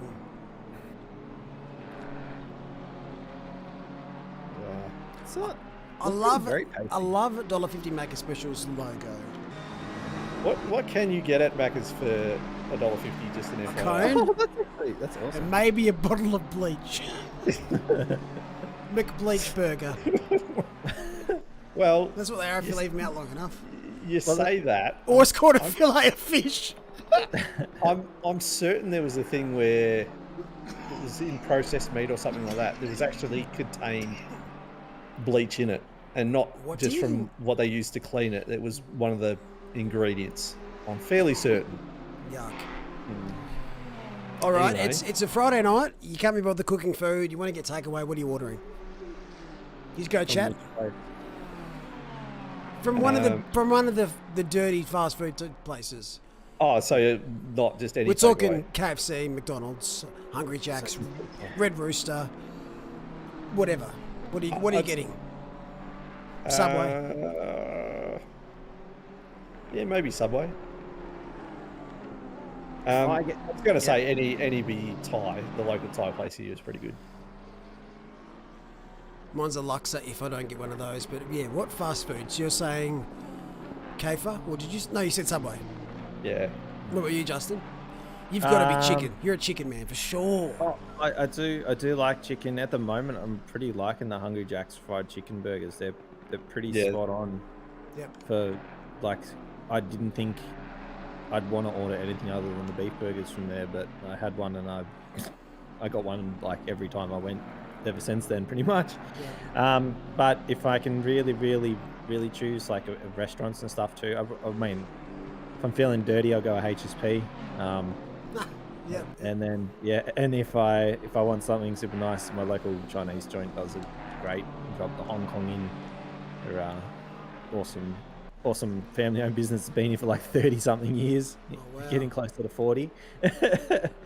And it's just good food. Same chef, just doesn't change. I know what I'm going to get, and it's cheap too. They haven't changed their price in like 15 years. I can get a lunch box special for $6.80. Wow. So that's a rice and meat dish for that much. It's just like, that's so good. Here we go. Here we go. Yes, very I'm close. hungry now. Super Nintendo Charmers trying to get a move done on. I'm not going to try and attempt that surname because I will mangle that bit. All. Sikanias? Yeah. Let's go with that. Sikanias? But the BMWs and the Hondas have been fairly well represented this race. So they're obviously not bad around this track. It's amazing the revival of the Honda in the recent months. It looks mighty cool. It's a cool looking car. And it's just amazing how the Porsches has fallen off the bandwagon. I know. I jumped on it at the wrong time. Oh, you should be fine. This is pretty more for longer events over the whole season. It's just not preferable. Go, Cookie Monster. That's a bit of bad timing for Pete. He's had to let some traffic through. He's going to have to hope that Follows Jeremy. holds up the guy in front as well. If he follows Talbot through and hopefully tries a sneaky one on Sikanias. I seriously think the tow's worth quite a bit here. You really do get dragged along. You'll see people catch people pretty quickly, and then they don't really skip away like they do on other tracks, unless they're miles faster. Yeah, I think you're right. Quite a high average speed. Yeah, there's not. There's a couple of spots where there's some decent gaps, but you're not seeing like every spot separated by 10 to 12 seconds like you can see in some enduros. I don't know if you need to swing that wide to let someone pass, because you put stuff on such a bad line there, although both cars run wide. This is still looking good for the BMW. Chalmers. He's got a good run here, though. Very close.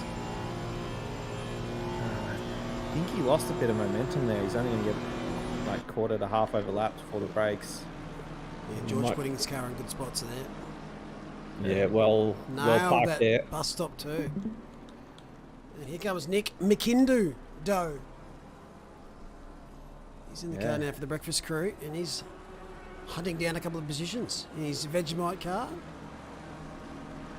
Love that. How do we do the classifications for this race, by the way? Was it a week-long server? Yeah. And you just jump on that server and set times. Just do laps and set times. We take your best time, average it out with everyone else in your team, and that's where you get placed compared to other teams. Yes, because we should point out George is an AM and he's holding off 2 pros at the moment, so he's not intimidated by the drivers behind, and he's holding on to P15 as much as he can. It's actually quite a gaggle of cars too. Three in a row and then 20-second gap, but man, it's the Beamer gets real close and then has to back off a little bit and then gets really close again. He needs to maybe sit back a little bit deeper to get a better run through the corners because just before the straight, before the bus stop, he's having to, as you said, compromise his exit a smidge. That's very wide there from George.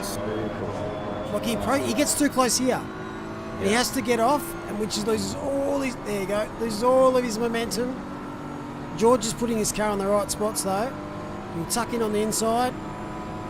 Make Pete go around the outside. Does he have a good run? The Honda's quick. And there's the Audi ready to. He's not sure what to do. He's just like. Yeah, he's had to pick a lane, and it looks like it's going to go around again. And Pema just doesn't look as happy there either. No, it's this next part of the track that is very solid. Yeah. Well, I think that's about my stint done. So I will jump out of the booth, and I think Stefan is going to jump back in very shortly. No worries at all. Thank you, Frank. I'll see you a bit later on, mate. No worries. Frank. Hello, Stefan. Hi. Welcome back. I'm back. Back. How was your break? Yeah, actually, it was great. I had lunch finally, so yeah, that's not a bad thing. What did you have for lunch? Was it McDonald's? Of course not. I don't even know where to find the McDonald's. No, I actually had a nice char stew and soup bowl. Although I probably butchered the Chinese names of these dishes, but yeah, that's roast meat on rice. I don't know why I keep talking about food. I keep getting hungry every time I mention it. Yeah, I mean, are you taking any breaks at all, Malak? Or how does that work? Are you on artificial life support tubes in your stomach or something? It's called drugs. Do you make it through 10 hours? It's called drugs and good ones. I just don't know. I just do. I will take a break shortly just to go stretch my legs, but I'll wait till someone else jumps in the booth. But this is going to be very close now. He's a bit further back, Pete, but he might get a better run. But that Audi is looking very pacey. So it's quite strange. It's hard because he's getting a toe in front as well on the Beamer. Yeah, and the Audi's going to have nowhere to go anyway once it gets past. So close there. Oh, he's so good through the bus stop, Nick. Quick. Yeah. Maybe he tries and I don't know. It's hard to know where he's going to pass. Or maybe he just does the 200 IQ thing and sticks behind for a few laps, collects data, see where he actually has his strengths, and then plan the perfect move. If it works, nice. Usually it doesn't, but still, it's a good attempt. This is lapped. This is going to be a lap car coming behind. Yep. Yeah. Looks like Macau Racing. He's going to have to let him go soon. Oh, that's a bit wide. Bit too deep on the brakes there. Just lets the position go. So Nick, what he needs to do here is be as close to the back of Fluke and see if he can trail him in and get these positions done. Always like the old sneaky blue flag overtake. But you've got to time it well. Fluke's settled into a nice groove through this session. By the looks of it, he's setting some things. Got some pitting. Is that on the front runners? And Molly's picked up a 15 penalty in P6. He has. Oh, that would have been for the spin on that car that we saw where he got 3 touches. Oh, yes. I'm guessing yes, it's for that. Yeah. Actually, yeah, I can confirm that because we have been looking at that when I was leaving the steward's booth and walking over to the commentary booth. And no, Malak, you don't have to show this walkway now. It's fine. It's fine. They're right next to each other. They're right next to each other. They want to sit exactly. Yeah. And, geez, actually, yeah. He hasn't been able to gain, has he? Yeah. Fluke's made a little mistake there, I think. Yeah. Because all over this, what have we got here? Who are we watching here, Michaels? They've gone wide. That's the 59 Honda. Oh, gee. Nearly gets cleaned up by some of the front runners there. That was Lamb That's and... very... Yeah. Brown flag there. Yep, brown flag moment. It's a very, very uncomfortable place to sit afterwards and to try to get your car turned around because, yeah, the whole field is basically going to come screaming through. Again, that's endurance racing. That was position 3 and 4 on track. The leader of the program and third position on track. Zipping past, nearly collecting the back of the car. But holding his brakes, perfect. You know, giving the other drivers all the opportunity to decide, oh, they've all both hit the wall. Coming onto the straight is, this is P15 and P16. Oh, yes. Nice. It was a little bit of a wide run there. Watch Nick. Watch Nick. There he goes. I called it. Keep following him, Nick. He's got too much of a run. He's going to give him a push, maybe. Do we encourage bump drafting? No. What's Chalmers going to do here? This could be close your eyes moment. If anything, I prefer Chalmers to keep going and not let that blue flag through, because if he does, the change of speed, he goes and he's going to try it. Oh, that was actually pretty smart. Exactly. That was great. That was well done. Didn't compromise too much speed. Yeah, the gap's close, but he shut that door pretty quick. Sure did. I do think the breakfast crew's car is looking the fastest out of this pack, though. Yeah, agreed. So he's just going to find the opportunity to get past that Beamer. The Beamer seems quick in spots, but slow in others. It's that bus stop. It's kryptonite. Yeah, I think the bus stop is really where the two cars have different strengths. So you see the Audi just coming out of the corner much, much quicker. So either for making a move in the next corner or for having big sadness and a massive crash and fault. I guess the next few laps will tell. Yeah. Oh, this would be a good fun battle to be in if you're out on the track right now. Or also a good battle to actually just watch if you're the car behind. I mean, usually you're just putting in your laps and your laps and your laps, but if you watch something like that unfold in front of you, that's interesting. Keeps you on your toes. Sit behind 25th is just jumping on the back of this. They're obviously a lap down, and they've got Pickford and Frobisher like he's a couple of laps down. Have these guys caught the back of these guys though? Yeah, they have. They're Yeah. going quicker, but Maybe fresh tyres after a stop. possibly. I'll be able to check their 34 minutes there. Move your hand, Peter, please. Open the steering, mate. Please. Yes, please. 45 minutes. So not really. No, yeah. Just in a groove, not being held up. Till now. I mean, this is what these guys want too. They're getting towed along by one of the top 6 runners, top 7 runners. So it's amazing actually how spread out the front has become here. You know, they're only 7 spots behind, but they're a whole lap down. Are they 2 laps down? Which car? On These guys Fluke? here? Well, yeah, lapping up. Because Fluke's on, he's 1 lap down, and they're 3 laps down. Yeah. So, So Herbert's just completed one lap 131. Fluke's just about to complete 1 lap 30. So, and these guys are completing the 128 right now. yeah. So he's 2 laps ahead of them. But they seem like, by watching them here, you wouldn't think they were 2 laps down. No, definitely. Like, the pace-wise. But must have been in the rain stints. You got someone pitting? Damiano. They must have come into a bit of dramas because they were leading the Class. was it amateur class at one point there for quite a bit when it was raining. Or maybe they just had somebody who was really good in the rain, also possible.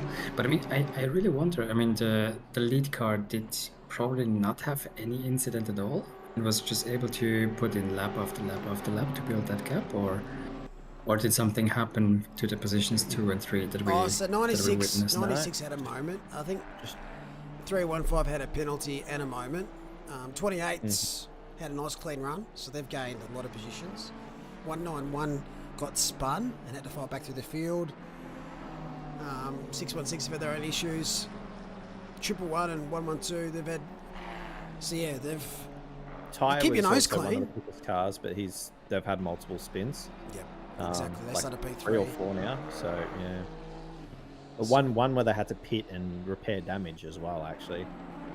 So it's they've just kept their nose super clean and been very fast. I think there's. So they just have to do that for the next 6 hours, and everything should be golden. Yep. Oh yes, Nailed it. sure. Easy, right? There's 3 teams that have dipped into the 44s, and they're the 3 front teams at the moment. Right. Very I think quick. the fastest lap is around the 44.6, if I remember correctly. Yep, If they 96. haven't topped that in the meantime. No, that still holds true. 45 and 315 have both done 44.8s. Some good pace. The track's getting warmer and warmer as we speak too. It's It certainly is. now 33 degrees. Tyre management is going to be crucial through this middle part of the race. Because the temps won't start dropping for quite some time. They'll maybe even go up.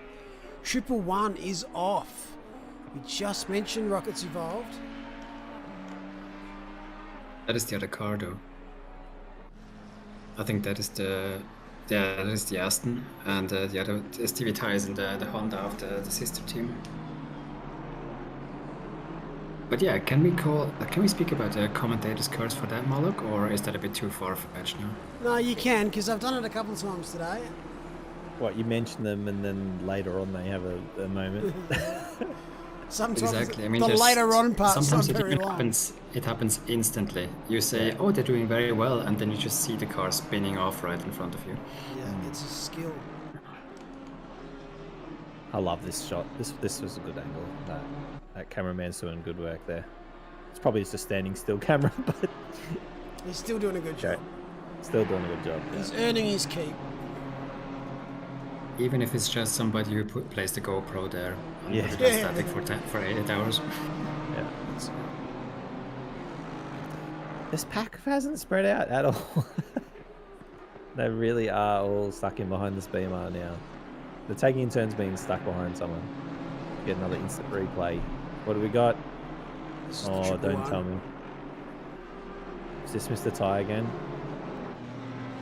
Oh, that is some air. I give that an 8 out of 8. That was great. That is all 4 wheels in the air, right? Yeah. Yep. There we go. Launched off like a jump. He basically did an ollie there. I mean, if Yeah. you want the skateboarding language for it. Yeah. Good job, Benji. Well done. Take that to the Was Commonwealth that- Games. Was that Benji? Yeah, Was it? sorry, Benjamin. Yeah, Benjamin. Yeah, that's fine. No, I mean, I think it's what I'm wondering is whether the rising temperatures will affect a few cars a bit differently. Because I mean, we all know that the Audi is super strong around this track at the moment with the current BOP. But on the other hand, we also know that the Audi is eating his tires for breakfast, like by the dozens. So I think with the rising temperatures, we might see that the Audis might start to drop pace a bit more than other cars. So that might create some interesting situations coming up. Okay. Is that just due to the setup they have to run? They have to run a really aggressive setup with lots of camber, or is it a more of just the way the car goes fast is slide a little bit everywhere? Well, I mean, it's car dependent usually how much they actually consume their tires, but some cars are better on them, some cars are worse. But the Audi, the new Evo 2 has a specific reputation for eating through them very, very quickly. So even in sprint races, you already start to notice quite a drop off after, well, only half your stint. And here, I think, depending on how nicely they did their setup to accommodate for that, we might see it or not. But I imagine that many teams probably thought the temperatures are going to be a bit lower than this. So we will see whether their gambles and setup work actually paid off or not. Yeah, it's as we've got one of that bunch pitting. Then we're back to this beautiful Ferrari, and oh, hang on, we've got a battle. Another BMW in a battle. No, wait, is that it's an Audi and a... Sure is. We're in a BMW, yep. Audi BMW battle. Oh, wow. Audi's run wide. Just understeering wide mid corner there in the Audi, but it's going to have the inside for the next corner. Oh, the Beamer just out brakes him. Well done. That doesn't always work, but he's nailed that. Yeah, that was just... I've got more grip than you, I think, at this point in the race. Very quick. And the gap's already opened up a bit. So we've got another close battle. Ferrari... A train of cars. Train of cars, yeah. I think they're all on slightly different points, although...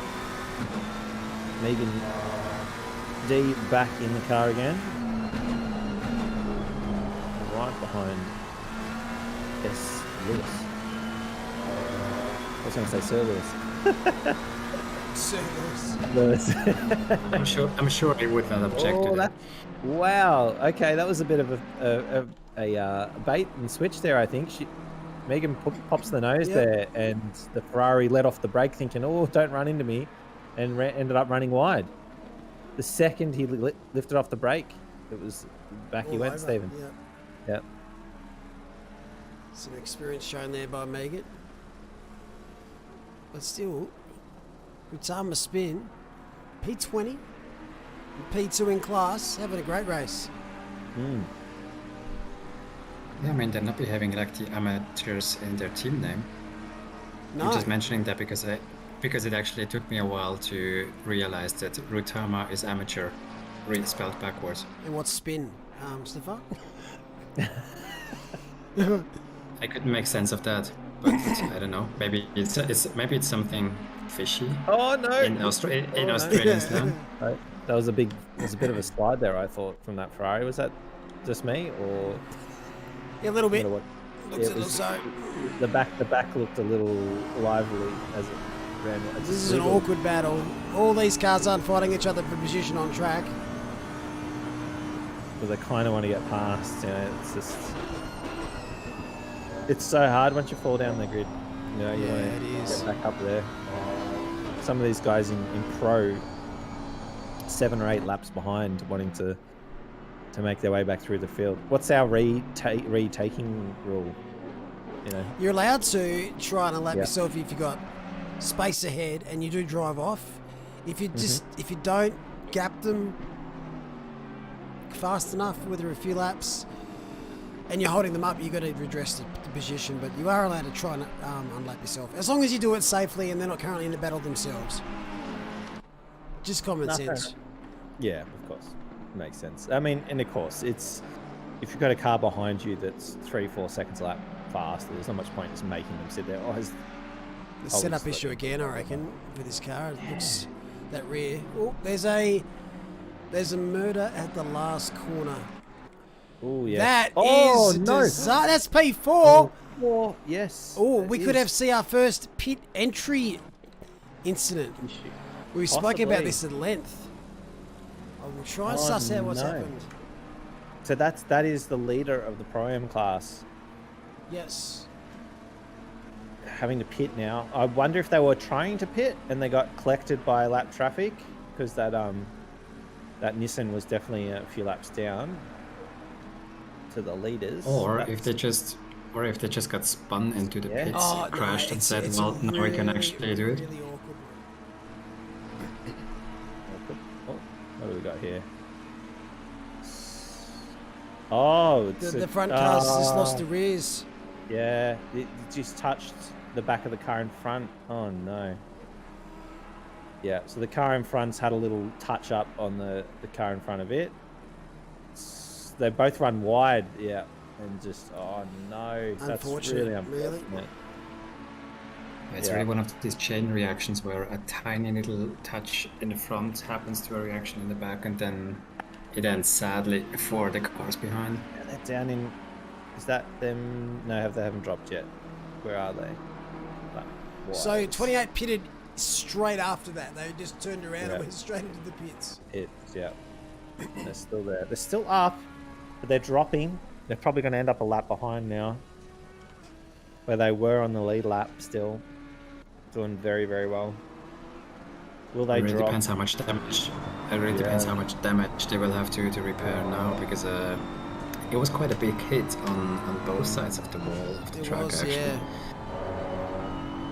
Car contact and fence contact as the 191 car pits. So hopefully it wasn't too far out of their pit window, but that is not something we want to see. Now that is motorsport. That is racing. Sometimes people have a moment, and if you guess wrong which way they're going to go, you end up in it too. Sometimes exactly. Yeah, I mean, in hindsight, sometimes you think, all right, well, if the person in front's having a moment, I just have to hit the anchors and slow right down until I can figure out which way they're going. But it's not the easiest thing in the world to do when you're trying to race someone who's only a few tenths up the road from you. I try to check and this stint timer. If you slam and usually if you slam down on the anchors, then you will be collected by the car behind you. So there is no perfect way of dealing with any of these situations. But yes, sorry, Molo, go ahead. That's right. I was just trying to check out their stint timer to see how far they were into their stint, and on replay it just shows 110 for all cars, so it doesn't show you that data. So couldn't quite find out.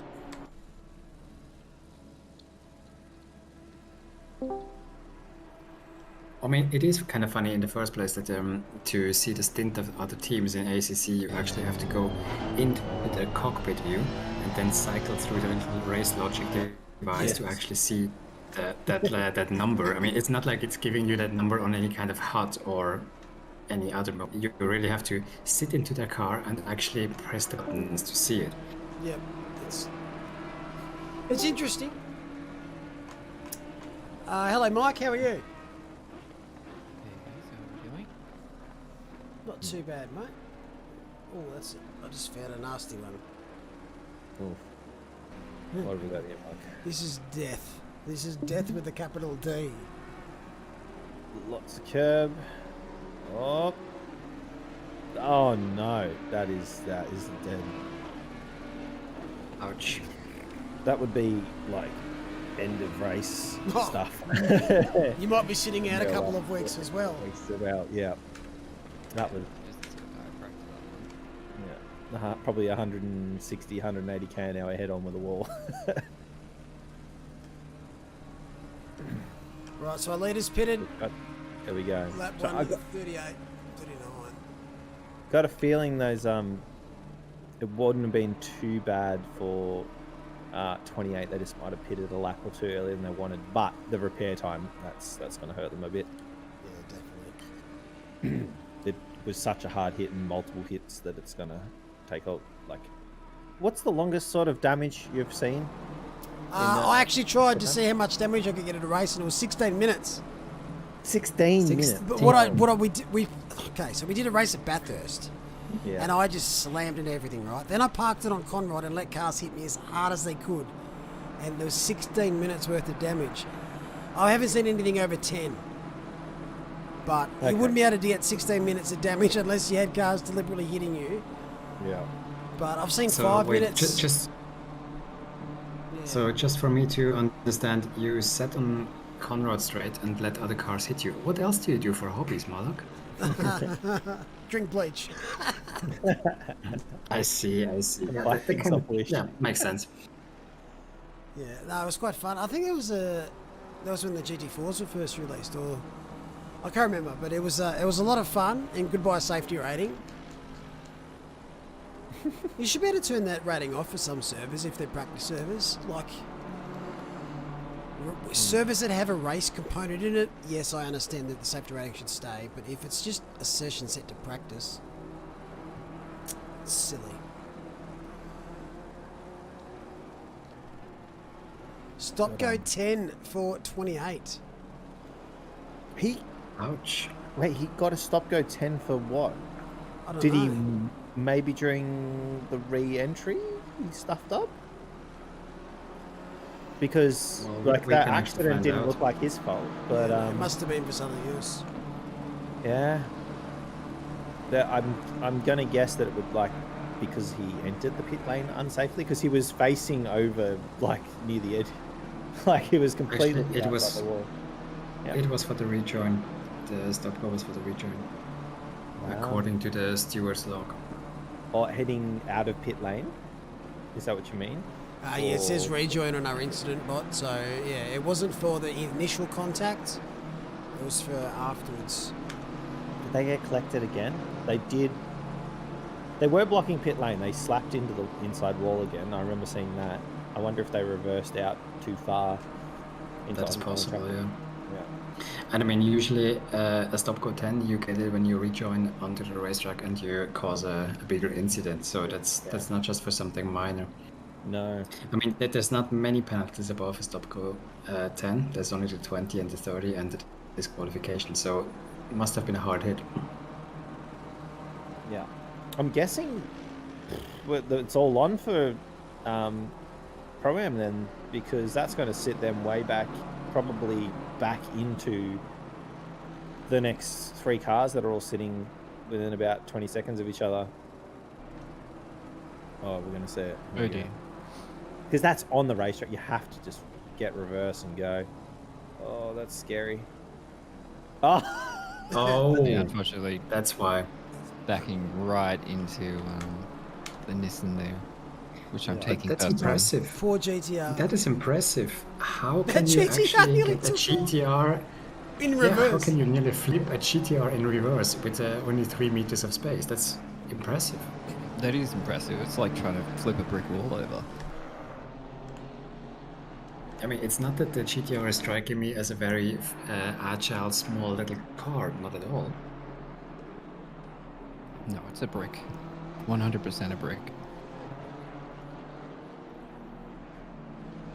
Also, in terms of aerodynamics, from what I hear from people driving it, I don't think I've ever done that to myself. Do you have any experience with that, Mike? With what? Getting flipped or... If you want to talk about it, sure, but I was more talking about driving the GTR. Oh, just driving it in general, as we see a nice little overtake there. Oh, good Oh, save. these guys are too close for me to rabbit on about GTR stuff right now. I'm just going to duck off for about 10 minutes. I'm going to put... Okay, so this is going to be funny. I'm going to set the controller bot to automatic autopilot thingy. So it'll change the cameras. This could be anything. So good luck. And I'll be back in 10 minutes. All right, saddle up, boys. Yeah, what could possibly go wrong, right? I set it to auto and I'm back in 10. Bye.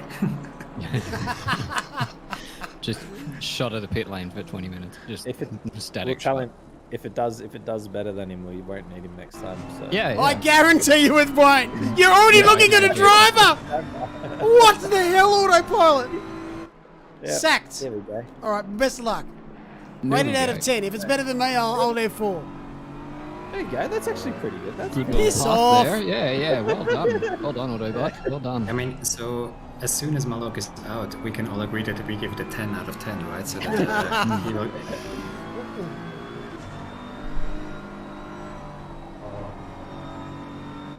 Here, is this for a position? I believe so, yes. So, Possibly, yeah. 119 and the... Yeah, that is for position. So. no, it is not. The next car behind is a Honda. Ah, yes. So you're I right. think it's a blue flag who is a bit pacier than the 119 car. It's always the hassle here when you're, a bit out of position because of pit stops or whatever's happened to you in the race. Maybe had a spin or something, and you've got the pace, but you're getting blue flags, but you're roughly about the same speed. On a short track like this, it can really put people in really tough situations. Ahead, we've got a bit of Absolutely. a look as we actually swap back to the Lambo now. Is this with? He's just got past Steve Ty. Is that Yeah, right? looks the way. Or is that 111? I think that's the. Whoa, was that someone spinning in the background? No, someone going in the pits. Autobot doesn't know. No, there's no. No, I think that this is the Aston Martin of the same team. Yes, yeah. So it's not Ty. It's who is it? Nissan Caro, driving that. Nissan driving. Caro or Missen Yeah. or can't remember the third It's driver. actually that's Slaven pretty Maddox.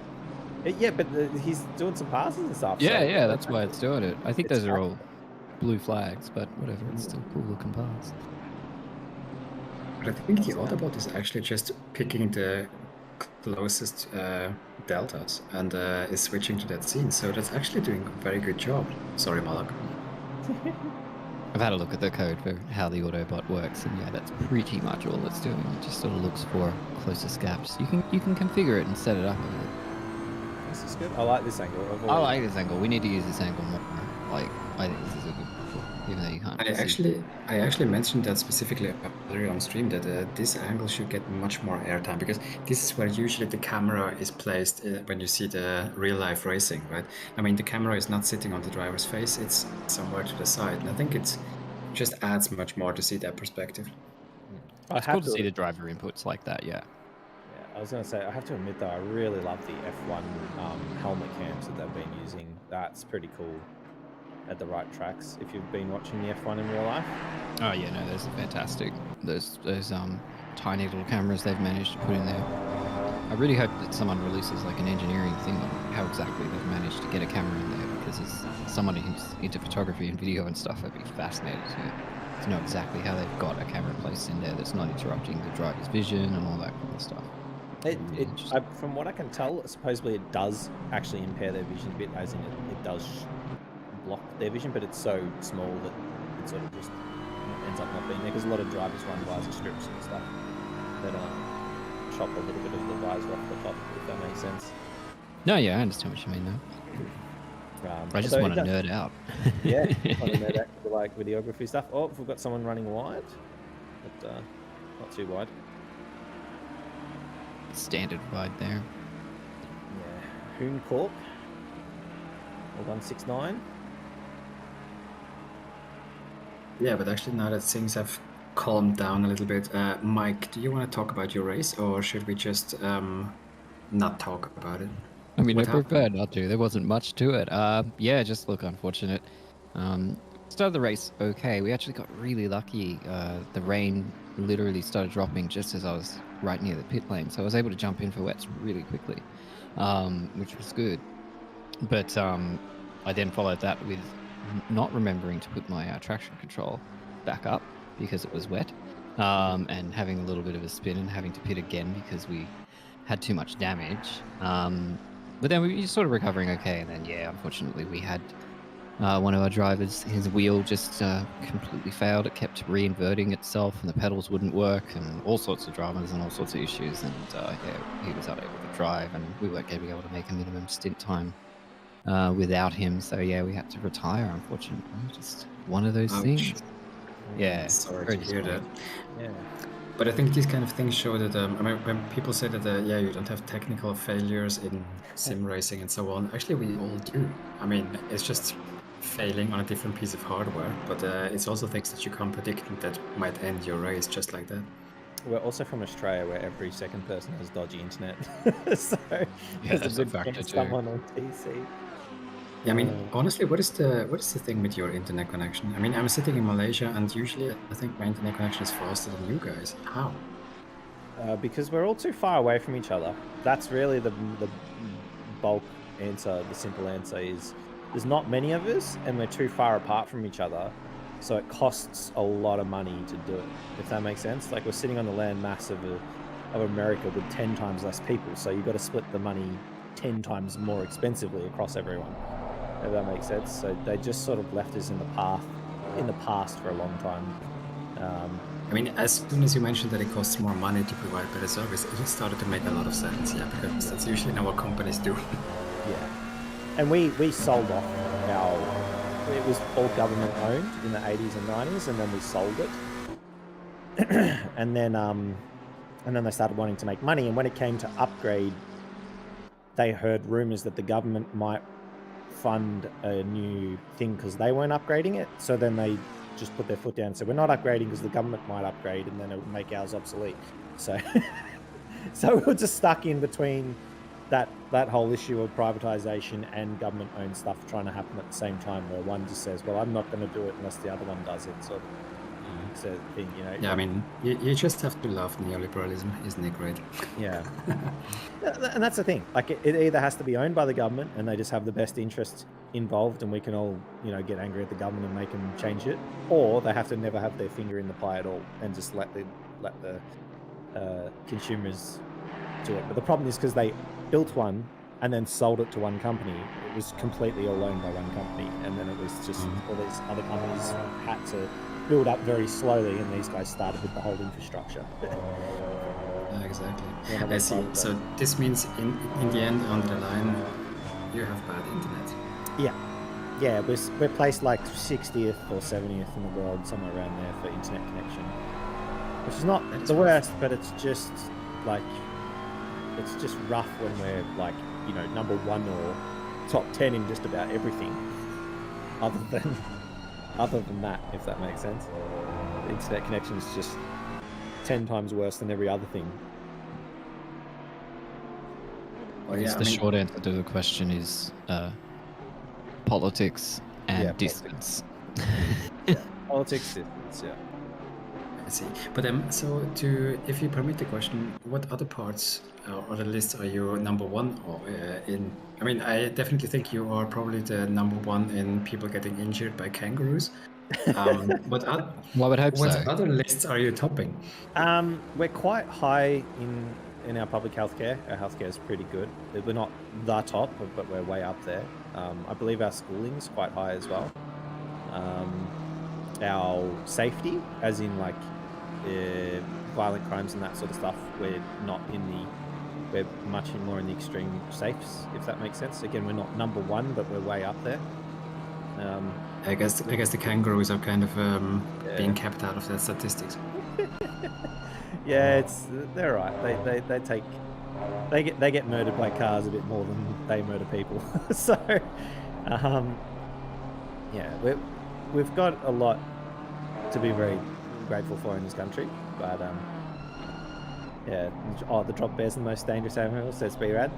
You gotta watch out for those drop bears. Yeah, exactly. I mean, honestly, what I basically remember from my visit to Australia long time ago was that everything that you see that is moving can probably kill you. So yeah, that was what I stood by, like don't touch things that you don't know and so on, and then you'll survive. So that's a bit what I took away from it. Yeah. We also have Melbourne was the most livable city in the world for like 6 or 7 years running or something at one point, not that long ago.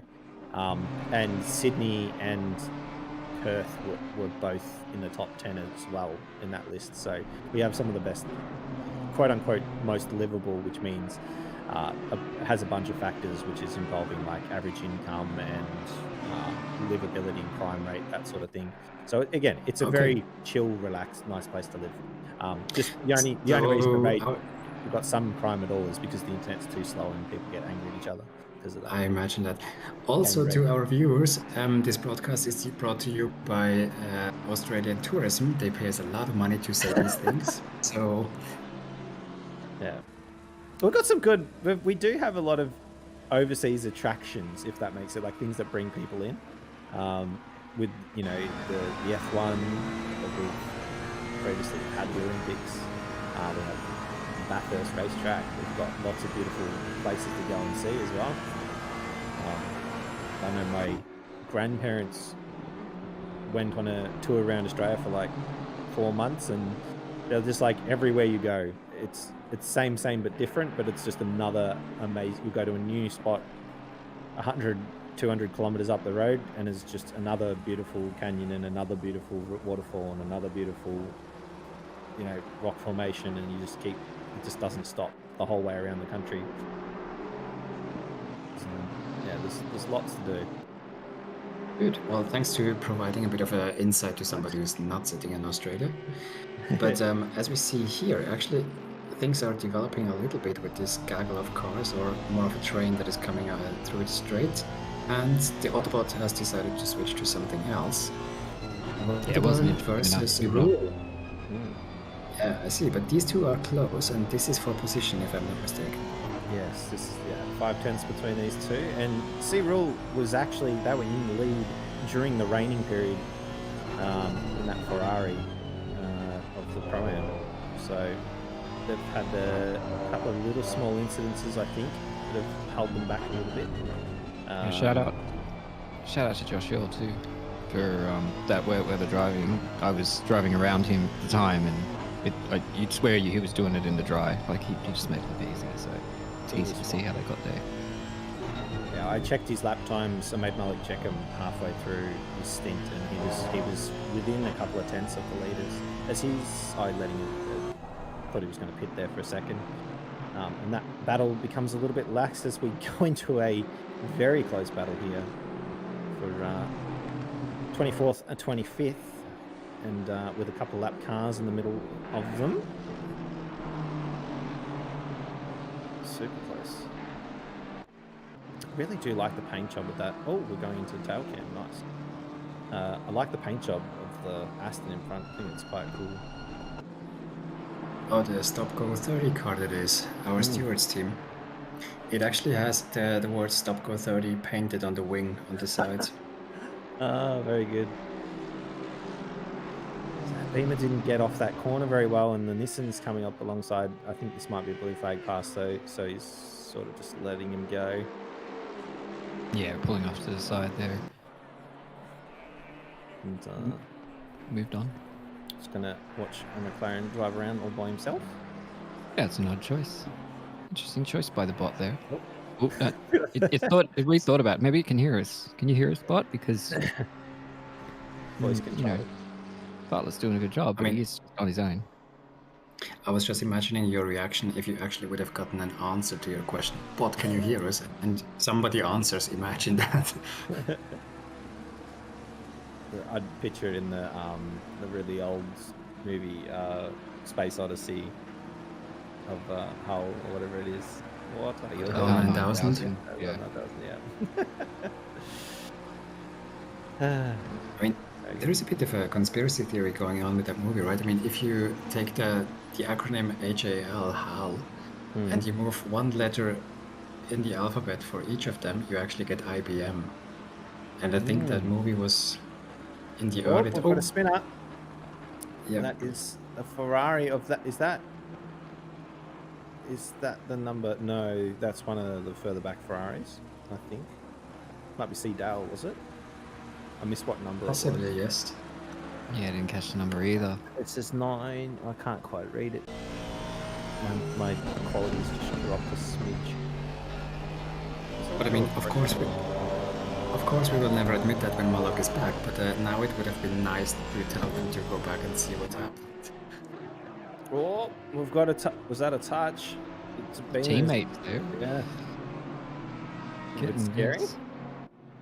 And now they're going past some traffic as well. Who is that going slow? Is that one of the C rule, isn't it, going pretty slow? Or is that not? I recognize, yeah, it looks like their car, but it could be just a similar looking skin, but it does look like Cyril's car. Yeah, 150. Yeah, so he's had a moment as well. Yeah, maybe that was the car that was we saw off that Ferrari. I wonder if he's dropped. When you said teammates on teammates, is that one of the famous Kovacs on Kovacs violence impending situations here? It could very well be. Yeah, they've been in the wars, all the Kovacs cars today. Every single one of them's had a big moment on stream. By the way... I agree, JC, in the chat, by the way, with the helmet cam love. I like the helmet cam. Mal doesn't agree. Oh, here we go. This is... Mr. Fab has pulled out. Oh, it's a squeeze and they've touched. Oh, we swapped away. That was unfortunate. But I think he's gathered it up and going again. Yeah, looking at the track map, he's going slow, but he's probably got back together. Hopefully he didn't hit the wall after that, because that can cause quite a bit of damage. But yeah, that's probably not how we wanted that encounter to end. We go back now to these, our Kovacs boys. I mean, are these guys, I mean, they're all part of the same group. Are they helping each other out, or are they racing? Well, usually they are trying to avoid each other on track and they're trying to be nice, but we also have seen many incidents that were unfortunate that have involved a few of their cars taking each other out. So in the sprint series, yeah, it's kind of a running gag that they always tend to take each other out. I think the best one that I've seen was 4 different Kovacs cars in one sprint race at Barcelona taking each other out. That was impressive. Again, not in a good sense. I mean, there are a lot of them, though. True. How many entries have we got from Kovacs in the endurance? 4 or 5? 3, I think, for this one. Oh, it's just the 3? Yeah. This one, I think it's just the 3. There might be more. There's 2 of them in the top 10, and then one a fair bit further back from what I remember. Yeah, they're doing well, that's for sure. Now we're on board with a actually close battle. Is this the same battle? And he slowed up and let him catch again? Is that what I'm seeing? Or is that there was another beamer that he had the issue with? I think it was another beamer that he had the issue with, right? In turn 1? Yeah, it was the green Kovacs car, yeah. Oh. Well, just avoiding back with it, Mr. McNulty there. McNulty, sorry. My dyslexic brain trying to read words that are blurry on the screen. Yep. That's fine. We're doing as well as the Autobot is. Yeah, I mean, at some point, the commentators will also be replaced by an Autobot. You know? Yeah. It's not that our jobs are absolutely safe here. Something about human embellishment though that goes quite well though, that I don't think AI will be able to do well without sounding way too scripted. I mean, if you were there, who's that current F1 commentator? It almost annoys me how wrong he calls things. Like every 10 laps there has to be he gets one of the drivers wrong. Like as in there's only 2 cars it could be, it's a 50-50 split and he just has to say one of the names, but he always says the wrong name. It feels jumping around a bit between cars. Mr. A. Lee, who was doing very, very well at the start of the race, a bit further back at the moment, where that their stints. We've got a couple of back markers behind him. Yeah, it's always a thing. You never know who's in the car and what their pace is going to be like compared to the drivers who started before, and what kind of strategy they're on as well. Because I mean, it is pretty easy to tear up your tires around this track, especially as the track temperature increases. And now that it gets a bit further from midday now, but this is when the heat will probably be at the highest. Yeah, that being said, it is 34°C, which is the hottest I've seen it at all. Last time I checked, it was 32. So it has just slowly crept up, and there's no wind, so there's no chance to cool that surface off at all. Yeah, exactly. Yeah, maybe they'll be asking for the rain to come back, but I don't think so. I think everybody probably had enough of the rain. It's definitely not exciting to start the race in the dry and then have it go so quickly to rain. It's kind of thrown everyone's strategies off a little bit, I think.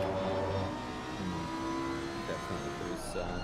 It was all going quite well with very few incidences before then, and then the incidences started raining as the rain poured. A lot of spins. Brings out the best and the worst in all of us, what the wet does. Man, this battle is just not relenting. Ema on Maddie. And he's having a look, but not successful this lap. Just showing his nose everywhere, keeping the pressure on to build some. Yeah, well, that's it. I mean, you got to consider that, you know, you look at the clock, we still got just over halfway to go now. It's like, how hard do you want to push, you know, at this stage of the race? How does that fit into your strategy? And whether it's worth any risks, because you got to be a little bit risk averse, especially at the mid stage, because you just don't want to ruin the rest of the race. I think as we get, you know, further down towards sort of the 2 hour line and all that kind of stuff, we'll start to see a bit more pushing from the drivers, and we'll probably have the faster and more adventurous drivers in here. A lot of the drivers in the mid ranges will be going for a bit more of a conservative strategy as well, just to maintain whatever positions they've managed to gain. And it's 2 driver minimum for this race, is that right? Yeah, 2 driver minimum. So. Oh, gee, closing right up on the brakes there. Good brakes on the BMW. Very strong car around this track, especially for endurance races, as we're seeing. There's a fair few of them up there. Yeah, just definitely. because. Is that 3 in the top 10? Possibly more? Yeah, we've got 3 in the top 10 at the moment. Ooh. Forcing him offline. Oh, but he's run wide. I'm like, he's done this quite well. Although he's going to get a really good run. Oh, don't touch. Wow. He's going to slingshot. He's going to pull it all the way around the outside. It's be crazy if he does, which he doesn't quite. Oh, he doesn't quite pull that off, but that was really, really close to working there. That was, steps on the gas a bit hard. Yeah. Get the back to legal. But again, the stability of that Beamer has saved him a bit there, I think. Just got to be careful not to waste too much of the tyres trying to make a move happen. He's doing wonders working all over the back of him, but just not happening. This has been a really good battle that this spot's been following, which is good. Yeah, classic sort of endurance battle. Yeah, here we go. So it's going to just throw the nose, get back in line, try and get a good exit. It's all about the exit here. 100%. It's almost, 60% of your lap time in that one exit. If you mess that up, it just throws off the entire first sector for you. I think we also have to shout out a bit to Wilton here, because he doesn't seem to be overly phased by the car that is very close behind him. I mean, he barely goes defensive ever. He just spools down his lines, keeps his head down, goes on. Even if there's a lot of pressure from behind, he doesn't seem to make many mistakes out of it. Yeah, good call there too. Yeah, that's definitely worth mentioning, just how good a defense he is putting on, because he's not making it easy for Viney behind him. As we get a replay, which means we must have him up. That's the way. What's this? Oh, that's a wide over the curb. And, oh no, in the grass and into the fence. Is that the 150? Yeah, that'd be the 150. So that's why they were slow when we were looking at them earlier. Thank you for that replay. Very valuable. Yes, thank you, Autobot. Well done.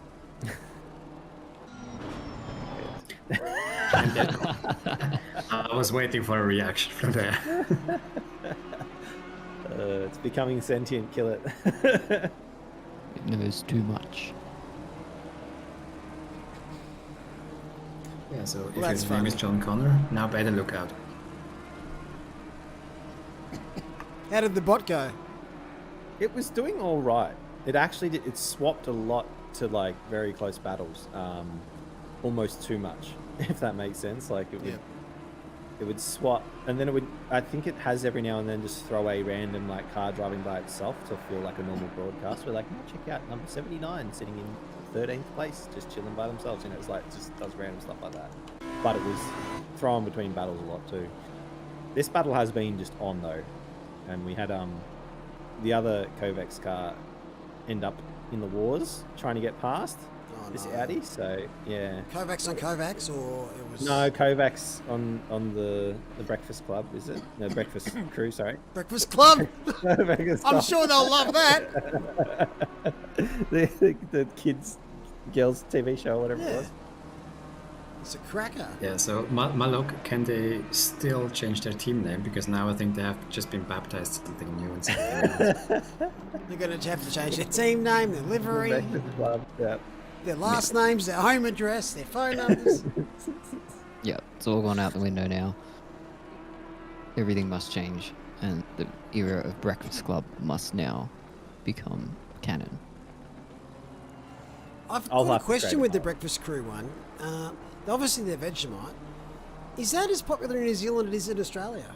Because they're a New Zealand-based team. I wouldn't have thunk it. But maybe I'm wrong. This is somehow a very Oceanian question because nobody else in the world cares about that. Possibly, sorry. It's 'cause no one Everybody else in should the world care about has- Vegemite. Exactly. Separates the men from the boys, the Vegemite. Yeah, I'm not Vegemite gonna and I'm not gonna cheese. tell you in which way it's separating the men from the boys. All right, calm down. We're not allowed to get political here, okay? The theme's gone a bit deep here. Yeah, we're not going to start. We're not going to start a war over which country has the best. I'm condiments. sure wars have been started for less. I mean, it's This it's is a also war funny worth because starting. This is a war worth starting. Starting. Yeah. Don't about Ukraine and it's Russia. also worth mentioning that before we talked about privatization, neoliberalism, whatnot, and now when it comes to Vegemite, you say don't get political. Interesting. Just an observation. Yeah. It's because he knows he doesn't want to lose. That's why. Is that fun? I see. Yeah. Okay. It's the political. It's the thing to do. You just say, oh, that's sexist. Oh, that's racist. Oh, that's political. You know, you say one of those three things, so they have to leave it alone, and they can't argue their point because you know you're going to lose. Post your V's in chat if you want to vote for Vegemite there. V in chat. Just give us... All right. What's the gap at the front? It's pretty big. $1 billion. $1 billion. Yeah.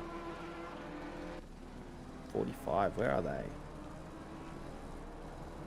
This is... I'm really enjoying this battle. This has just been ongoing.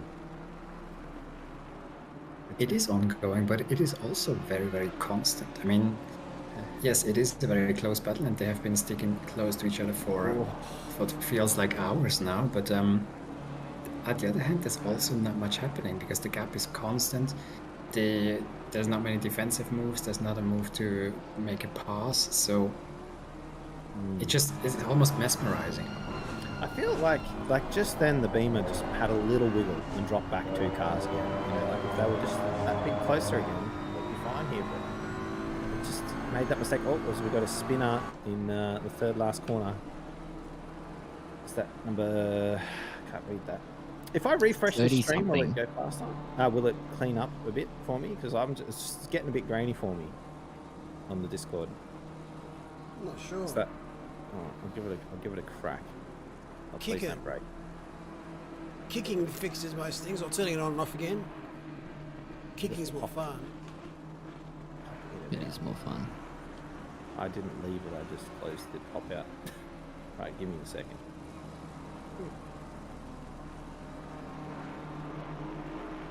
But yeah, I think what we was thinking. Oh no, hold on. Replay time. Chase here. Oh, a little bit of a push. Oh, nasty Whoopsies. push there. Bad place to be turned around. Bad car to turn around too. Yep, that's life, Yeah, man. that's the steward's car. Let's hope they didn't screw up their rejoin though, because that would be ironic.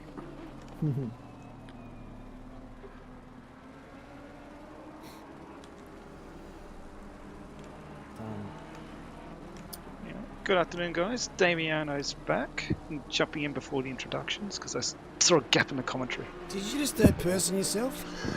Yes, I did. I did. That's a stop go 30, but I'll allow it. Ah, 30. All right. Welcome back. And welcome back, comfort Ollie break. Daniel. Actually, Ollie, Thank can you you very introduce much. yourself? Hi, I'm Ollie. I'm Ollie Daniel. Thank you. Thank you. I just went personal. completely brain dead then when you said forgot that. your I just name. switched off. Yeah, that's fair enough. The It's been greatest one of those broadcast days. introduction in history. Hi, I was actually- I've forgotten. I was actually just about to say, should I stick around? This is pretty packed in the booth right now. Actually, you should stick around because I'm gonna help out for an hour and then I'll be back for my last stint later. So yeah, make sure that you have every Vegemite possible topic covered before I come back. Huh? I've already been there, done that, mate. I'm on the Bovril. Bovril. Okay, cool. See ya. See you, mate. See you, mate. Good luck. See you, Stefan. The Bovril sounds like a POV version of Veg. Like it just sounds like a cheap one. No, it's old school English. Very old school. I'm actually a bit concerned. Just before, as I was hopping into the commentary box, I saw my car pull into the pits, which isn't right because one of our drivers only just started his stint. So I've got a funny feeling our team has just been shuffled down the order a little bit. What number? How did your 959. How'd your stint go? My We're stint, racing you. It's great. Yeah, box Oh, again. yeah? My stint went well. Our tyre pressures were a little off though, so yeah, I don't know. Hot, too cold. Too hot at the front, too cold at the back. Oh, I was running like Oh. 28.2s at the front and like 27.1s at the back, Right. and just like, I don't know, struggling to get into the 147s, whereas really I should be, I don't know, low 146, high 145s. So Just turn that traction off, baby, and spin up the rear tyres. exactly. ah, you just put a lap on us. God damn it. Nice. Let's go, Again. Steve. Yeah, our stints. Oh man. So during the commentary, one of my guys had it off at just before his pit stop in the wet. Just a little bit of car damage, and we had to do that rejoin from the disconnect. And then after that, we had another 2 incidents. So we were, I think, at one stage leading You Am. were leading, yeah. Yeah, right. And then now we're still third. We think at this rate we'll still pull off third, but we can't afford any more shenanigans. And then it was my turn to have a shenanigan. So, front doors ringing multiple times, windows being tapped on multiple times. Yeah, my wife forgot her keys to get back in the house, and I only just started 5 minutes into my stint. I hope you left her out there. So I can drive quietly without interruption. Take the child out. It was awesome. It was a great deal. I loved it. Won't be long. yeah. Be 70 minutes. Yeah. I can hear outside the window, Daddy! Mow the Let us in! lawns. Daddy! Mow the lawn, yeah. Wash the car. Make So yourself my productive. Paint second the stint driveway. So my second stint was only 10 minutes. Oh, dear. Oh well. I don't know if you guys caught it on stream. I had a pretty wild moment. I think it was Rule in P13. I was in P18 at the time, and he was right in front of me. But I think his, like, I don't know, his tires seemed pretty cooked because he was He looked like he was struggling quite a bit, but he was defending quite a lot. Whereas he didn't need to defend, because I was like, I'm not going to overtake you. I'd rather us both just crack on with it. I'm happy to stay behind you. But if you defend, then you hold us both up. Yeah. And I noticed he was braking quite early going into the bus stop, and I forgot one lap round, and I honestly thread the needle like you would not believe. Somehow we didn't make contact at all. Yeah. Anyways, maybe would have been better to see it than hear the story, I think. Sounds like you had a good news story. Yes. Yeah, it was lucky. It was very lucky. And then unfortunately, when Steve hopped in the car, he had a little incident. Oh no. Oh no. It's always looking hairy. Oh no.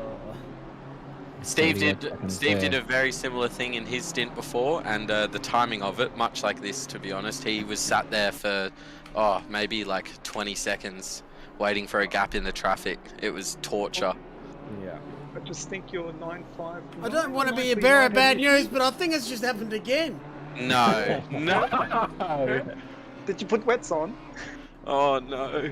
We need the rain to come back, because Steve was doing an awesome job You in the guys wet. need Jesus at the moment. We're still on for our career best finish. Oh, get it off the screen. Get it off the screen. Just the next lap, is it? Nah, the last one was a while ago. Oh, the Riz. Oh no. Oh. At least most of the pace came off, but yeah. Yeah, it still does a fair bit of damage. I had a similar incident straight after the pit stops that sent us to the pits for about 25 seconds extra. So yeah, that'll be some significant damage, unfortunately. Sorry to see that. Oh, me too. About the P3, like I was spotting for my co-driver, the guy that reversed across pit lane in P3. Yeah, you got a penalty for that. Pretty big one too. Yeah, we were in the middle of that. So car in front pitted. David Flower was being respectful, kept the distance off, and the two guys behind him just went for it. So You won't believe what happened again, Ollie. Nah, surely not. No way. There's no way. No, I just got you. You made that one. Oh, I was ready to call it a day if that was another one. But number there's someone at pit exit number though. 24 Who's has at pit exit? yeah. What's that, 24? 24, that's one of the... Oh, no, 28's one of the front guys. He's only just got going. No, he's what's again. No, he's going again. 24. Who is that entry? Oh, Oh, yeah. That looked awkward. the Mr. Bean and Teddy entry. On the paint. Oh, The barriers? Stay off the barriers? Ooh. Oh, the bottom. I like the delay. I thought about it for a second. It's like, nah, I'm going to be damaged. Yeah. It's like when you spin the wheel of lottery. You go tick, tick, tick, tick. Yeah, I'm sorry. She's dead, Damn Jim. you, car. Just going back, did you say somebody was, reversing in the pits? Or to get to the pits, or what? Yeah. They're reversing off track, and their car was trying to get around them behind, and reversed into them. Oh, okay, alright. Interesting. It was Hasnan, unfortunately, was the guy. So you're the Nissan. He was P3 at the time too. Yes, he was. So you're the Nissan that got caught up in that, right? Not Yeah. the Nissan. Yeah. Wait, Yeah, it was it the was Nissan. Yeah. 696. Mm-hmm. Yeah, it was Yeah, It's everyone. not hard to play spot the Nissan. There's only one of Oh, them. here's the replay of it. Watch this. Bang. Ooh. That's just there unfortunate. we go. that one. We're free. Because we're working out how to let the two. It gets better. Oh, that's so Oh scary. no. Oh I no. think Oh Yeah. no. He nearly rolls you. That's. Oh, poor Yeah, we were guy. talking It's about it earlier with just how much you managed to get the brick of a GTR off the ground. Like, look at that. Wow, That's look at that. impressive. That's a photo and a half, isn't it? Hmm. What you can Stunt imagine, driving. it's like he swerved around near the missing, and he's on two wheels rather than being hit. Yeah. It's a One of cool those- photo, but there's so much wrong with that. Like looking at that photo, it's a lot to take Don't know in. what you mean. From a commentary perspective, it's nothing. fantastic. It's here, basically. It's what's interesting. Class A content. Oh, here we go.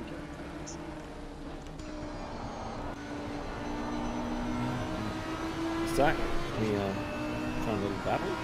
Yes, another Audi BMW battle. Is that what I'm seeing? Oh no, it's Audi. And that's a lapped car, right? No? No, those two there are battling. Oh, actually, no, they're Okay.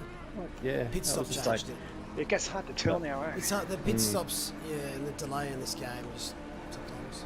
Yeah, and also the laps. So when you got the timing here, it only updates during the sectors. So when they cross the sector, that's when the timing changes. But what gets me is I'm trying to work out the gap between, say, P1, P2, and AM. What's the actual gap? How do you work that out? Like between which Pit Wall Life might be able to help you out. It's got a bit more data. Okay. Link in chat, link in bio. Mo having us on. G'day, hamster. How you guys going now? okay. Oh no, you were 919. Send down and turn in one. Nailed it out. Roachwood keeps it good. Here we go. Had a race Oh, with that- Megan D that earlier, was which I never thought I'd see the day in my life. Was it the first time or the second time you got lapped? They might be out. No, it was for position, which I was like, they must have had something happen to them because there's just no way. I mean, we were racing for like P19 or something. Yeah, they had a couple. Yeah, of moments. they were. They had same thing. We had we were coming across Michael Babb. Same team. I'm not sure. They But, had the wrong brake pads on. Yeah, I saw that earlier. Yeah, they had the wrong pad. okay. They had pad 1 on, and yeah, so they've had to make a change. How long's the brake pad change in this game? 45 seconds. Oof. Extra? Yes. Yeah. Which for an endurance event, probably not a huge big deal, unless you're the only one that does it. For a sprint event, yeah, but it's probably going to cost you. Yeah. I was going to say 45 seconds is Pretty like, quick. it's yeah, considering that it is quite a bit a lap those brake pads do for you. Yeah. But you have to do it. You'd have to do it a couple of times throughout the race, though. Wouldn't you? Like multiple. Wouldn't you? If it's on pad like so Yeah, it's only got about 3 hours or something on it of life. Craig in chat says, Ollie, sorry for killing the car from Craig and Steve. That's all right, Craig. That's all right. And I hate to break it to you, but it did make it onto stream. All of them. Multiple. Don't believe him, little Craig. montage. Nothing was broadcasted. There's a montage. Nothing was Yeah, there's a video montage coming your way. It had the choir singing like, "It's a montage." That's okay. It's about time our luck ran out. It was definitely not punching. broadcasted whatsoever. It was not No. live or replayed. No, not again. This is torture. Oh, I'm sorry, Craig. And was that Oh, live? sorry, I was looking away. Can No. you do that one again? Imagine last time I did that, actually another one happened. Hey, he's made it.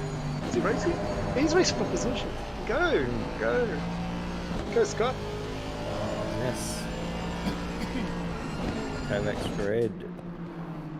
Having probably the best luck out of the Kovacs cars today. In fact, they've been in the wars a bit. Oh, that's not going to help the situation. That was close. That was very close. Just teasing the stop go 30 car. If you're going to pump them, Scott. No, don't actually do it. Twice. Scott, lot deeper on the brakes. Yes, much. Is the cloud cover just come over a little bit more? Yeah, it has been keeping an eye on it. It does look like it's getting a little cloudier, so maybe It's we'll temperature see some more rain. Louder. The ambient temperature's dropped, but the track temperature's still the same. Yeah, sounds about right. The ambience drop. Okay. Was it 28 before? I think it clicked over to 28 for a little there. Yeah. Either that or I'm just making things up. These are two of our tech guys in OOR. Scotty does a lot of the results stuff and the standings, and Glen does a lot of server stuff. Are they going to come together at the bus stop? It would be beautiful and poetic, and no, it's already been done. What a move. Got Just hooked up on way that better girl. exit there, Glen's yeah. just a gentleman. Oh, No, he's ready to waiting for punt. payback. He's going. I don't want you that close behind me after how close you got a few times there. Oh, don't you do that sometimes? Oh, it's faster to stay behind. Well, that Well, it fizzled can out be an quicker advantage, than- especially in a long race like this, to stay behind someone if they're obviously a little bit quicker than you, or if they're pressuring you too much. Sometimes it's better to just stick behind them for a bit, and as long as you don't lose the pace, it can be an advantage. Yes. Just looking at this one. Looking for a pass on wires. And it's giving him a bit of room. It's giving him a lot of room. Oh, good exit. There's the beauty at the legs up the hill. It has shown to be pretty fast, but the Ferrari's no slouch as well. A bit of a slipstream. Ooh, going off on a track curve, there, it's that's going cooling to the cost him a tyres lot. down. Audi's curled up a bit more though. Is that Audi in this battle? No, it's a No. lap car. I'm hearing whispers rain in 4 hours. Rain in 4. I Confirmed. made that up, but imagine I if did it you say does within happen. 4? If it happens, it's going to look pretty bad. Why is it going to look bad? Because I've said it.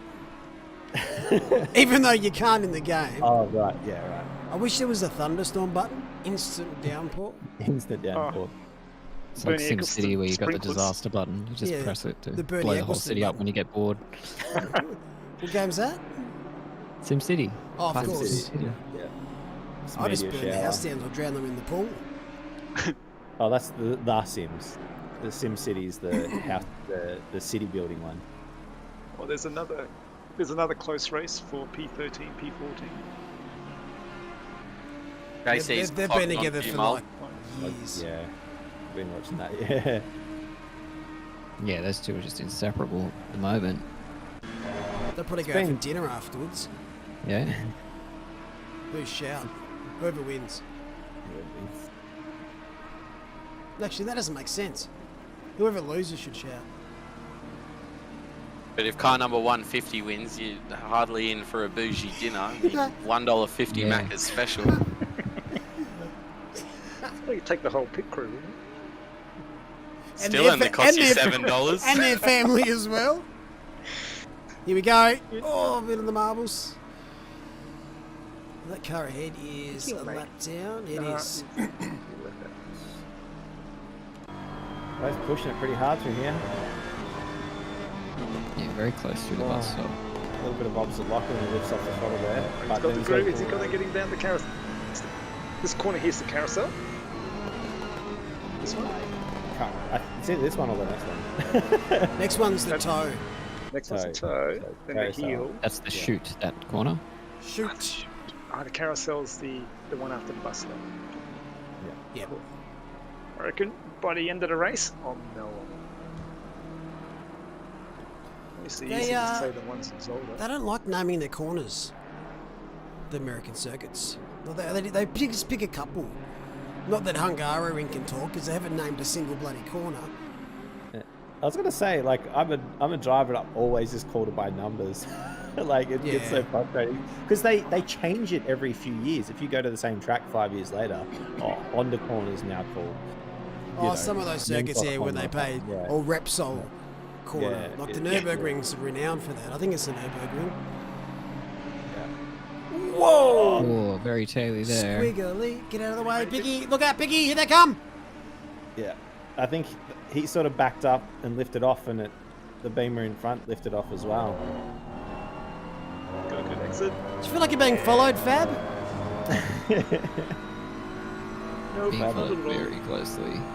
I just He's the that train Beamer is conductor. so quick and straight. I'm finding a lot of cars closing up too fast in that area, so they have to Really? back off, Yeah. and then they lose the momentum. Oh, except now. Yeah. Very true. Oh no. See, the second he pulls out of the draft, the BMW just pulls away. He's launched through Oh, there. that's not a place to put Vegemite. Vegemite. Whoa, where we going, Fab? Oh, Fab, no! Oh, no, wow! Oh, wow. Absolute How did scenes they here. escape that? I have no idea how no one's dead. We need a replay of that. How did they Oh all my survive? god. What Well did done, I bud. just witness? A montage. Change of pants after that. Far out. Is there a Australian flag out there? A lot of these cars are fighting for position as well. We just shuffled in with some blue flag cars. Yeah. How did Fab come out of that in front? He cut the corner. He got the corner. But he also got about 18 metres in the air. He was halfway to bloody Canada. He's got the soft suspension on. He can absorb it all. He's fine. Just pure commitment, I think, at that point. Oh, that's it. Isn't that what they say? Lick a stamp and send it? Yep. Pretty much, yeah. Oh, look at all these cars. That looked great. This is fantastic. Pretty much, it looked like he thought he was out of control. Lifted off the brakes and went dead straight with the wheel. That's the way you got to do it That's if you're going to smart. cut a chicane. That's what he Yeah. did. It's good driving. Credit there. Don't overreact. As crazy as it looks, if he does any harsh things with the wheels or pedals, Whoa. he's just down. How many cars? P4 in this One, battle two, as three, well. four, 5, 6, 7, 8, 9, Yeah. 10, 11 cars. We have a truly crocodile. Oh, the leader's coming through too. Oh, wonderful. Oh, wow. This is going to get very spicy. So we've got 11 cars in total in this sequence. With some people racing and people with blue flags and the leader coming through. All right. What could possibly go wrong? Well, that's not how you take that corner. That's not I a have to replay, watch is it. No, I was just trying to watch the corner, but spooked Fab off. You got 2 camera laps off shy. there in a row. 4-2-1. Must be towards the end of the stint, maybe. Tyres starting to go off a little. 6 minutes. Much earlier. Worn Tyres Tribe is the name. Oh no, that wasn't. That was one of the old teams there. My bad. Oh, hang on. Someone's off at the end of the bus stop. Yeah, it's 4-2-1. They've been there for about 3 weeks. Oh, okay. They're Thank not God having a it's great not time. 9:59. Actually I know. waiting for the Reset bus. to the pit. They reset to the pit too. Oh, Someone told them the bus doesn't actually stop there. it's after the bus stop. You've missed it. That bus sailed. All right, we're going to have to watch that back. That was Yeah, that was spectacular. mental. It's still busy though. Where's the leader? He's only just passed one car. Yeah, it's a pretty pacey group too. They're zipping around pretty fast. Still no rain on the horizon. No wind. Barney is pitted as well. The Barney Mobile. That's 3rd place. Johnson. Here we go. This is what started it off. Completely by himself. Oh yeah, way too quick. Oh. Oh, nicely, nicely done. Might not actually have too much damage from that. Oh, he's done that well. Oh, that's brilliant. Oh, the not too. Oh He's- my god. That's close, but I think they've done all right. I don't think he's done a bad rejoin. It was just the fact that someone else was going off the Yeah. track at the same time. Look at that. Look at that white Audi. Look at it just Yeah. thread the needle there. Oh. Oh my Yeah. god. Oh, can we have a top-down view on that? Is that possible? Burning car. Top Either down. one. Yeah, they were close enough. They could have been giving each other high fives and that. Yeah, I know. That's how you swap your dinner vouchers over. Jesus. Oh, that's so good. That is awesome. That can go in a montage later on. Yeah. Out of pass 102. Advance. Is there a reason it says 7 hours by the way or something like that? Where's that? It says on the replay. It says Watkins gone 7 hours. Oh, that's pretty graphic hasn't updated. I'll fix that. Or it just changed. Battles are still going. All these cars aren't fighting for position either. They're just What to look at? It's they're too just exciting. here.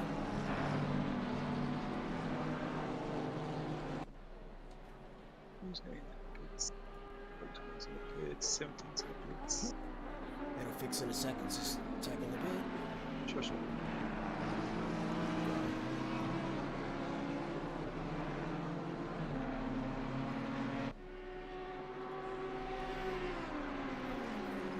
That's a nice livery. It is. I can't get over it. Like when you're driving, some of them are all black, but you know, I like watching this. It's so look at the tone. It's all done. Just like some speed. Oh, so when you're driving, you can't see these. No, not for this race, because some of them just have a carbon base. This is the way we've forced it on the server. Because in the past, loading the liveries for all drivers lagged everything, but I think that's fixed now. Has anyone had any issues with lag on cars joining? I was running with those liveries and I didn't have any problem. Yeah. So I had some of them turned on, and yeah, I had no problems on my end. As far as lag goes or whatever, like exactly the same as any normal sprint race where we're not using them. So I think we're Excellent. That a fairly fixed that then. successful test. Excellent. Ollie had to duck off. Right. No. Wife's no keys, huh? Yeah, I know the feeling. He just left. But she's not here, so I'm kind of safe. But I don't think I'm going to have dinner tonight. Did 959 bid it again? You might have wait 9 minutes and you're not going to get dinner. He's back. You let your wife in, Ollie? Negative. I just had to Kicked her out. Kicked her out. whether or not I was needed in the car. Because I think that, Craig's meant to be in the car now, so I think that threw our planning out a little bit. So I just needed to confirm that I'm still due in the car. I think just after 6. So just after this comm stint, I'm in. Oh, beautiful. You guys have done it well. Our stint just got ruined after 30 minutes. No, mate, there's been no planning whatsoever. Like, it's the best way. You're in now. Go quick. Laters. I'm still talking. I'm on the loo. Nope, didn't let the missus in. She's still here. Shout out to all misses. How are you all going? Yeah. Supporting To your be partners fair, in the she's racing. good. Yeah, she's good. Took little miss away. They went shopping, bought some stuff. Read all the notifications on the phone from the credit card. Phone melted. Yeah, mine's cooking and cleaning at the moment. This works out well, doesn't it? There's gonna be some payback for sure. Oh, definitely. We're moving house soon, so I can't wait. Have you lined yourself up a big sim room in the new house? Well, we're in between buying, so we have to rent for like 12 months. So Yeah, I can't be too picky with the room, but it's a lot bigger than the room that I got now. The room I Yeah, got right. now is 2.6 by 3.1, and I have. That's a good room. That's a tiny fucking room. That's a cupboard. It is, and it is when you've tall got are 3 you? computers and a sim rig. I turn around and I'm looking at the other computer and a wall, so it's Yeah, watch out, you lose an eye. Just remember, Malik, my entire house is 7.5. I know. But you don't have a sim rig though, don't you? Race somewhere else? Yeah, I do. I have a studio for that, so. Oh, wow. So the only close battle is really 15th. Is that right? Yep. That's all I can see. And this battle's been going forever? Yeah, since the warm-up lap, I believe. Yep. Yeah, Do you drive your house to the shops, Justin? I could. You could. I could. I actually Just could. popping down to the shops. No worries. Drives down with the entire house. Yes, yeah. Hang on. Are you in a was it a shipping container house? It's a tiny house on wheels. That's what I'm in. So I'm on a trailer.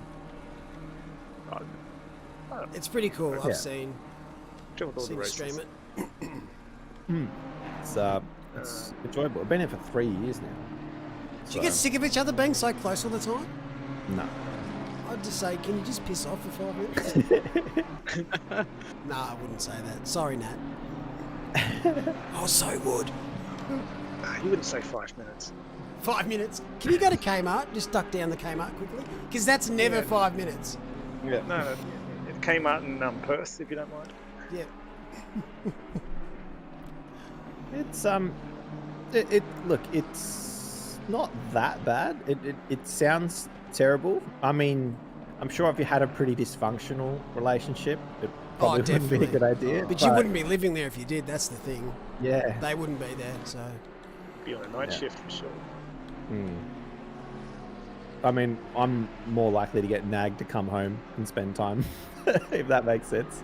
Yeah. If I'm out streaming too much or doing some stuff, it's just like, when are you coming home? And it's like, whenever. Today?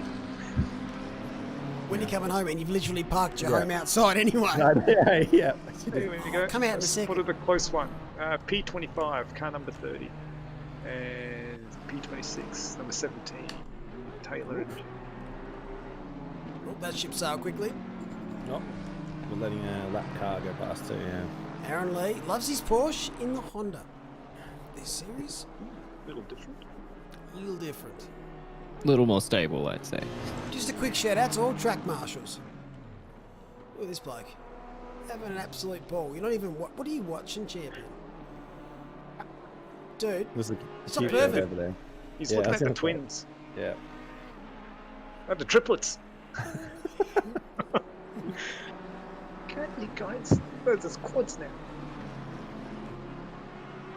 Tell you what, the marshals will be lifting weights for all the blue flags they're waving. This guy's not lifting a finger. Lazy. It's going to be research of him a little... I did flags at the Bathurst 12 hour in real life.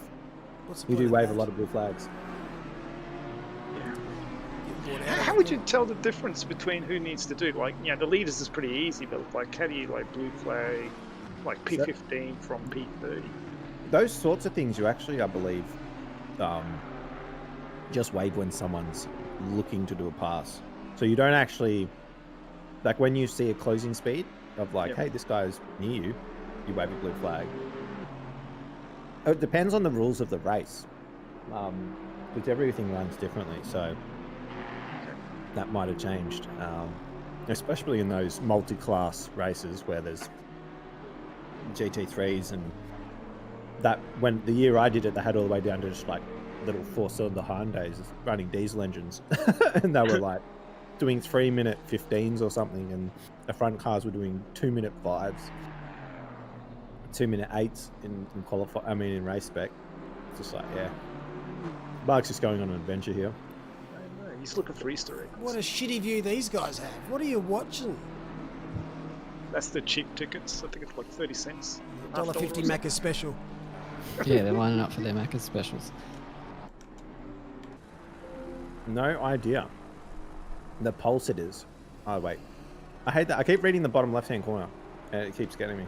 I gotta stop doing that. Thinking that's who would jump on. Alliance Green.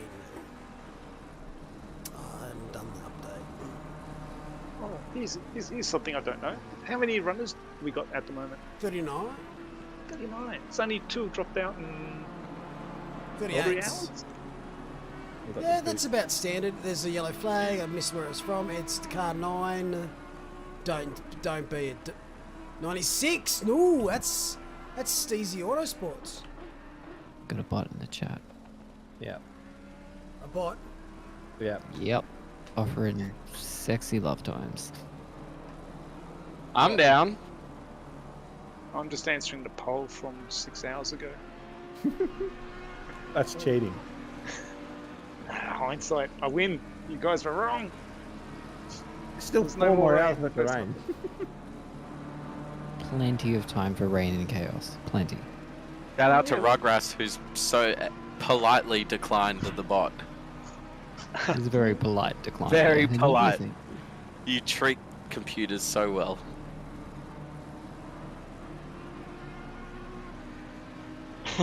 He'll be the only Checks one on me, that but survived. we've already got JC. Whoopsie. That came out a bit fast. I was going to say he'll be the only one that survives when the revolution hits. Or the might AI be a bit- revolution.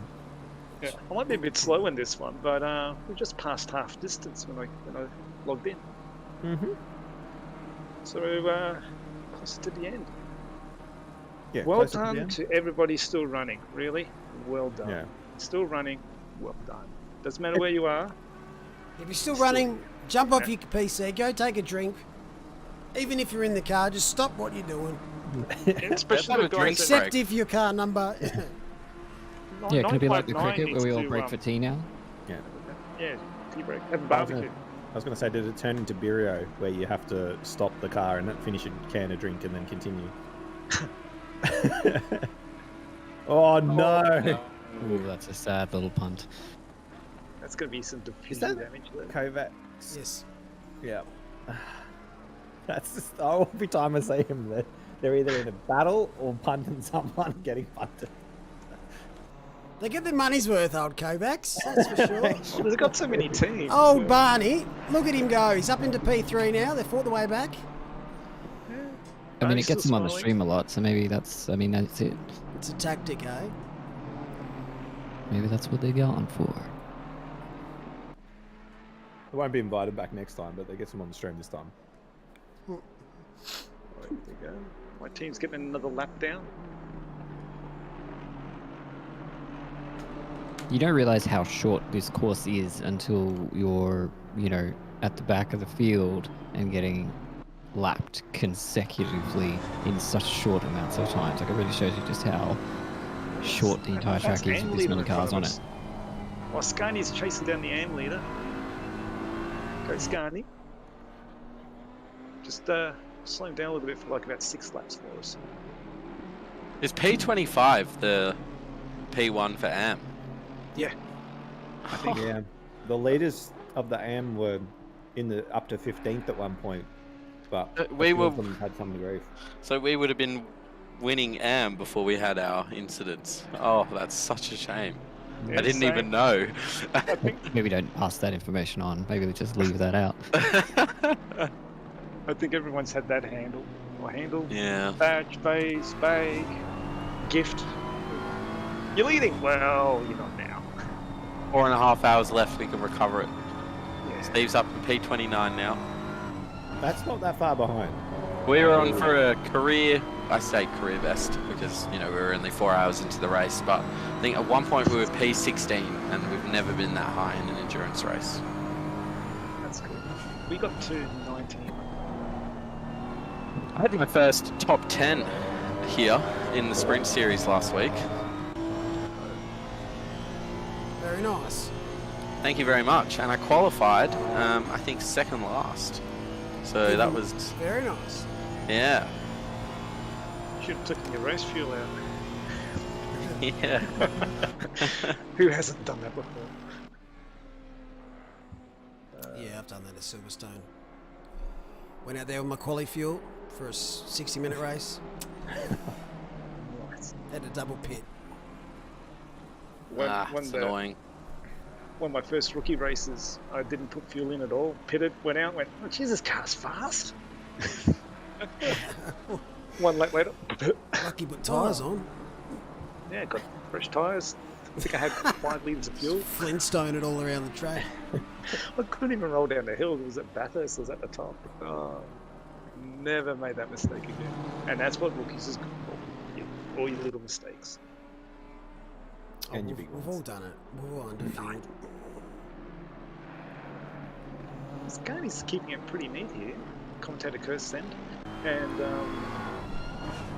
That was. He's really That chasing wasn't me, them. Eric. That was someone else. So if you punt him here, send invoice elsewhere. he's not going to look here, is he? It's a tough one. Credit to Scani too. He's driving with the COVID today too. So like he's really pushing Oh, it. is he? Oh, that's no good. He's almost bum drafting through some of these corners. Well, if he's got COVID, Well, he they're should real be social Let distancing. him through. Yeah, so Yeah, he's exactly. spinning that past. Okay. You know what it was? Got to disqualify the team. He's got COVID out on track. Yeah. Should be at It was home Mark. isolating. Yeah, Mark heard he had COVID, so he just bailed. Keep that distance.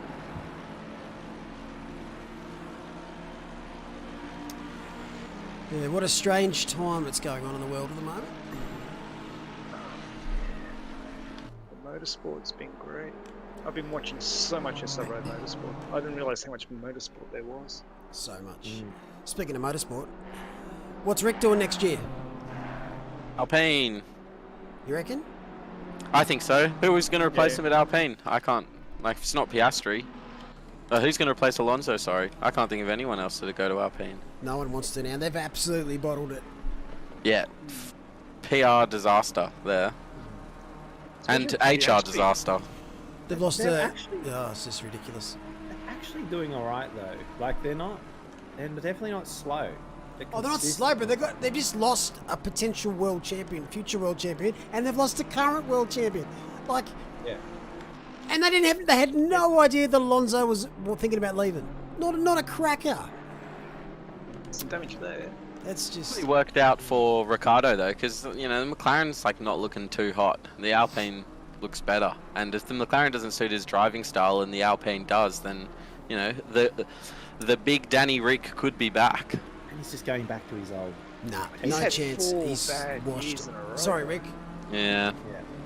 And that's not to say, okay, McLaren's obviously struggled a little bit this year with the stuff with under braking. They've kind of bottled, but they'll fix that, and he's gone back to Renault where he was a couple of years ago. Yeah. It's a bit of a... That's nice.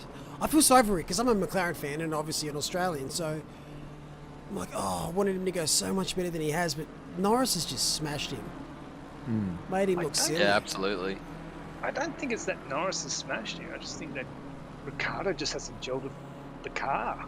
But that was last year. This year, he's helped And develop the like- car to suit himself, and he still sucks. Yeah. He's got no excuse this year. Last year, we can understand because he's been put into a car that was developed by other drivers.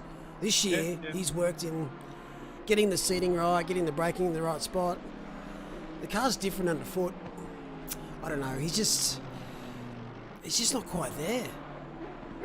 So if he was to leave F1, where do you think he would go? NASCAR. That's what I reckon, because he Probably. loves it over there, doesn't he? I reckon any personality suits American stuff. Yeah. I don't reckon. There's a fair chance that Piastri will be McLaren's reserve next year, and in 2024 he'll take the seat. That's Whoa. apparently the rumor. McLaren have guaranteed him to be Ricciardo's replacement. Then it's up to Ricciardo if he wants to use his contract next year. So, I don't know. I'd rather just see Piastri racing. 2 years of not racing with that much talent? It seems Yeah. stupid. Unless he's got an ironclad definite race. But don't forget, when he goes, if he does go to McLaren, he's like halfway up the food chain. He's like, it's not like he started at back market team. Like, I'm not dissing any team at the back. It's No. tough. Yeah, But exactly. they're just not at the front where McLaren would be. Piastri's been pretty unlucky with timing, because you think like Mick, Charles, and Russell all got into F1 after winning F2. Piastri, and then in that same period you've got Norris, Latifi, Albon, who came into F1 after not winning F2, and somehow Piastri loses out. I don't It's think money, so. mate. It's money. He's a good year job. Yeah, younger, though. exactly. He's a year behind all those guys, though. Yeah, I know, but if he was a year older and raced, with them, he would have... Like, there was that year when, like, Albon, Norris, they both got into F1 without winning F2. And now there's like it's the other way, there's just no seats. It'll happen, though, because I don't think Magnussen's been re-signed yet, so there's going to be a Haas seat. Because he's always going to be a stopgap Magnussen, because he had retired or he left or he wasn't re-signed. He's only there because of what happened to Haas with Mazepin. Yeah. So there's going to be a Haas He's done a seat. good job. Who else The retired? other day that they're beginning to ask questions of Mick. Nah, he'll be right. There's no... But He's improving. the hardest thing for Mick is he's not going to get a Ferrari seat for God knows how long. For at Yeah. least 2 years, yeah. Does he And stay? even then, Yeah. those other two, where are they going to go? Exactly. Like, Leclerc's a freak, and Sainz has come into same. his own, so it's going to be... It's a silly season indeed. Sainz has been doing way better Awesome. than I thought. Yeah. I I loved thought him that at he was just, reserving the seat until Mick was ready. But nah, like Sainz is looking so good. And I it still proved, reckon Mick's not going to make it yeah, it like, sort of showed yeah. how that good. fast. Like, he hasn't blown, like, I remember watching F1 when Alonso was around, and you just see him in the Minardi, and he's putting that car where it doesn't, further up the grid, or further on down the race than it belongs. Mick's putting the car where it belongs. He hasn't outperformed the car. Yeah. There's a move coming in turn 1 here. Carpenter on Tran. there's something to be said about like the way modern F1 works and how little the talent pool that actually make it through to F1, coming from driver myself. Like, as someone that raced at the same time as Danny Rick, you know, like I've said it multiple times, it upsets people, but it's like Danny Rick was not, like, knew him for the first 5-6 years of his motorsport career, and he was not. Tragic. Got sideways. And... No, he didn't get that up. It could have been so much worse. Game over, man. That was almost the save of the century. I thought it almost looked like he was going to catch that. Good work not for everyone to get binned up in that though. Everyone slowed up nicely. There's a lot of marble driving just before that one, so I wonder if that had something to do with it. Yeah. But they all went down the big straight in the marbles, or both of those. It does make a difference. So that thing that I was finishing on, the first 5 years of Daniel Rick's career, wouldn't say he was definitely not a natural talent. He didn't just take to it. He didn't show signs. For instance, I sort of forgot about him when he moved to Europe because it was like no one really realised who he was, as in pace-wise. There was like 4 or 5 drivers from WA that were faster than him, and when he came to a national event, he was outside the top 10, and you just didn't look at him. Like all the guys that are in the supercars, the Scott Pye, the Scott McLaughlin, everyone that's, you know, somewhere in their 20s or early 30s, they were all of them were faster than him by a lot. This is having a move in the bus stop. Ooh, it's a big lunge. Yeah, but cleanly. Might have been the Ferrari gave him room. So it's maybe McLaren. Yeah, what I was going to point out was like maybe he's just not good at, like, when he's on his day and he has the perfect car. Hence why I would sort of look back and say, well, he won 7 races total across his career, which means when he has his day and everything's going perfect, he goes fast, which is quite often of something of a mid-pack runner driver, where what you get is people like Lewis Hamilton, who is, you give him a crap car, or Alonso, and they just look unbelievably fast, and you go, how are they going that fast in a slow car? Do you reckon they know they're just better at setting it up and better at knowing what deficiencies they need to make up? Because that's a big thing with any racing. Yeah. A good driver will make a bad car relatively fast, or race it really hard. You know, like they will. The rain will happen a little bit, and all of a sudden they're just, no one can touch them, and you go, "Whoa, holy cow!" Like how do they do that? You know, that's the Senna or the Schumacher factor, or, you know, you just look at anyone in those eras that have just come out of nowhere because the car wasn't great, and they're 5 spots further up every race than they should be, and you just go, how? It's because they're way better than everyone. Yeah, it's like a generational thing, right? Your DNA just magically lined up to the type of car that's available as well. Yeah, I think confidence is a big thing for Ricciardo as well. He's a bit of a confidence driver. When he's up and about, like, he performs better. He's obviously lacking confidence at the moment. I'm not sure that's going to come back whilst Norris keeps performing him in McLaren. But you never know. I hope he finishes off the season nicely. Yeah. And again, like, if he does go to Alpine's no slouch. Yeah. And Ocon will love to put you in the wall, so he's got to stay away from him. He's just supposed to be in front. The same situation though when he first went to Renault. Renault were no slouch. They were the up-and-coming 4th, 5th team, and they were heading in the right direction. And then McLaren improved, others improved. Well, they went nowhere. And you got a podium for them though.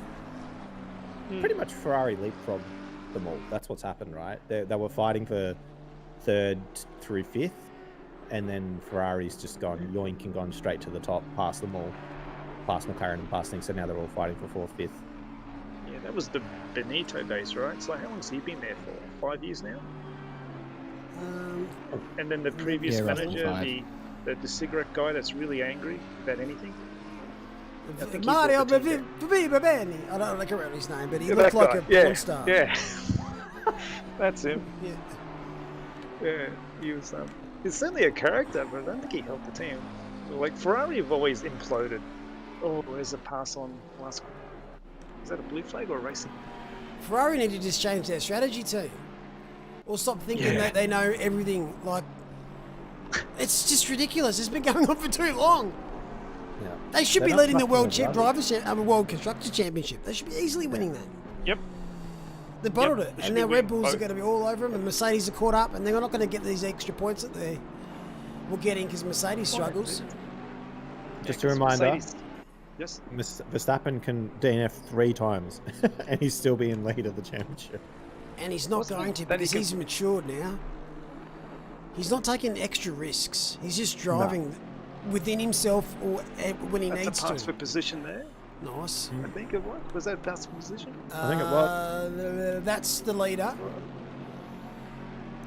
Oh, this is going to be spicy. He's going to let him go. He does. Good. So, yeah, the And now next Josh car along in front of the leader. sticking behind. Was that Curry? Yep, so car ahead's 29th or 20. Sorry, it hasn't updated. That was There's the very wall. close. Yeah, I think that was a pass for position. Didn't even hesitate. Just kept the boot in while heading at the wall with understeer. Yeah, you get more grip that way with the diffuser, of course. When in doubt, for it. Wall riding. Get the Gran Turismo. rotation in. Yeah. So that's where I'm going wrong. I'm not driving the car fast enough. Oh, is that it? Is that what you have to do? You have to drive the car fast? That's how you hurt your tyres, Jeez. though. Hold on, be back. Yeah, yeah, no, I keep forgetting. I went down the pit straight with the mirror on once time. I didn't. I did an exit in the pits and go, what's wrong with the car? Oh, yeah. I go, isn't my pedals broken again? Oh no, limiter. There we go. Yeah, if you got the leader behind you and you're being blue flagged, you just tap out of that fight. Save yourself some troubles with the stewards. I think that's a good pass. A blue flag let through because I think that cost him probably less, about a second. It's a good spot there, yeah, for blue flags. If you just go a little bit wide, you don't really lose a lot of speed coming onto the straight, but it's quite easy for the inside car to pass you. Here we go. Where do you think to let cars through when they're blue on you with the least loss of time? I've been doing it in at this the. track. Yeah. I've been doing it around the slow right-hander after bus stops. Just go wide. Yeah, that's the carousel. Yeah, this I've one's no a bit idea. sketchy, which is the, what do they call this one? The not the dipper, the chute. The chute's a bit tricky. I had contact there on a practice session with... Into the bus stop is a good one. Before the last corner is a good one.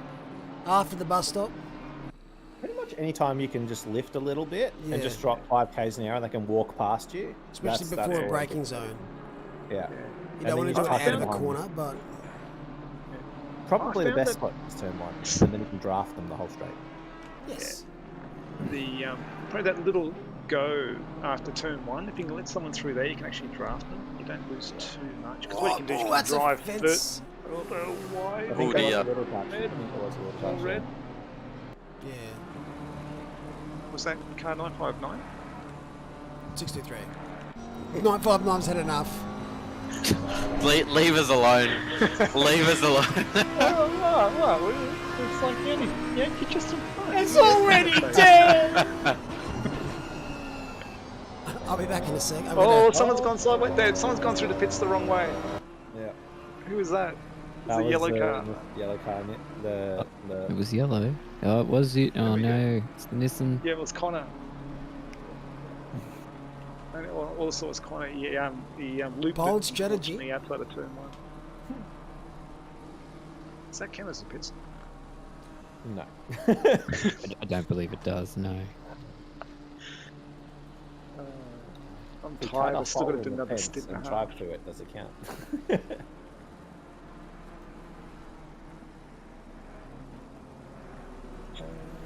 I'll be back in 5, gents. I can say Gotta anything let I the want missus now. in. That's only Nah, let excuses. her out. Oh wow. Aren't you generous? I didn't know you had a Yeah, she basement. needs to go to the toilet. I thought you were going to say I need Just to go around joking, there. it's my She needs to dog, make don't my I? dinner. Now what do we Right. do? We on auto? I think we're on auto, right? Yeah. We're no longer in control. The AI is taking Okay, over. there's a black and red car. It's going straight, and there's another car behind him that looks a bit purpley, also going straight. Amazing commentary. Car turning right. Jeez. She needs to have a conversation about all the F1 with when he had his break, hey? Well, here's one for you. What's the land? I haven't heard Alonso's reasoning for going to Aston Martin. Because in my mind, I'm like, surely he's a couple of years away from a retirement. Like, why bother with another team change? Money. It's a Stuff well, yeah. to and why? That's it, but I don't know. I like that's the obvious one, but maybe there's another reason. Do you reckon Papa Stroll wants him to like really take Lance under his wing? It's a few things. What I've read, and I kind of agree with it. So Alpine offered him a 1+1. They were going to review how fast it was going to be at the end of the year, next year, where he wanted 2 years. Lance. Papa Stroll. Yep. Yeah. Oh, Lawrence. Lawrence Stroll. God, I got me well. So Lawrence Stroll offered 2 years off the bat with an option for more. So that's one thing. The other one was Stroll wanted a world champion for the marquee driver, so he prepaid a lot of money for that. Yeah. And also, good point. So I'm slow to get from there. The factories at Aston Martin are all brand new, and they're all up to date. So there's a lot of infrastructure being completing, I think, this year or next year. But that will need calibration, so it's like a 2-year program. And Alonso just chooses teams that are on the up and coming and don't make it. Well, he has. He went to Ferrari. Oh, you had 2 world championships in a row. I'll come and join you. Never won. It's probably just needs to top up the superannuation fund before he calls it a day. Maybe be loaded. Yeah, no doubt. Everyone in F1 is loaded. You should realise that by now. They're loaded before they get there. Yeah. I think I think that's the someone main like reason. I think the main reason was a 2-year contract. yeah. It's probably the primary one. I also think someone like Alonso just likes driving. Like he's just a racer at heart. Definitely. And You can I think see that's it a big every part of time. it. He just wants to race, and he's willing to race for almost anybody who'll give him a seat as long as they can, promise some sort of competition. And I'm sure Aston Martin are going to pay him quite handsomely for services, and he's going to get some mad marketing deals out of it too. Because we saw what Aston Martin did with Vettel, lots of advertising, get him a DB9, put him on the cover of something. That's all going to be part of the deal.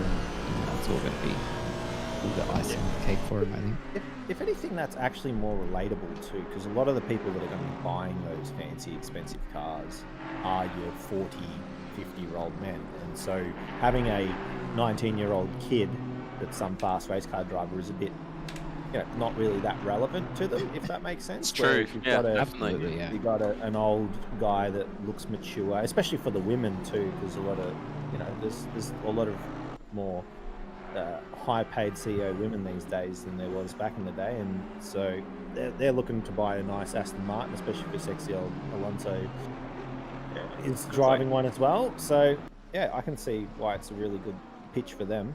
Because he's Spanish. Come on, the women love the Spanish. Yes, the Aston Martin SUV. Safety car. No, the medical car.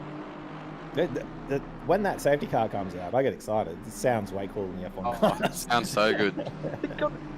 There was a YouTube mini clip somewhere. It was going on 2 wheels through maggots and beckets. It's quite a bit slower than the Merc, though, isn't it? Yeah, but it's got a ton of gear. It's like weighs 2,020 kilos. Gents, I'm going to have to love you and leave you. I'm about to hop in the car for another stint. Good luck again, Ollie. Good luck out Thank there. you. See you guys later. You'll pull us back up again. No, I refuse to give you guys any more satisfaction on this stream. I vow not to put it in the wall. And if I do, touch wood, and I won't, you put it on stream, that's fine. Okay. Just have a couple pit stops extra for me. Alright, cheers, fellas. See you later. See you later. Good luck, buddy. Okay, 1 out, 1 in. Did I just hear the perfect example of a self-jinx there? A self-jinx, potentially self-commentator curse incoming. Yeah, I pretty set much. myself up for success because I said, I'm already tired, I'm not sure what I'm going to do, I've got another stint and a half to go. Yeah, your I'm wife's not going to need to come make back it. in again. I might go to sleep now. Have we finished yet? Is it over? Can I start drinking now? It's not that I'm alcoholic, but I'm powered by alcohol. Isn't that the same thing? No. I'm not an alcoholic, I just run an alcohol. Oh, no. All right, we're just switching over to stream 2 on YouTube, so we'll post a I was link going to say I've been in chat. censored. Can you not do more than 10? You can't do more than 12, 12. but last time it was it was weird after 10, so I didn't want to really, I'm just going to split it in half. Oh, the Ish. VOD won't go Yes, over 10. yes, VOD it won't doesn't go. save it. Well, Abradaderchi guys, that's a good time for me to bail and start drinking. All right, enjoy. Yeah, that's my exit.